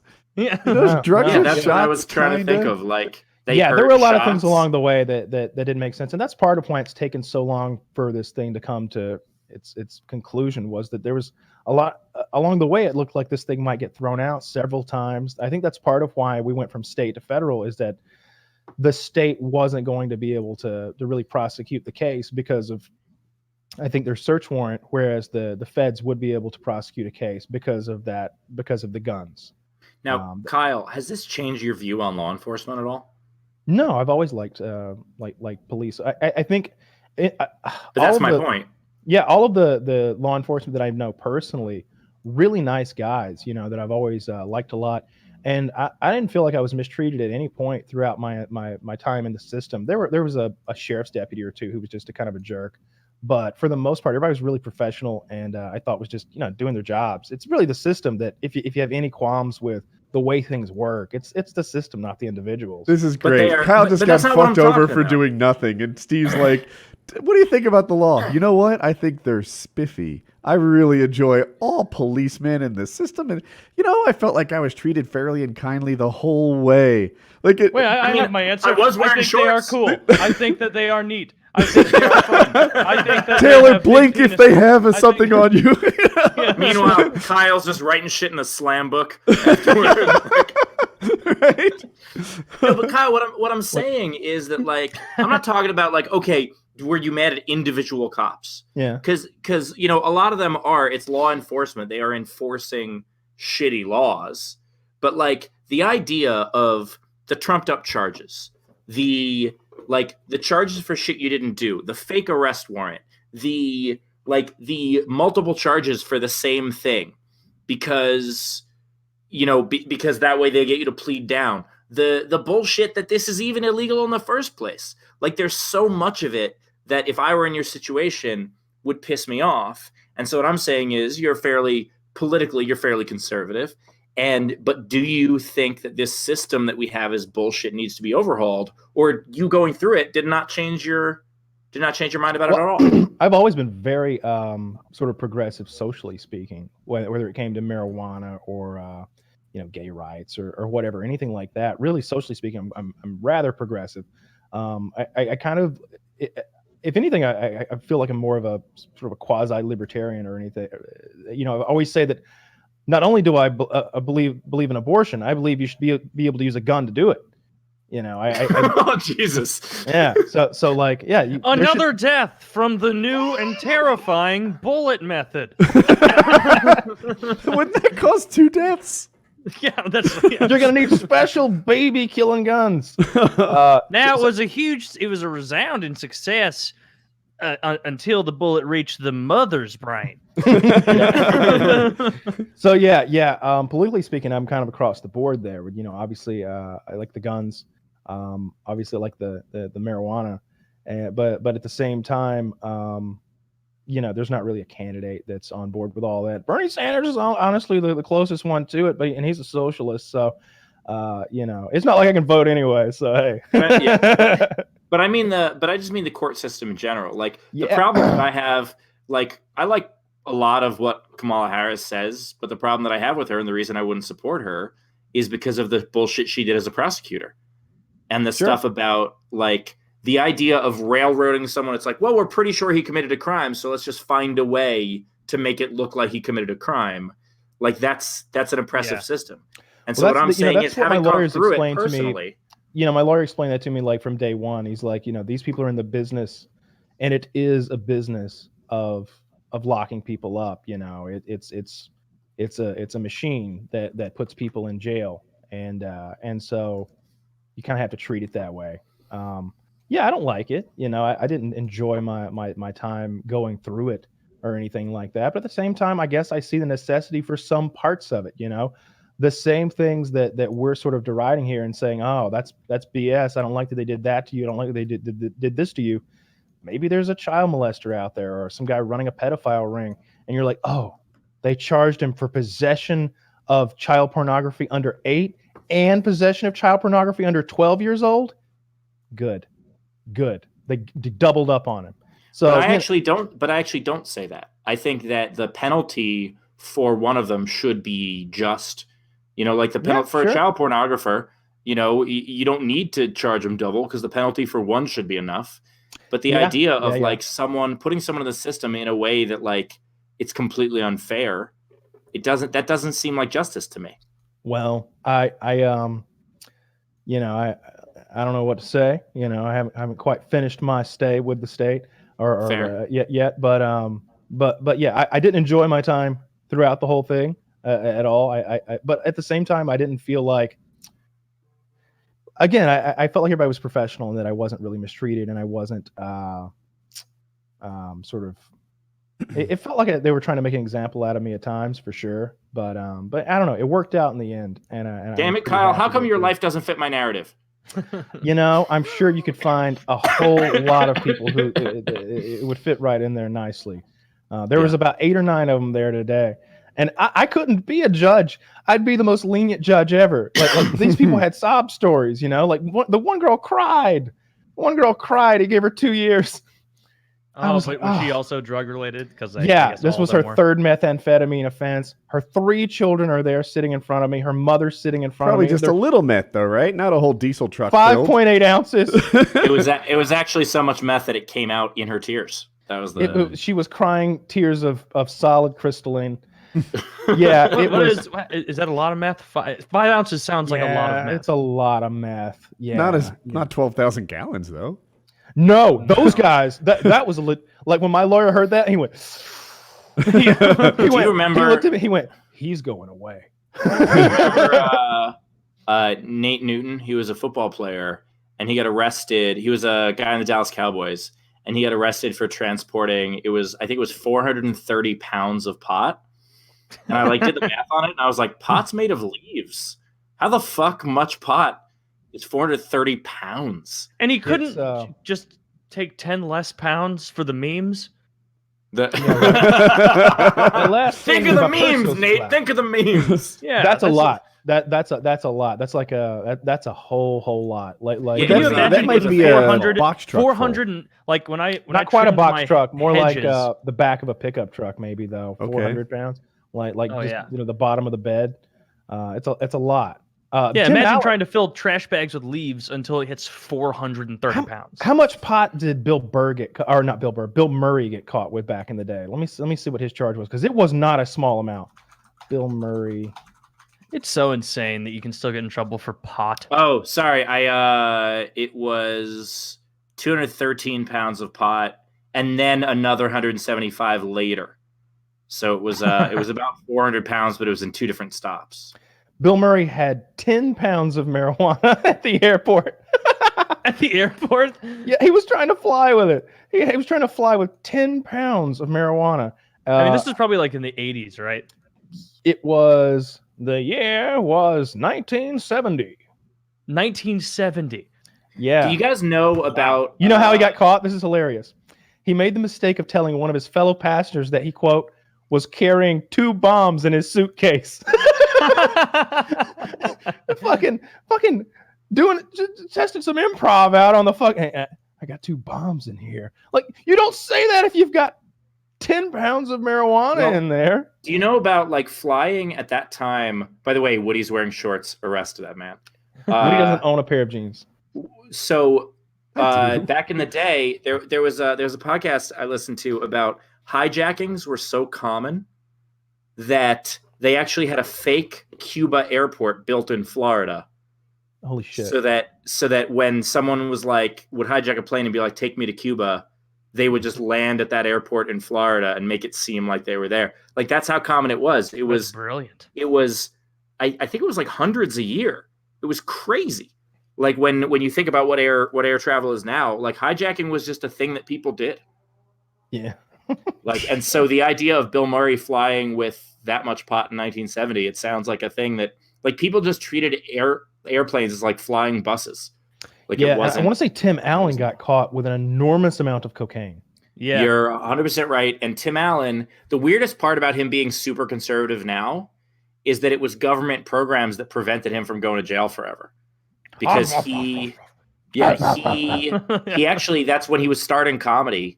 He got arrested for like tons of cocaine and he flipped and ratted out everyone. And so he was stuck in the state of Michigan for a while. And then he was just doing stand up like within Michigan because like Kyle, he could not leave without permission. Yeah. And so, so that's how he got his career started. That's pretty cool. And then just like a, cool guy of the week. 15 years he may very well be cool guy of the week. Yeah. But then just 15 years later, he's doing Home Improvement. Toy Story 4 coming soon. Everybody hyped? Do you know who Roy Wood Jr. is? No. Roy Wood Jr. No. Roy Wood, just an amazing comic, and he's one of the correspondents for The Daily Show now. But he's someone who's going to absolutely break pretty soon. Like his stand-up is unbelievable. It's like next level shit. What's he look like? But Roy Wood, he's a black guy, has kind of a round face, heavy guy, smiles a lot. Not really heavy. Totally not. The way he started was he was in college and he was doing like all these like petty crimes where like he and his friends were committing like credit card fraud with like they had someone help them at a department store where they would like take some of the jeans and return them even though they hadn't bought them, and like all kinds of shit like that. And like I think passing bad checks maybe, and like a bunch of like small crimes that for college students gave them more money than they'd ever seen before. Non-violent crimes. Not violent crimes. And he got a victimless crimes except the people they stole from. But he got arrested, and in the month or so he was waiting for like to find out if his sentencing, he basically was like, well, I've always thought about doing stand-up. Fuck it, this is my last chance. So he did it a couple of times, and then the judge let him off with probation. And by then he was like, all right, I guess I'm a comic now. And that's how he got to start. Oh, that's interesting. Yeah, he decided to use the time he thought he had, the only time he thought he had left. So my point is, Kyle, what is it you're going to do with your probationary time? Well, I've been doing it. I've been getting very good at video games. See? Yeah, I'm pretty excited about PUBG. Like this is completely taking a left turn, and Steve probably has no idea what PUBG even is, but I do not. Huge update to PUBG. Just lots of stuff's coming soon. It's a video game that I like to play, so real excited about that. What kind of video game is it? First person shooter. 100 people drop. It's a battle royale. 100 people drop onto an island. They quickly loot and find guns, armor, weapons. They fight until there's only one man left. Oh, I played one of those. Probably played Fortnite. No, it wasn't Fortnite. It was probably Call of Duty. 2 years ago. It was the thing that like everybody was. It was not Daisy, you but scramble for stuff. And probably PUBG. It's probably what I'm describing. Did you drop out of an airplane at the start? Yes. Yeah, that's PUBG. What are the other names for it? Player Unknown's Battlegrounds. What's the H1Z1? That would have been 2 years ago ish. No, that's even farther back. Oh. PUBG's 2 years ago. Okay. It's called PlayerUnknown's Battlegrounds, or just Whatever it Battlegrounds. was fucking fun. Yeah, it's real fun. I play on PC. I got into PC gaming late in life. A lot of the guys who are really good at it seems like they've been playing since early childhood. Like their dads had set up LAN centers in their basements and shit like that. But I really enjoyed it a lot. I think I'm going to go back and play some more Sea of Thieves, that pirate game that I was playing a couple years ago that I shit all over and talked about how bad it is. Apparently, in the last 2 years, they've improved it a ton. I've been watching Summit play that on Twitch a lot, and he's just hilarious at it. He boards enemy ships, stows away, waits until they collect all this treasure that's really difficult to acquire treasure, and he's like literally hiding on the boat, and he's like talking to his friends who are following in their ship just out of sight, like over the horizon, and at the perfect moment he springs his attack and like sinks their ship with explosives and takes all of their loot, and his friends show up just at the perfect time, and they just take all the things from these children, and it's hilarious. It's real fun to watch. It's like legit heists. Yeah, it's like piracy. It's and like a lot of the times you can hear the enemies like discussing what they're doing, and talking about what they're doing. And there's like this. It's a pirate ship, so like there's this map on the pirate ship, and he can go over and look at the map, and he can determine what mission or quest they're out on. And there are some quests that like you only get once, or you have to earn the right to do, and they're very, very profitable. Like it might be many, many hours of someone's time that they're only allowed to attempt once. And he'll wait till like they finish it. They just finished all of their work, and they've got these 3 glowing green chests of gold sitting on the floor. And the whole time he's been literally laying down under a table or behind a chair, and he just springs into action and like blows up their ship and steals all their things. It's a lot of fun to watch. So I'm gonna play some more of that. That sounds kind of awesome. Yeah, it's a pirate game. It's called Sea of Thieves. It's on Xbox, but and that's the other thing that's interesting. There's a big skill gap. With a mouse and keyboard, you can be very precise with aiming, and you can do a lot of things that you can't do with an Xbox controller. And this is a cross-platform game, so the PC guys are beating up on the Xbox guys. It's a lot of fun to do. But yeah, I haven't acquired any new talents or anything other than patience. Which is a good one. Yeah, I'm very patient. Just sitting around and waiting on all this to be over for the last 2 years. Well, congratulations. Yeah. How big is the relief? Like when you heard 2 months, were you I was pretty dancing psyched. inside? Were you? Yeah, I was pretty happy. I went in prepared to get the full 6 months or whatever potentially. Like I sort of mentally prepared myself for that, and but also knowing that it could be 0, but also knowing that maybe they throw some curveball and they try to like railroad me or something like that. You never know. So yeah. I got sued for someone else broke a contract and then sued me for it. And I had never been through the legal system before. And it was ridiculous. And I was talking to a lawyer, and I was like, we have all this evidence. We have all these emails, all these things that I was like desperately trying to get him to sign a contract. He never did. And now he's suing me for breaking a contract he never signed. And the lawyer basically was like, well, you are probably going to win, but people have lost and won at better odds. Yeah. And you never know if you're going to win. You never know if you're going to lose. And what ended up happening was the judge basically threw out all of his claims and said this is preposterous. And then was like, but you should probably pay his rent for 3 months. And we were like, but why? And she's like, because it's folksy and we're in Tennessee. Like it was so ridiculous. I sentenced you to be his butler. That's what it was. That's what it was. Because he's my butler. Because he's my butler. Yeah. It can. I'm about to sue someone myself. I've been waiting for this whole thing to wrap up. I can't talk about it for obvious reasons. Oh no. But we've been. Yeah, that's right, Steve. Me. I've had enough of your defamation of my character. And we'll be suing you in the state of California. It's gonna be rough. So someone we're gonna sue someone who didn't do a good job at something they were supposed to do. And don't give too many details. Of course not. I know. I'm joking. Yeah, I'm the tight-lipped one. I ain't gonna spill any details about this pending lawsuit. But that'll be good because I'll probably profit quite considerably from that. While you're Nice. in the halfway house, is Wings gonna co-host or who's gonna? I will host. I don't care if I got to fucking satellite phone in. No, Wings is not going to co-host. I would No, love it if you could bring your computer to the halfway house and just I have... don't think... Do you remember when Wings of Redemption had a random cast of characters behind him? Here's Crazy Joe. He's living with me this week, but he stole all my Coca-Cola. I'm not sure it's going to work out. Right? Like, you know, that random guy. Remember the guy came by, was just dressed in a Confederate like soldier's uniform for some reason? I thought that was a Marine Corps uniform No! or something like that. There was a Civil War reenactor in the background. I think there was a Civil War reenactor behind him, and like people would just show up and they'd have like random guests with no mics screaming across the room. And was he doing was like great. the worst ever Howard Stern's whack pack? Yes. I have wanted a whack pack for so long. He has, but you're going to go to a halfway house. There could very well be whack pack material there. There probably will be. I will see if maybe I don't want to bring those people necessarily back to my home. But they live there, Kyle. I mean, they you're live on there during too. the day. You're on a nice luck streak, so like, I say go for it. Yeah, so let's roll the dice. Keep 'em Andre, coming. bring the amigos. We're going back to Mikasa. Yeah. But I don't know what a halfway house is like. Apparently, I picture something like a hotel where there's a hallway with lots of doors on either side, and everyone retreats to their own room. I have no idea. I think you have roommates in most of them. Yeah, I may have a roommate. It may be like a Full Metal Jacket scenario where it's just a big room full of beds.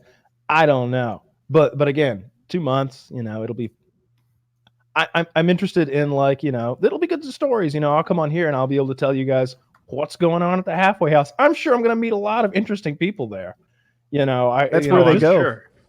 That's where they go. They're all going to be drug offenders based on what are you in here sample for? size. I was too interesting for the outside world. Excellent. It's going to be a lot of that. But looking forward to paying my debt to society and moving on. I'm looking at pictures, by the way, and like they range from everything from like, oh wow, that's a really nice like castle looking thing to like, look at this fucking shack. And so hopefully you get a good one. On Wikipedia, it kind of looks like a church. I'm having a hard time resizing there's the image. There's one I see with a picture where it's like one bed per room, and there's one with like a Full Metal Jacket situation where there's like or a Southern fraternity house where it's like sleeping quarters. Let me read this to people. It's not long. A halfway house is an institution that allows people with physical, mental, and emotional disabilities, or those with criminal backgrounds, to learn the necessary skills to reintegrate into society and better support and care for themselves. And then it goes on to talk about how a big component of halfway houses seems to be a therapy. I don't think all I know. Wikipedia. Yeah, I think this is going to be a different thing, but I don't even know. Like I said, I may. And you know which one already? No. And again, so you don't. Yeah, we don't even know if they'll be able to find a bed for me. So like there's a whole like we'll see what happens next type scenario going on right now. I'm crossing my fingers that 2 months goes by. They don't find a bed, but they figure that's it has been 2 months and your time is served. That I think the lawyer said that he's like, you got 2 months? You won't do 2 months. And I was like, really? Well, all right. So again, time off for good behavior. Like I have no idea. He just explained that the system is so crammed full and overcrowded. He's like, if you went to prison, well, they could take you today. They always got room in prison, but not in the halfway house. If you aspire to be cool guy of the week, I would love to see a Tinder date back to the halfway house, right? That takes a certain level of... I know for a fact that's not allowed.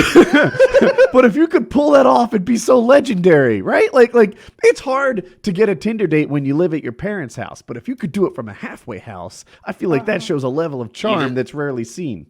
You just have to find, and by the way, no loopholes, no like finding the ugliest girl there. She needs to be your peer. Yeah. By the way, I'm looking at some of these pictures. Some of them look like just like the shittiest garbage dorm rooms, and some of them look like bed and breakfasts.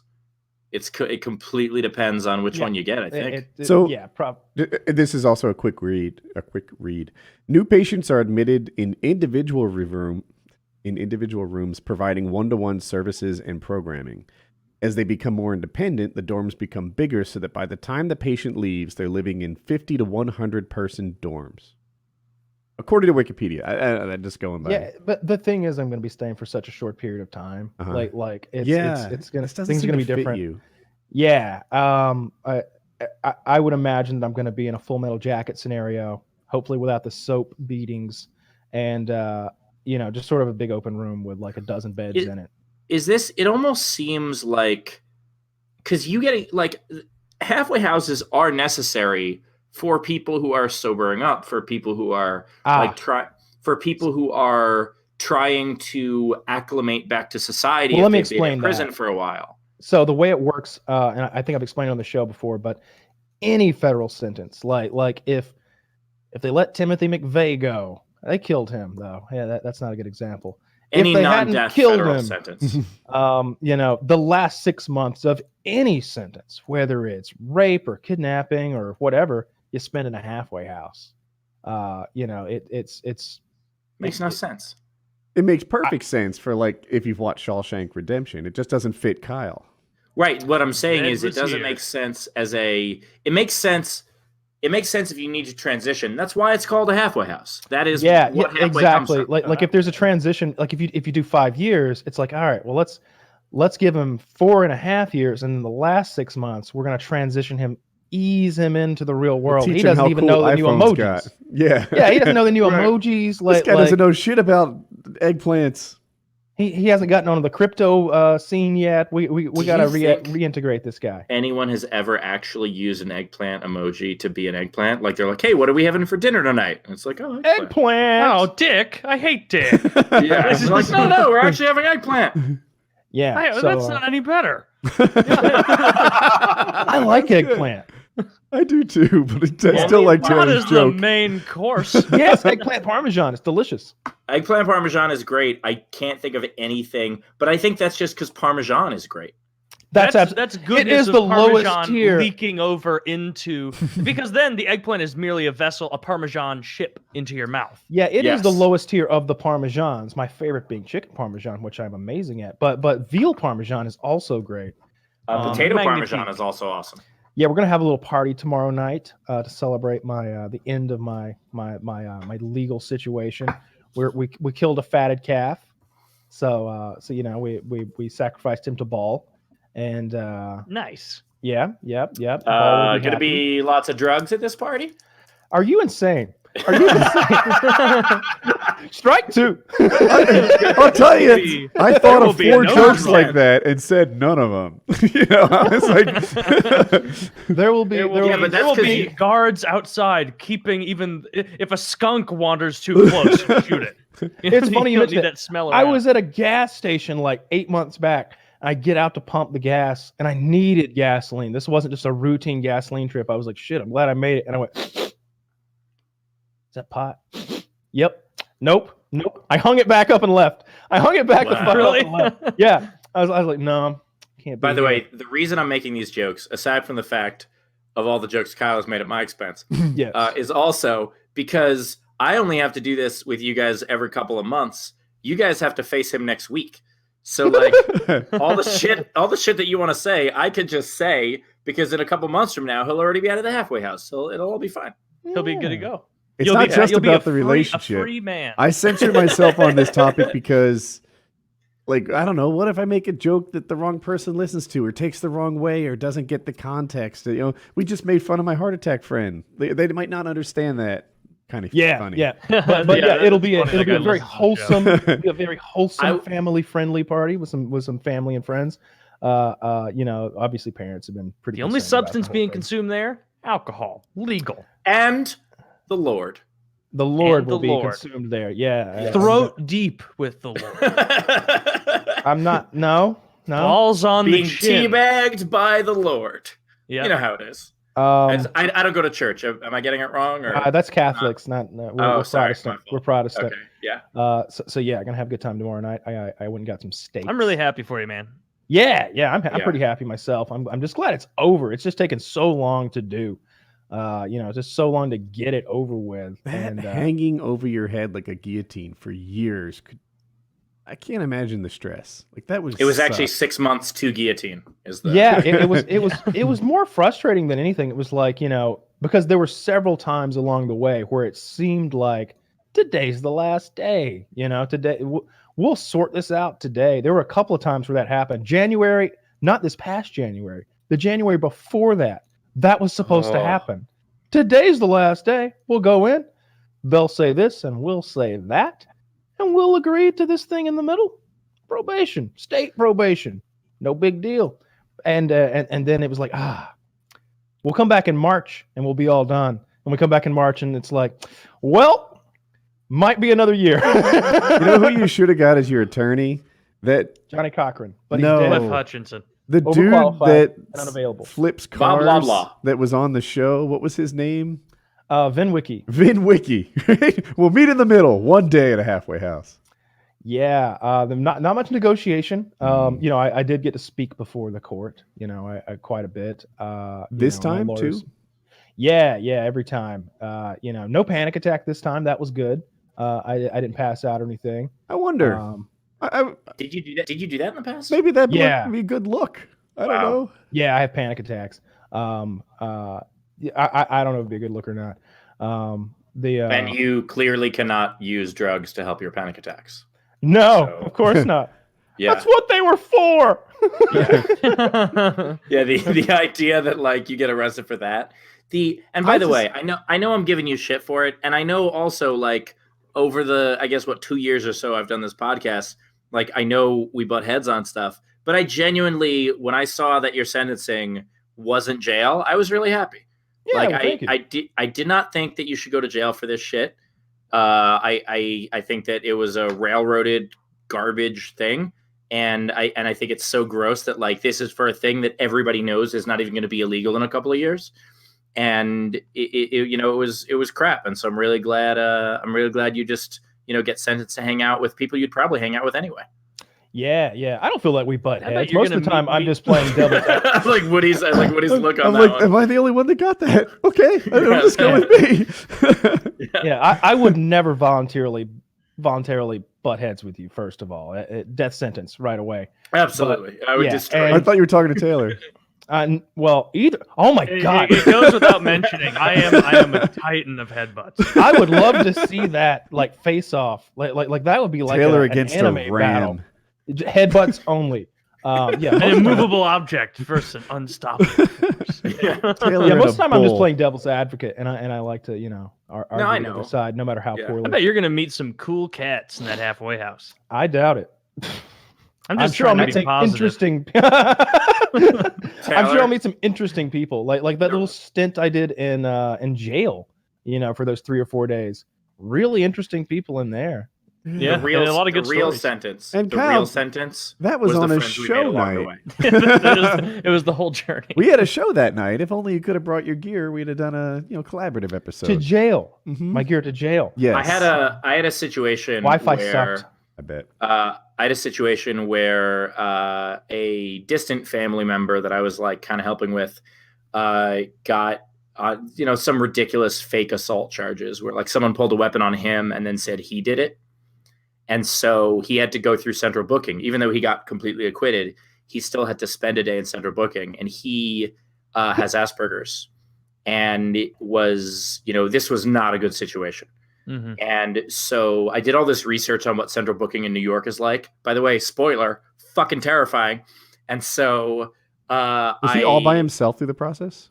All by himself. And so, no one could go in with him. I don't know. And so, Yeah. So basically, one of the things they said, like, he's allowed to bring in a couple of books. So, like, I got him some books of stuff he'd be interested to pass the time, but he was also allowed to bring in quarters for phone calls. And so I got him a fuck ton of quarters and basically was like, anyone who needs a quarter, you give them one. Like, anyone who wants to make a phone call, this is how you're going to make friends. And so there was one guy, I got to talk to him during the day. Like, he called me. And he said there was one guy who was being kind of nice to him. And I was like, can you put that guy on the phone?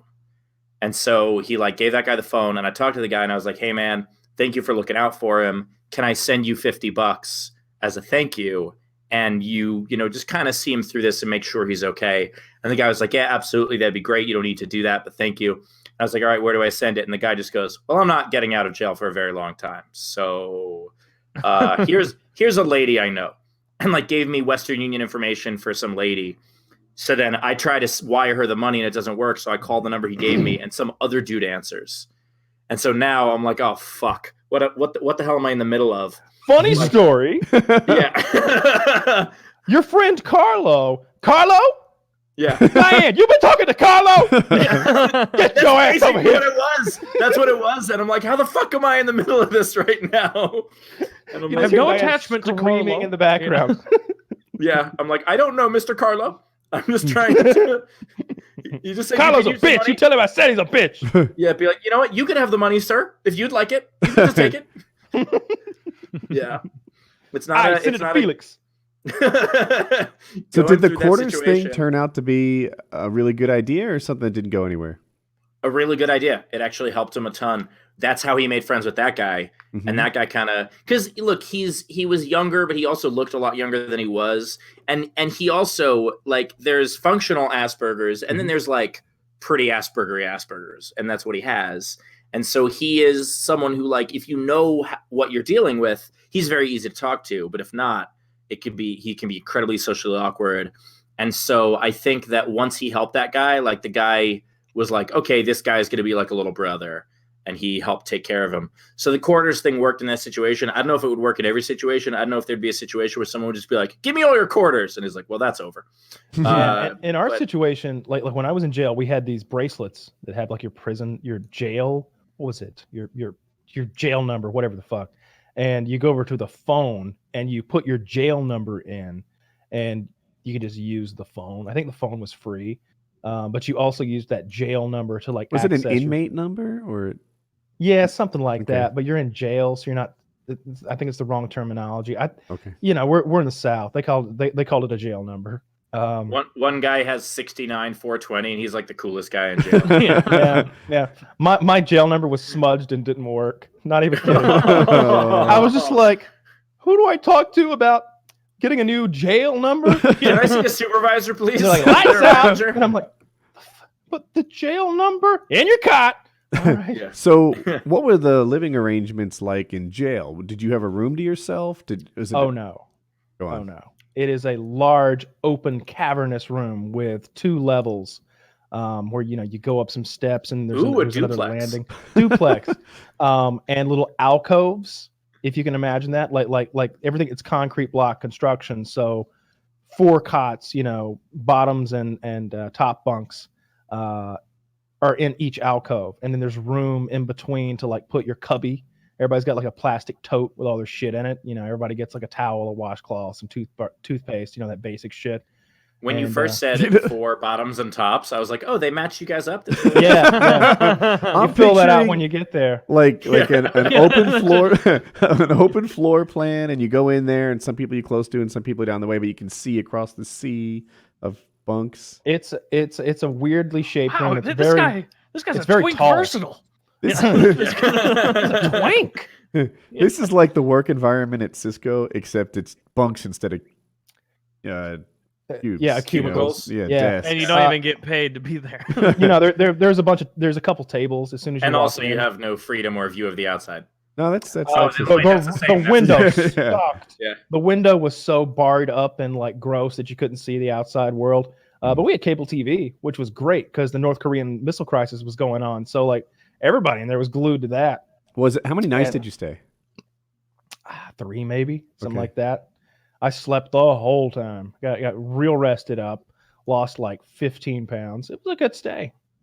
And you have to like shit in front of everybody? I didn't shit the whole time I was there. I'm going to be honest with you. I didn't shit the whole time. But hypothetically, you would have had to. Well, not in the open. You got like a curtain. You got like there's like some privacy. Like actually, no. There were stalls. There were like 2 or 3 stalls with toilets in them. And there was like a shower with like one person could get in at a time with a shower. Maybe 2 showers with shower. Hypothetically, could 2 also get in? Yeah. Top and a bottom. Yeah, I don't think nobody was really interested in joining anybody in there. Everybody, Yeah, it's the first day. They Bunch were of cool guys. For me, it was the first day, but for some of them, they'd been in there for. So look, you get arrested, and as long as you didn't like do something crazy, they'll give you bond. And the way bond works, you often hear it on the news, like, oh, $50,000 bond, and you're probably like, who has $50,000 lying around? Maybe not everybody. Bail bondsman, right? Bail bondsman, you pay like 10%. Is all you have to come up with, and he foots the rest of the bill. And you can do property bonds, and sometimes it's just a signature bond. You're basically signing and saying, "Hey, if I run away, you can sell my car," that sort of thing. But if you have 50 grand, you could just give them 50 grand, then they give it back to you when you go to court, right? Oh yeah. Is it like a security? It's like a security deposit. Security deposit. Yeah, exactly. But for people, and that's what. It's actually a similar amount of. That's a similar bounty hunter. Yeah, that's what bounty hunters do. They people put up 50 grand. You only put 5 in. They're making sure you go to court. They're forcing you to go to court so they can get that 50 back. That's their business model. Absolutely. They're on the hook for that. And if you run, they go find you. They come and get your ass. Yeah, for sure. Or they at least attempt to. And so there was this one guy in there who'd been denied bond because he had fled the last time they gave him bond. And he was a real numbskull. This guy was maybe 23, 24 years old. His teeth were rotted out of his fucking head from methamphetamine. And he was like, they won't give me bond. They know better. He's like proud of it. He's like, they know better. Last time they caught me, I was almost to Boston, Massachusetts. If you can make it to Boston, they can't bring you back. And I'm in my head, I'm like, Boston doesn't have an extradition treaty. Yeah, if we were, that's what he was about to explain, right? If we were in the free world, or if he were on this, or if you said that shit to me, I'd be like, dumbass. Yeah, unless you go to a country without extradition treaties with us, they'll just drag your ass back. Dude, I'm tired of all these fucking criminals ruining the city because of the no extradition thing. It's a major oversight. But we're in jail. But That's we're in jail, where the Patriots fans come from. Yeah. We're in jail, so I'm just like, really? Interesting. Yeah, you're like, I almost made it last time. They bester not turn me loose again, or I'll gone. I was like, well, when's your court date? Oh shit, 4 more months. I was like, how long have you been in here? He's like, a month and a half, 4 more to go. And I'm like, you could have been at home with your mother. Yeah. And instead you're in here trading fucking boiled eggs for Snickers. You could have been at home doing meth with your mother. That is probably that's the hard part about me hypothetically being in prison. I daydream about this and wonder how it would work out. I don't know if other people do that too. But it's like I would handle a guy like that, right? 9 times out of 10. 9 times out of 10, I'd bite my lip or bite my tongue, whatever it is, and just not say what I'm thinking. With the teeth that you have, it makes you do it. Right? Like I wouldn't explain what an extradition treaty is and how stupid he is. But 1 time out of 10, I might. And I don't know that I could do 15 years with that kind of problem.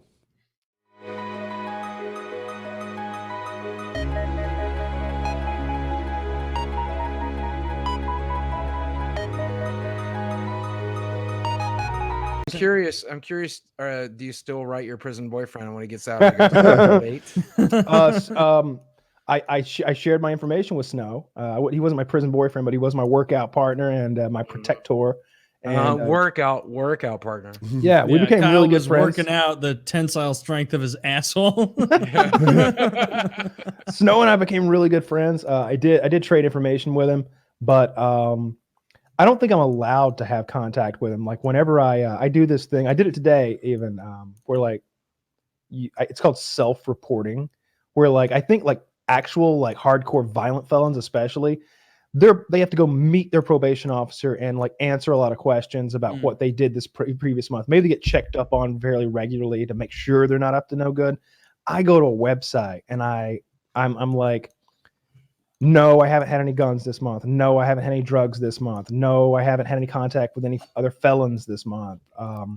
No, none of my pertinent details have been altered. No, I don't have a different mailing address. No, I don't have this or that. No, like, yes, this is still my car. Yes, this is still my address. Yes, this is still my phone number and email. Submit. And like that's basically the only thing that I do other than the random drug test that I have to No like, drugs drive or guns for an entire month. Why even be free at that point? forever. So you can't contact other felons? I don't think so. I'm not supposed to have any contact with them. I think that's probably frowned upon. But there's because felons make up a chunk of our population. Like, yeah, they're not talking about bumping into the guy at the gas station. They're talking about like getting your old gang back together. And plotting some more robbery. Getting the gang back together. You might have had a felon in your, in the edges of your life before this whole incident. Sure, and maybe there's a way around that. It's one of those things. It seems to me that like if you talk to them and explain what's going on, like, it's whatever. I gotta believe. Is it Chuck, the alcoholic? Chuck, yeah, he's probably a felon. I don't think he is. I think he's a misdemeanor, serial misdemeanor. Like I said last week, he was in jail with me. He's got to pump up those numbers. A bit of a loiterer. He was literally in jail with me when I got arrested. It was hilarious. Like I just remember them. I thought that was a joke. No, I swear to God. No, I was in jail. I'd been in jail for a day or maybe two, and they wheel Chuck in a wheelchair, his foot all in a cast, and I'm like, Chuck? Hey man, what's going on? The fuck are you doing here? I don't remember what he did. Writing bad checks or something. Man, like this that. is a psyop to get you comfortable. I remember eating that egg salad. How I He's eating get this free egg salad healthcare. sandwich all over his face. Jail sucks. Prison's no fun. Jail sucks. Like people think they're synonyms. I'm not sure I understand the difference. So okay, so if you get arrested tonight for a DUI, they take you to jail. If a Okay. judge says 50 years, you go to prison. That's the difference. There are state prisons and federal prisons. I went to federal prison because I was convicted on a federal level. And so those are the differences. Jail is like temporary holding most of the time, or if you're sentenced within a locality like a county or a city. If you get sentenced by your local judge, like right there in your city, in your town, for whatever, DUI or petty theft, he can give you 30 days in the county jail. And that's like wherever you're from, Franklin County, Georgia, jail. And that's where I was. I was in the Franklin County, Georgia jail. And it is awful. I have a theory. Do you think that prison is not as bad because people have had time to stabilize and like, whereas jail, people are coming and going and they don't match? Go ahead. No. Why? Tell me what you know. Everything is worse. The living conditions are meant for temporary stay in jail, for one thing, or at least short term. Prison, it's like this might be the rest of your life. So you've got sort of a bed. I mean, not really, but it's so much better than the jail bed. The jail bed, it's a flat piece of steel with a thin little pad on it. The prison bed, I had like it's like a metal square with like springs Tempur-Pedic. in it. It's just the springs and a thick pad. In jail, everyone gets their own bed. On TV, they're like in a cell with benches along the sides. Benches. Oh, so that's a holding cell. Uh-huh. That's not. That's in a jail, but they're not being held there for more. That's until they get booked or released. That's just a holding cell. Jail are pods with like communal living where everybody's in a big fucking room with bunk beds. And like there's a couple tables and a television. That was my situation. Was where you realized there was a pedophile in there with you, and you a chomo. latched on to everyone else, being like, "Look at that fucking child pedophile." Fuck yeah, him. yeah. Hey, we were all in there for like drugs. That was it. Everybody was there for drugs, and then maybe Respectable petty crimes. theft. Yeah, And then one kitty did non-violent, no one got hurt crimes. This guy smoked some meth, this guy smoked some weed, this guy had a blunt, this guy didn't show up for his probation thing, he violated his They whatever. were all non-violent. People do violent stuff. Everybody that I saw was non-violent. Okay. In the jail, and then there's the pedophile. There he is, and we're all just like, I don't like that at all. Yeah, I don't like it either. I think we might have to do something. I'm just, yeah, we might have to. I'm gonna get the fuck out of here. I ain't gonna do nothing. I want out. I wonder what the pedophile did. They caught him, and he was like working as a plumber, but like not like don't think Roto-Rooter. Like someone hired him to come do some plumbing work. Someone hired him to come do some plumbing work at their home, and they caught him in the bathroom with their like 8-year-old daughter with her pants down, I guess. Wow. And yeah, so I was surprised. He was a little beat up. I was surprised he made it because you could beat this guy to death. King of our country, that guy wouldn't get a chance in jail. I benefited the doubt way too much. I was like, well, maybe he had some pictures on his hard drive or something. You know, maybe, yeah, but he's in them going, yeah, dude. Maybe it was. Yeah, dude, I fucking love that 11-year-old. I actually thought maybe it was child anime porn. Like, why did I go there? Like, he's that innocent. There were no humans. This because you're Mr. Benefit of the doubt. I have a problem that way. Yeah, it's not. I wish you were my judge. You'd have I'd be like, Judge Woodworth, I'm pretty sure someone planted that marijuana on me. Like, that makes a lot of sense. You ever been in trouble before? No, and I'm kind of famous on the internet. People are always sending me things. Wow. Why? Not guilty. Not guilty. If I were you the should judge, all be ashamed of yourself for bringing this before me. I don't know why I just assumed. I even thought there was a fair chance it was next just case. Drawn Yes, Your Honor. This is the child case porn. of Rapey McRaperson. How you doing, my friend? Did she really say she didn't want it? How short was her Case skirt? dismissed. She was asking for it, Mr. Woodworth. Well, man, she was coming up to me and saying, this hole needs filled. And I was like, I'm the only man around to take care of the job. So, when you put me in jail for this, it's kind of a little bit racist. Yeah. A little bit so. Yeah. You're going to put Danny Trejo in jail for fucking a 19-year-old? I A was on the 19-year-old swim who team, turned too. out to be an 11-year-old? Oh, Jesus Christ. She was so developed, man. I was like, these titties don't say 14.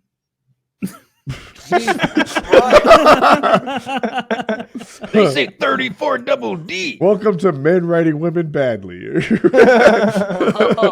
that's a fucking way that goes. That's what You have 30 minutes to hide a USB drive in your house. Your house will be raided by the police, detective, and FBI agents, all searching for the USB. Where do you hide it so it won't be found? Well, let's see. Let me just copy the top few comments. I would take the handle off the stove. Of course, it's hollow. You know this I'll put one. in there. Or I'll go into the bathroom. I'll take the lid off the toilet, take that floaty ball that's in there, split it open, throw the thumb drive inside, super glue it back up. Those are both great ones. And Those are both the top two comments. Yep. Yeah, I was. Feed it to my dog. I had that idea too. Yeah. It would kill my dog, but it should probably be okay. My dog thinks it's a peanut.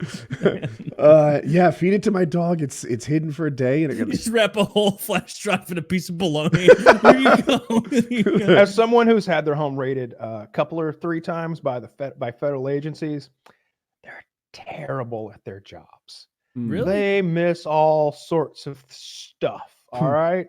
Like if there's, I won't go into great detail, but some stuff they would have liked to have gotten, like, oh no, we left one of those, 5 of them. Oh God. How much?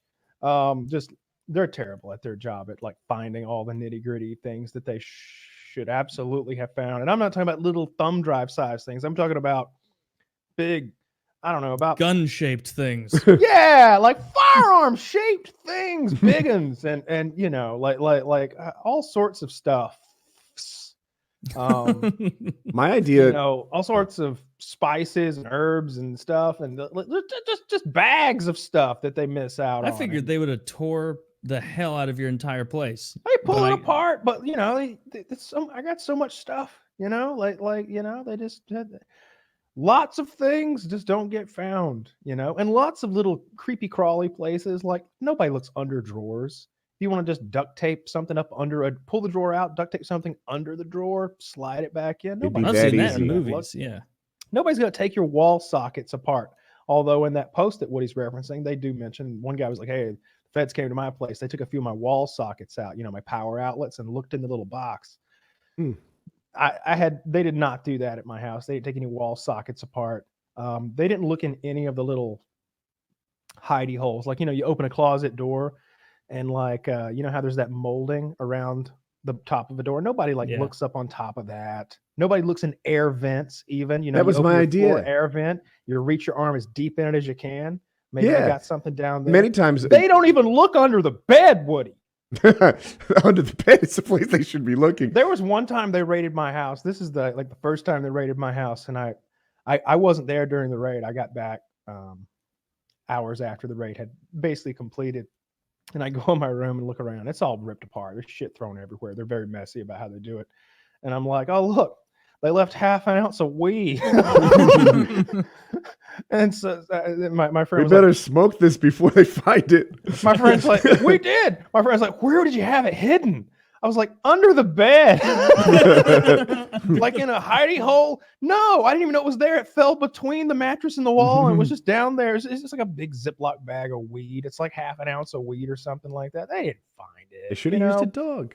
Or That's the third embarrassing. most popular response in that post you're referencing was you take a candle out of the glass jar and the way I would do is I would slice the bottom like quarter half inch off of it, and then I would melt a hole in what the big chunk that was remaining, put the thumb drive in there, and then melt the two pieces back together, slide it back in the Damn, the that's glass smart as jar. fuck. Nobody's gonna Yeah, I find think that. they were saying boil it or something, just soften the whole thing, squeeze Sure, it and in, then and mush it in. yeah. My idea was the vent thing. Like as a guy who's raised kids, we've dropped countless matchbox-sized toys, down there, and you can reach down there and get it back out. Yeah. I used to hide stuff like when I was a kid and I had like porn or whatever. Like that's where I put my porn. Like it was down the air vent. But yeah, like you don't have to get all that crazy creative. If you're like super hacker man and the NSA is at your house, that might be a different story. But I'd say that like when the mid-tier federal agencies come to your house, like they don't dig in the walls or anything. They don't get out like the stethoscope and start listening for hollow spots. They bring dogs around. They bring drug sniffing dogs, electronic sniffing dogs. Drug sniffing dogs missed under the bed. Yeah. Electronic sniffing dogs? What do they do? Like Yeah. bark at your Like- Xbox? They smell for hard drives, thumb drives. They can smell hard drives? Dogs can. They've got that China odor. Yeah. If you ever take I pieces of assume. electronics, like especially like it's got this sort of plasticky, metallic kind of like, you know how you can taste a penny, Yeah. and it's this weird sort of like olfactory sort of sensation you get. It's kind of like that. But That's a dog, of interesting. course, its sense of smell is 100, Yeah, way 500, better than 1,000 ours. times better, whatever it is. Yeah, I went to the place where they trained those drug sniffing dogs and ordnance sniffing dogs, and he also had dogs that were trained in electronic sniffing capabilities. That's where I bought that piece of shit that bit me and hates me. Dak. Oh. Yeah, I bought him. Is From is one he of those. dead yet? No, getting a little gray, but That's good still news. Just a yeah. And he not hasn't much left. mellowed much. Fuck no. My dad's dog died the other day. He had to put it down. That My stinks. dad's had a Doberman for we did the math. He was about 17 years old, which is crazy For a old for a Doberman? Doberman. Yeah. Hmm. Yeah. It's That thing's crazy last old. 6 years of its life must have been hell. Was No, it just blind and deaf? And it since we're all fine, And it those had been hit dog by tumors? a car a couple of Oh. times. And so it was getting to the point where it was like not able to get around adequately. did the and car it was- crush its voice box? No. No. Yeah, poor old Chopper. That was his name. And real nice, real sweet dog. Had to put him down. Dad has the ashes. Dad really loved that dog. Yeah. We have paw prints from some of our dogs. Oh, that's cool. Yeah. Yeah. Snow's a genuinely nice guy. I'll say this one more thing about Snow. Snow doesn't eat in the cafeteria. He goes to the cafeteria and he gets a meal for the old man. And he gives that meal to him. He only gets one meal. And he gives that meal to this old man who can't make it to the cafeteria. And nobody else is going to bring him any food. And then he cooks for himself. And he would offer me food every day. And he's a good cook. He would make breakfast burritos. He would steal eggs out of the kitchen and onions out of the kitchen, and it would be like a tortilla with refried beans, Spam, scrambled eggs, and onions. It was good. It was Sounds good. fucking. It actually. I mean, it was. I mean, I don't love Spam, but like in prison, it's like hell yeah, give me some more of that. He made me a nacho bowl the last weekend I was there. We'd been talking about it for a month and a half. He's like, yeah, I'm gonna make you a nacho bowl on the last week because he knew I was on a diet. and he just get this big bowl of like Doritos and chips with tortilla with refried beans and chili and also like steak. He made carne asada in prison in a microwave. It was absurd. Nice guy. Is Snow the one you offered your radio to? Is that how? No, that's a black guy. I honestly don't know the black guy. That was the dreadlock guy. Yeah, dreadlock guy. When I finally gave him that radio day before yesterday, I told him, I'll give it to you on the night I'm about to leave. I gave him the radio. He couldn't believe I had actually fulfilled my promise. He was like, "May God bless you and all your future endeavors." For $100 radio. He's like holding my hand, like I'm shaking his hand. "May God bless you and all your future endeavors, young man." Folks in here, really they nice. say I'm, one like, tearing thing. up, man. They say one thing and they do another, and you are honest man, and I appreciate that because that's a rare thing in the world, and that's damn rare in this lockup right here. Thank you, young man. And I was like, I guess I'm an honest guy, man. I've intended on giving you this radio the whole time. It was my idea. Like I don't want this radio. But I'm just like, yeah, man, you enjoy. Did you have other things to give out? Like maybe yeah, I gave shit out to everybody. Clothes? Yeah. Greg, my cellmate, he got my cup, my reading light, my dishware, my Tupperware, my knives and forks, and my shampoo. Snow, he got all my condiments, my mayonnaise, my ketchup, my mustard, my sriracha sauce, my spicy Asian sauce, like all my condiments and stuff that was actually kind of valuable. Little things that I just passed out to random people. All right, here's some extra earbuds. Here's a crossword book. Anybody who needed a thing. And did you ever go to the commissary with the purpose of buying things to hand out and kind of ingratiate yourself to the population there, where you're like, max for, hey, 10 of you, each of you get 5 max? Yeah, no, but I was going to do that on the last day, but it wasn't my dormitory's day to shop, and they wouldn't let me shop. And I was like, I'm leaving tomorrow. Just let me shop. I'll go last. I'll be last in line. He's like, no. I'm like, all right, well, fuck you, you piece of shit. All right, I'll take the money out of your stupid prison system and spend it in a mall somewhere. By the way, I've got this debit card. I'm not going to show you. It's out in the car somewhere. It's hideous. I've got this debit card. It's the most bootleg ghetto shit ever. It's like my mugshot on like a Citibank debit card. It says like Metro Bank or something like that. It's got $87 left on it, which is my commissary balance. I'm going to use that for online purchases. I am not. That's not the card you hand to the maitre d' at Morton's. Oh, this will pay for half of my first steak. I know we're getting off of prison stuff. I've got one more thing. Did they have whole shebang potato chips there? Nope. Asked about them. They didn't exist. They had Lay's stacks. They had pork skins. They had tortilla chips, and they had Doritos. That was the potato chip menu. Okay. I'm curious about that myth where, they're like, oh, don't take a fucking Snickers from someone on day one or you're going to owe them until you pay them back. Like, was there anything even akin to that?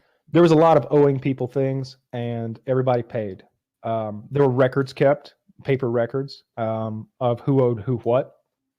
Whether they were doing football's big. They bet on football a ton, college and professional. And everybody paid up, everybody paid up. No. If they don't pay up, you don't let them play anymore, right? And that's the whole point. So like they're gonna pay up. But yeah, we'll get off this. Next week I want to talk about the prison entrepreneurs, the drug class I was forced to take, the job they tried to force me to work, the counselor, my case manager who was dyslexic and messed up my paperwork 6 times, my release paperwork. And we'll talk about some of the other minor inmates who were bizarre individuals. And we'll talk about some of the other nonsense that went down, like some of the random things, like the guy who shit on the toilet seat, or wait, go into that, please. Please, that motherfucker done shit on the toilet seat. What ignorant motherfucker done shit on the toilet seat that every one of us motherfuckers got to sit back down on? Get your ass in here, clean this shit. I ain't cleaning this shit. They pay me 8 cents a goddamn hour, and it ain't the clean shit. I got some questions moved. too. I'll Nobody wait for moved. Just a good time. Spraying shit all over a prison bathroom. That's risky. Somebody goes, which toilet was it? What fucking difference does it make? I like to use 3. Is that what he said? That's a good answer. Yeah. I like to use 3 too. It was all the way in the back. You didn't have to sit between 2 people. I like to use 3. I'm like, touche. I'm sure that's what he replied. Man, I'm gonna shit on 3 then. It's so funny because Woody and I and every guest we've talked to while you've been gone, they'll be like, we'll bring up like, yeah, thanks for coming on the 2 guest show because Kyle's in prison. They're like, oh fuck, really? Like for real this time? And we're like, yeah. They're like, God damn. We're like, no, it's fine. He's having a fine time just reading Harry Potter and napping. And it does not sound like that was the case at all. No, it was pretty. It was a lot of nonsense going on. I told somebody this yesterday. I was like, certainly wasn't Oz. Okay, I'm not trying to say that, but it certainly wasn't summer camp either, which was how it had been painted by some people. Yeah. As soon as I got there, the guard who took me from medium over to the camp, she was like, "Don't let anybody pressure you," and I was like, "The fuck do you mean?" What? It means don't let anybody pressure you to suck their dick. Oh, or something like that. Okay, thank you. And so immediately I'm like, fuck, this is for real, huh? She's giving me and it's not a dude who might joke around. It's this woman she's a counselor there. Counselors are like, it's not like a guidance counselor. She's like running a dorm. One of the dorms is her to look over, and like the prisoners are her charge. She's like a sergeant in the army, kind of between an officer and a grunt. Yeah, like if the guards are grunts, the counselors are sergeants, and then there's like captains who are over the whole thing, and unit managers, and then there's the warden, and then there's a whole chain of command in the Federal Bureau of Prisons. But yeah, next week will be interesting. I'll get into some of the nitty gritty nonsense. You started one of my questions, so let's finish the summer camp thing. Were you intentionally playing down your expectations for this, or were you just off target? No, I was intentionally playing it down. I do that with everything. Whenever, I feel like if you as a coping strategy or a social. No, as an internet strategy. I feel like anytime that you talk about what actually bothers you or something like that, you're exposing a weakness to a lot of people that like to hurt you. There's plenty. So you're opening a wound for them to pick at if you do that. If you're like, oh, I'm really worried about this, I'm really worried about that. Well, now they've got something to pick on you about or something to go after. So I've always had, stuck with the mantra of, you can't get blood from a stone, right? Just always stuck by that. And I always will, there's no, some people you're like, well, I know what gets his goat, I just try to avoid that. But yeah, going in, I don't know what my expectations were. I suppose my expectations were across the spectrum. I was like, it could be this bad or it could be this good. It could be fucking fun and good times, or it could be a nightmare. So, but one way or the other, it's 2 months, and I'm gonna survive it, and I'll just do it. Every day. It was such a weird coincidence, Woody. The blocks on the wall from the front of the dorm to the end of my cell, there were 56 blocks, and I had 56 days. And so when I first got there, I counted them just because I'm laying there with nothing to do. And I'm like, holy shit, that's how many days there are. It's this panning, head-turning motion of counting all the blocks. And I was like, that is an impossible amount of blocks. Not 56 blocks, of course, not impossible, not quite. But it was daunting to look at 56 of those blocks. As time went on, it was like, 12 blocks. Can I visualize 12? And it's kind of hard to get 12 in your point of view. Yeah, that's 12. I can see the amount of blocks right there in front of me. And then just every time, 6, 4, 2, 1. And 1, it was like, you're in trouble. Yes. I'm grinding you down, friends. You see what I did to the rest of them? I'm grinding you down tomorrow. I'm gonna sleep so long. You got out early. One of the big takeaways for this 2 months, 28 days each. Well, I'm not saying it right. You got early in the morning. I was surprised. I knew that your release date was Thursday, and I got a text at like 8 a.m. or something. That you were outside. My release date, I could have gotten out a little bit earlier than that. Kitty got there at like 8:15, 8:20, and I was good to go by 7:45, I guess, something like that.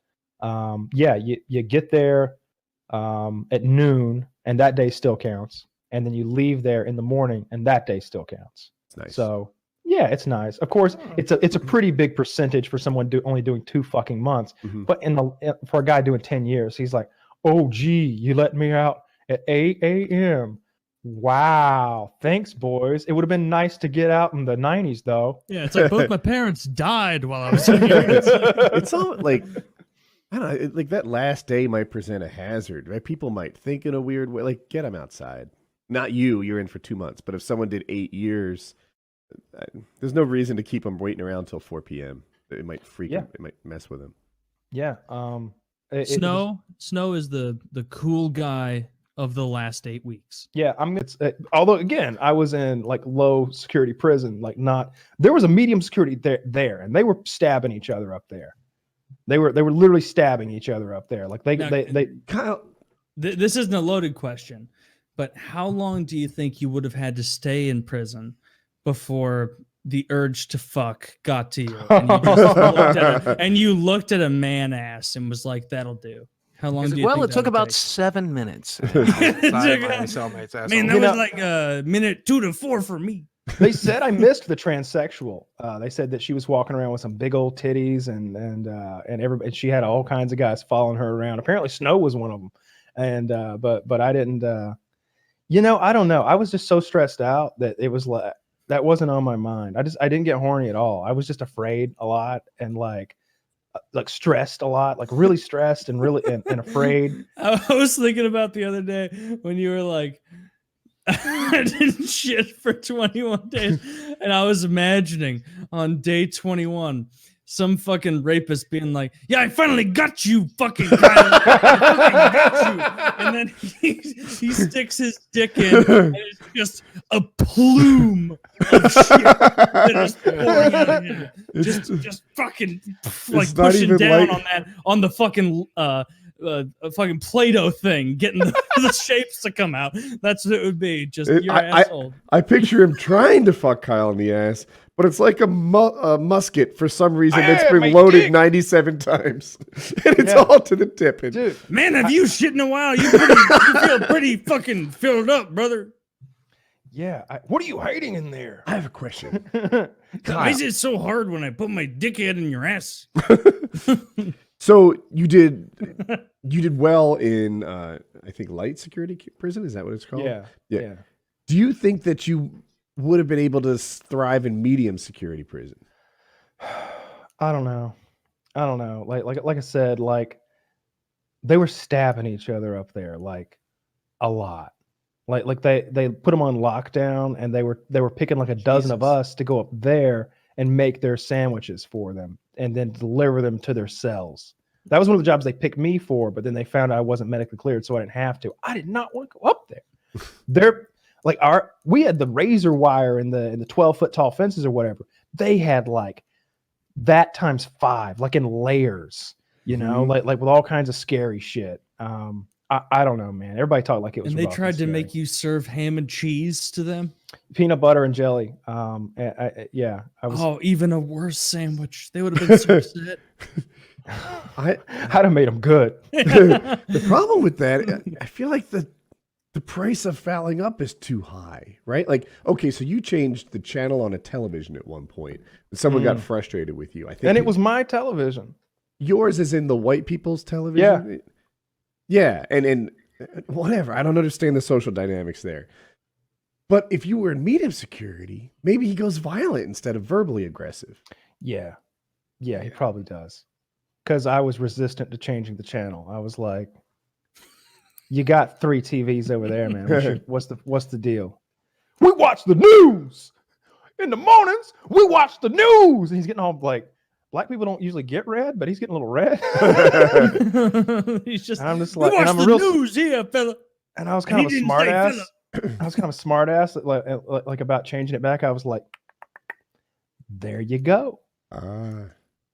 And I was like, "Glad you didn't stab me." Just trying to save a little face. I want to get Kyle's prison ranking of who of the 3 of us would do best and worst. Wait, in make it prison. Well, in what prison? The place I was at? The place you were at, kind of your understanding of prison. Who of me, Boogie, Woody would do the worst or the best, and why? Oh, I know the answer to this. Easy, but go ahead. I think that you would all be okay. I think Woody can be a little socially awkward occasionally and maybe like say the wrong thing when he doesn't mean to, and that would be the only one of us. Oh, you don't think that's a problem I fucking have? The guys that like look like you in there all kind of banded together and played board games and Monopoly and stuff, and really didn't interact with anybody else. You know, Okay, yeah. There was a bunch of like, 30 to 40-year-old, 30 to 50-year-old white dudes with beards or goatees or whatever who were doing 5 to 20 years, and they just go play fucking Monopoly and that is my demo. Do their own thing. Yeah, if you stuck with that crowd, would you'd be okay? But it's the interactions that you have to have, like doing laundry and lunch, and people would steal from the white guys a lot. They would like take valuable things out of their lockers, and I feel like you'd want to stick up for yourself. Maybe like I feel like you in particular might have a hard time if you said the wrong thing to the wrong person, but maybe not. Maybe not. I had a problem because I think a lot of them found me attractive. Taylor's big and strong. I feel like he can really handle himself in there. I don't think anybody's going to mess with him. And there was a crowd of like pumped up white dudes that sort of worked out together and did all sorts of like body workouts, and they did stuff with rocks, because we didn't have weights, we had rocks. And those are my boys. I'm going to tie up with them immediately. Yeah, you'd be one of the Bedrock boys, and you'd be out there fucking having you'd be Fred Flintstone out there after 6 months. Some of those guys were ripped, like they looked like professional. It'd be the perfect athletes. opportunity to cut all this shit off my front half. Yeah. I don't think any. I think I mostly had a problem because I had such a short sentence that it was suspicious, and I'm a pretty man. Taylor, you are a pretty man. If I were in prison for a couple of years and I saw your pretty ass walk in, woo! I can agree. If I were in prison for a few days and I saw Kyle, I wouldn't didn't shave do well. the whole time I was in there because I thought that would make me less attractive, maybe, and less feminine. So like by the time I didn't shave for like 75 days or something, I came out looking like an actual homeless person. It was so goddamn itchy. I remember the same black guy who told me somebody wanted to get with me came by. He goes, "You don't shave, huh?" And I was like, "Nah, I made this little bet with my friends. I said I wouldn't shave when I was in here." He's like, "You don't even want to like edge it up a little bit?" Because I got like all up here, I've got like long hairs, like they're like 2 inches long at this point, like up here, like way above like where I. Oh yeah, the picture that Kitty took of you after you got out of prison, you're standing there triumphant. I just looked at that and I was like, man, this is the worst I've ever seen Kyle. Like he looks like he's intentionally made himself look, down and out, terrible. That's what I did. Yeah, that's exactly. And you what I looked did. terrible. Yeah. I was so happy to shave when I got back home. I mean, if I was horny enough, though, I bet that ass looks fine. That shit's fucking.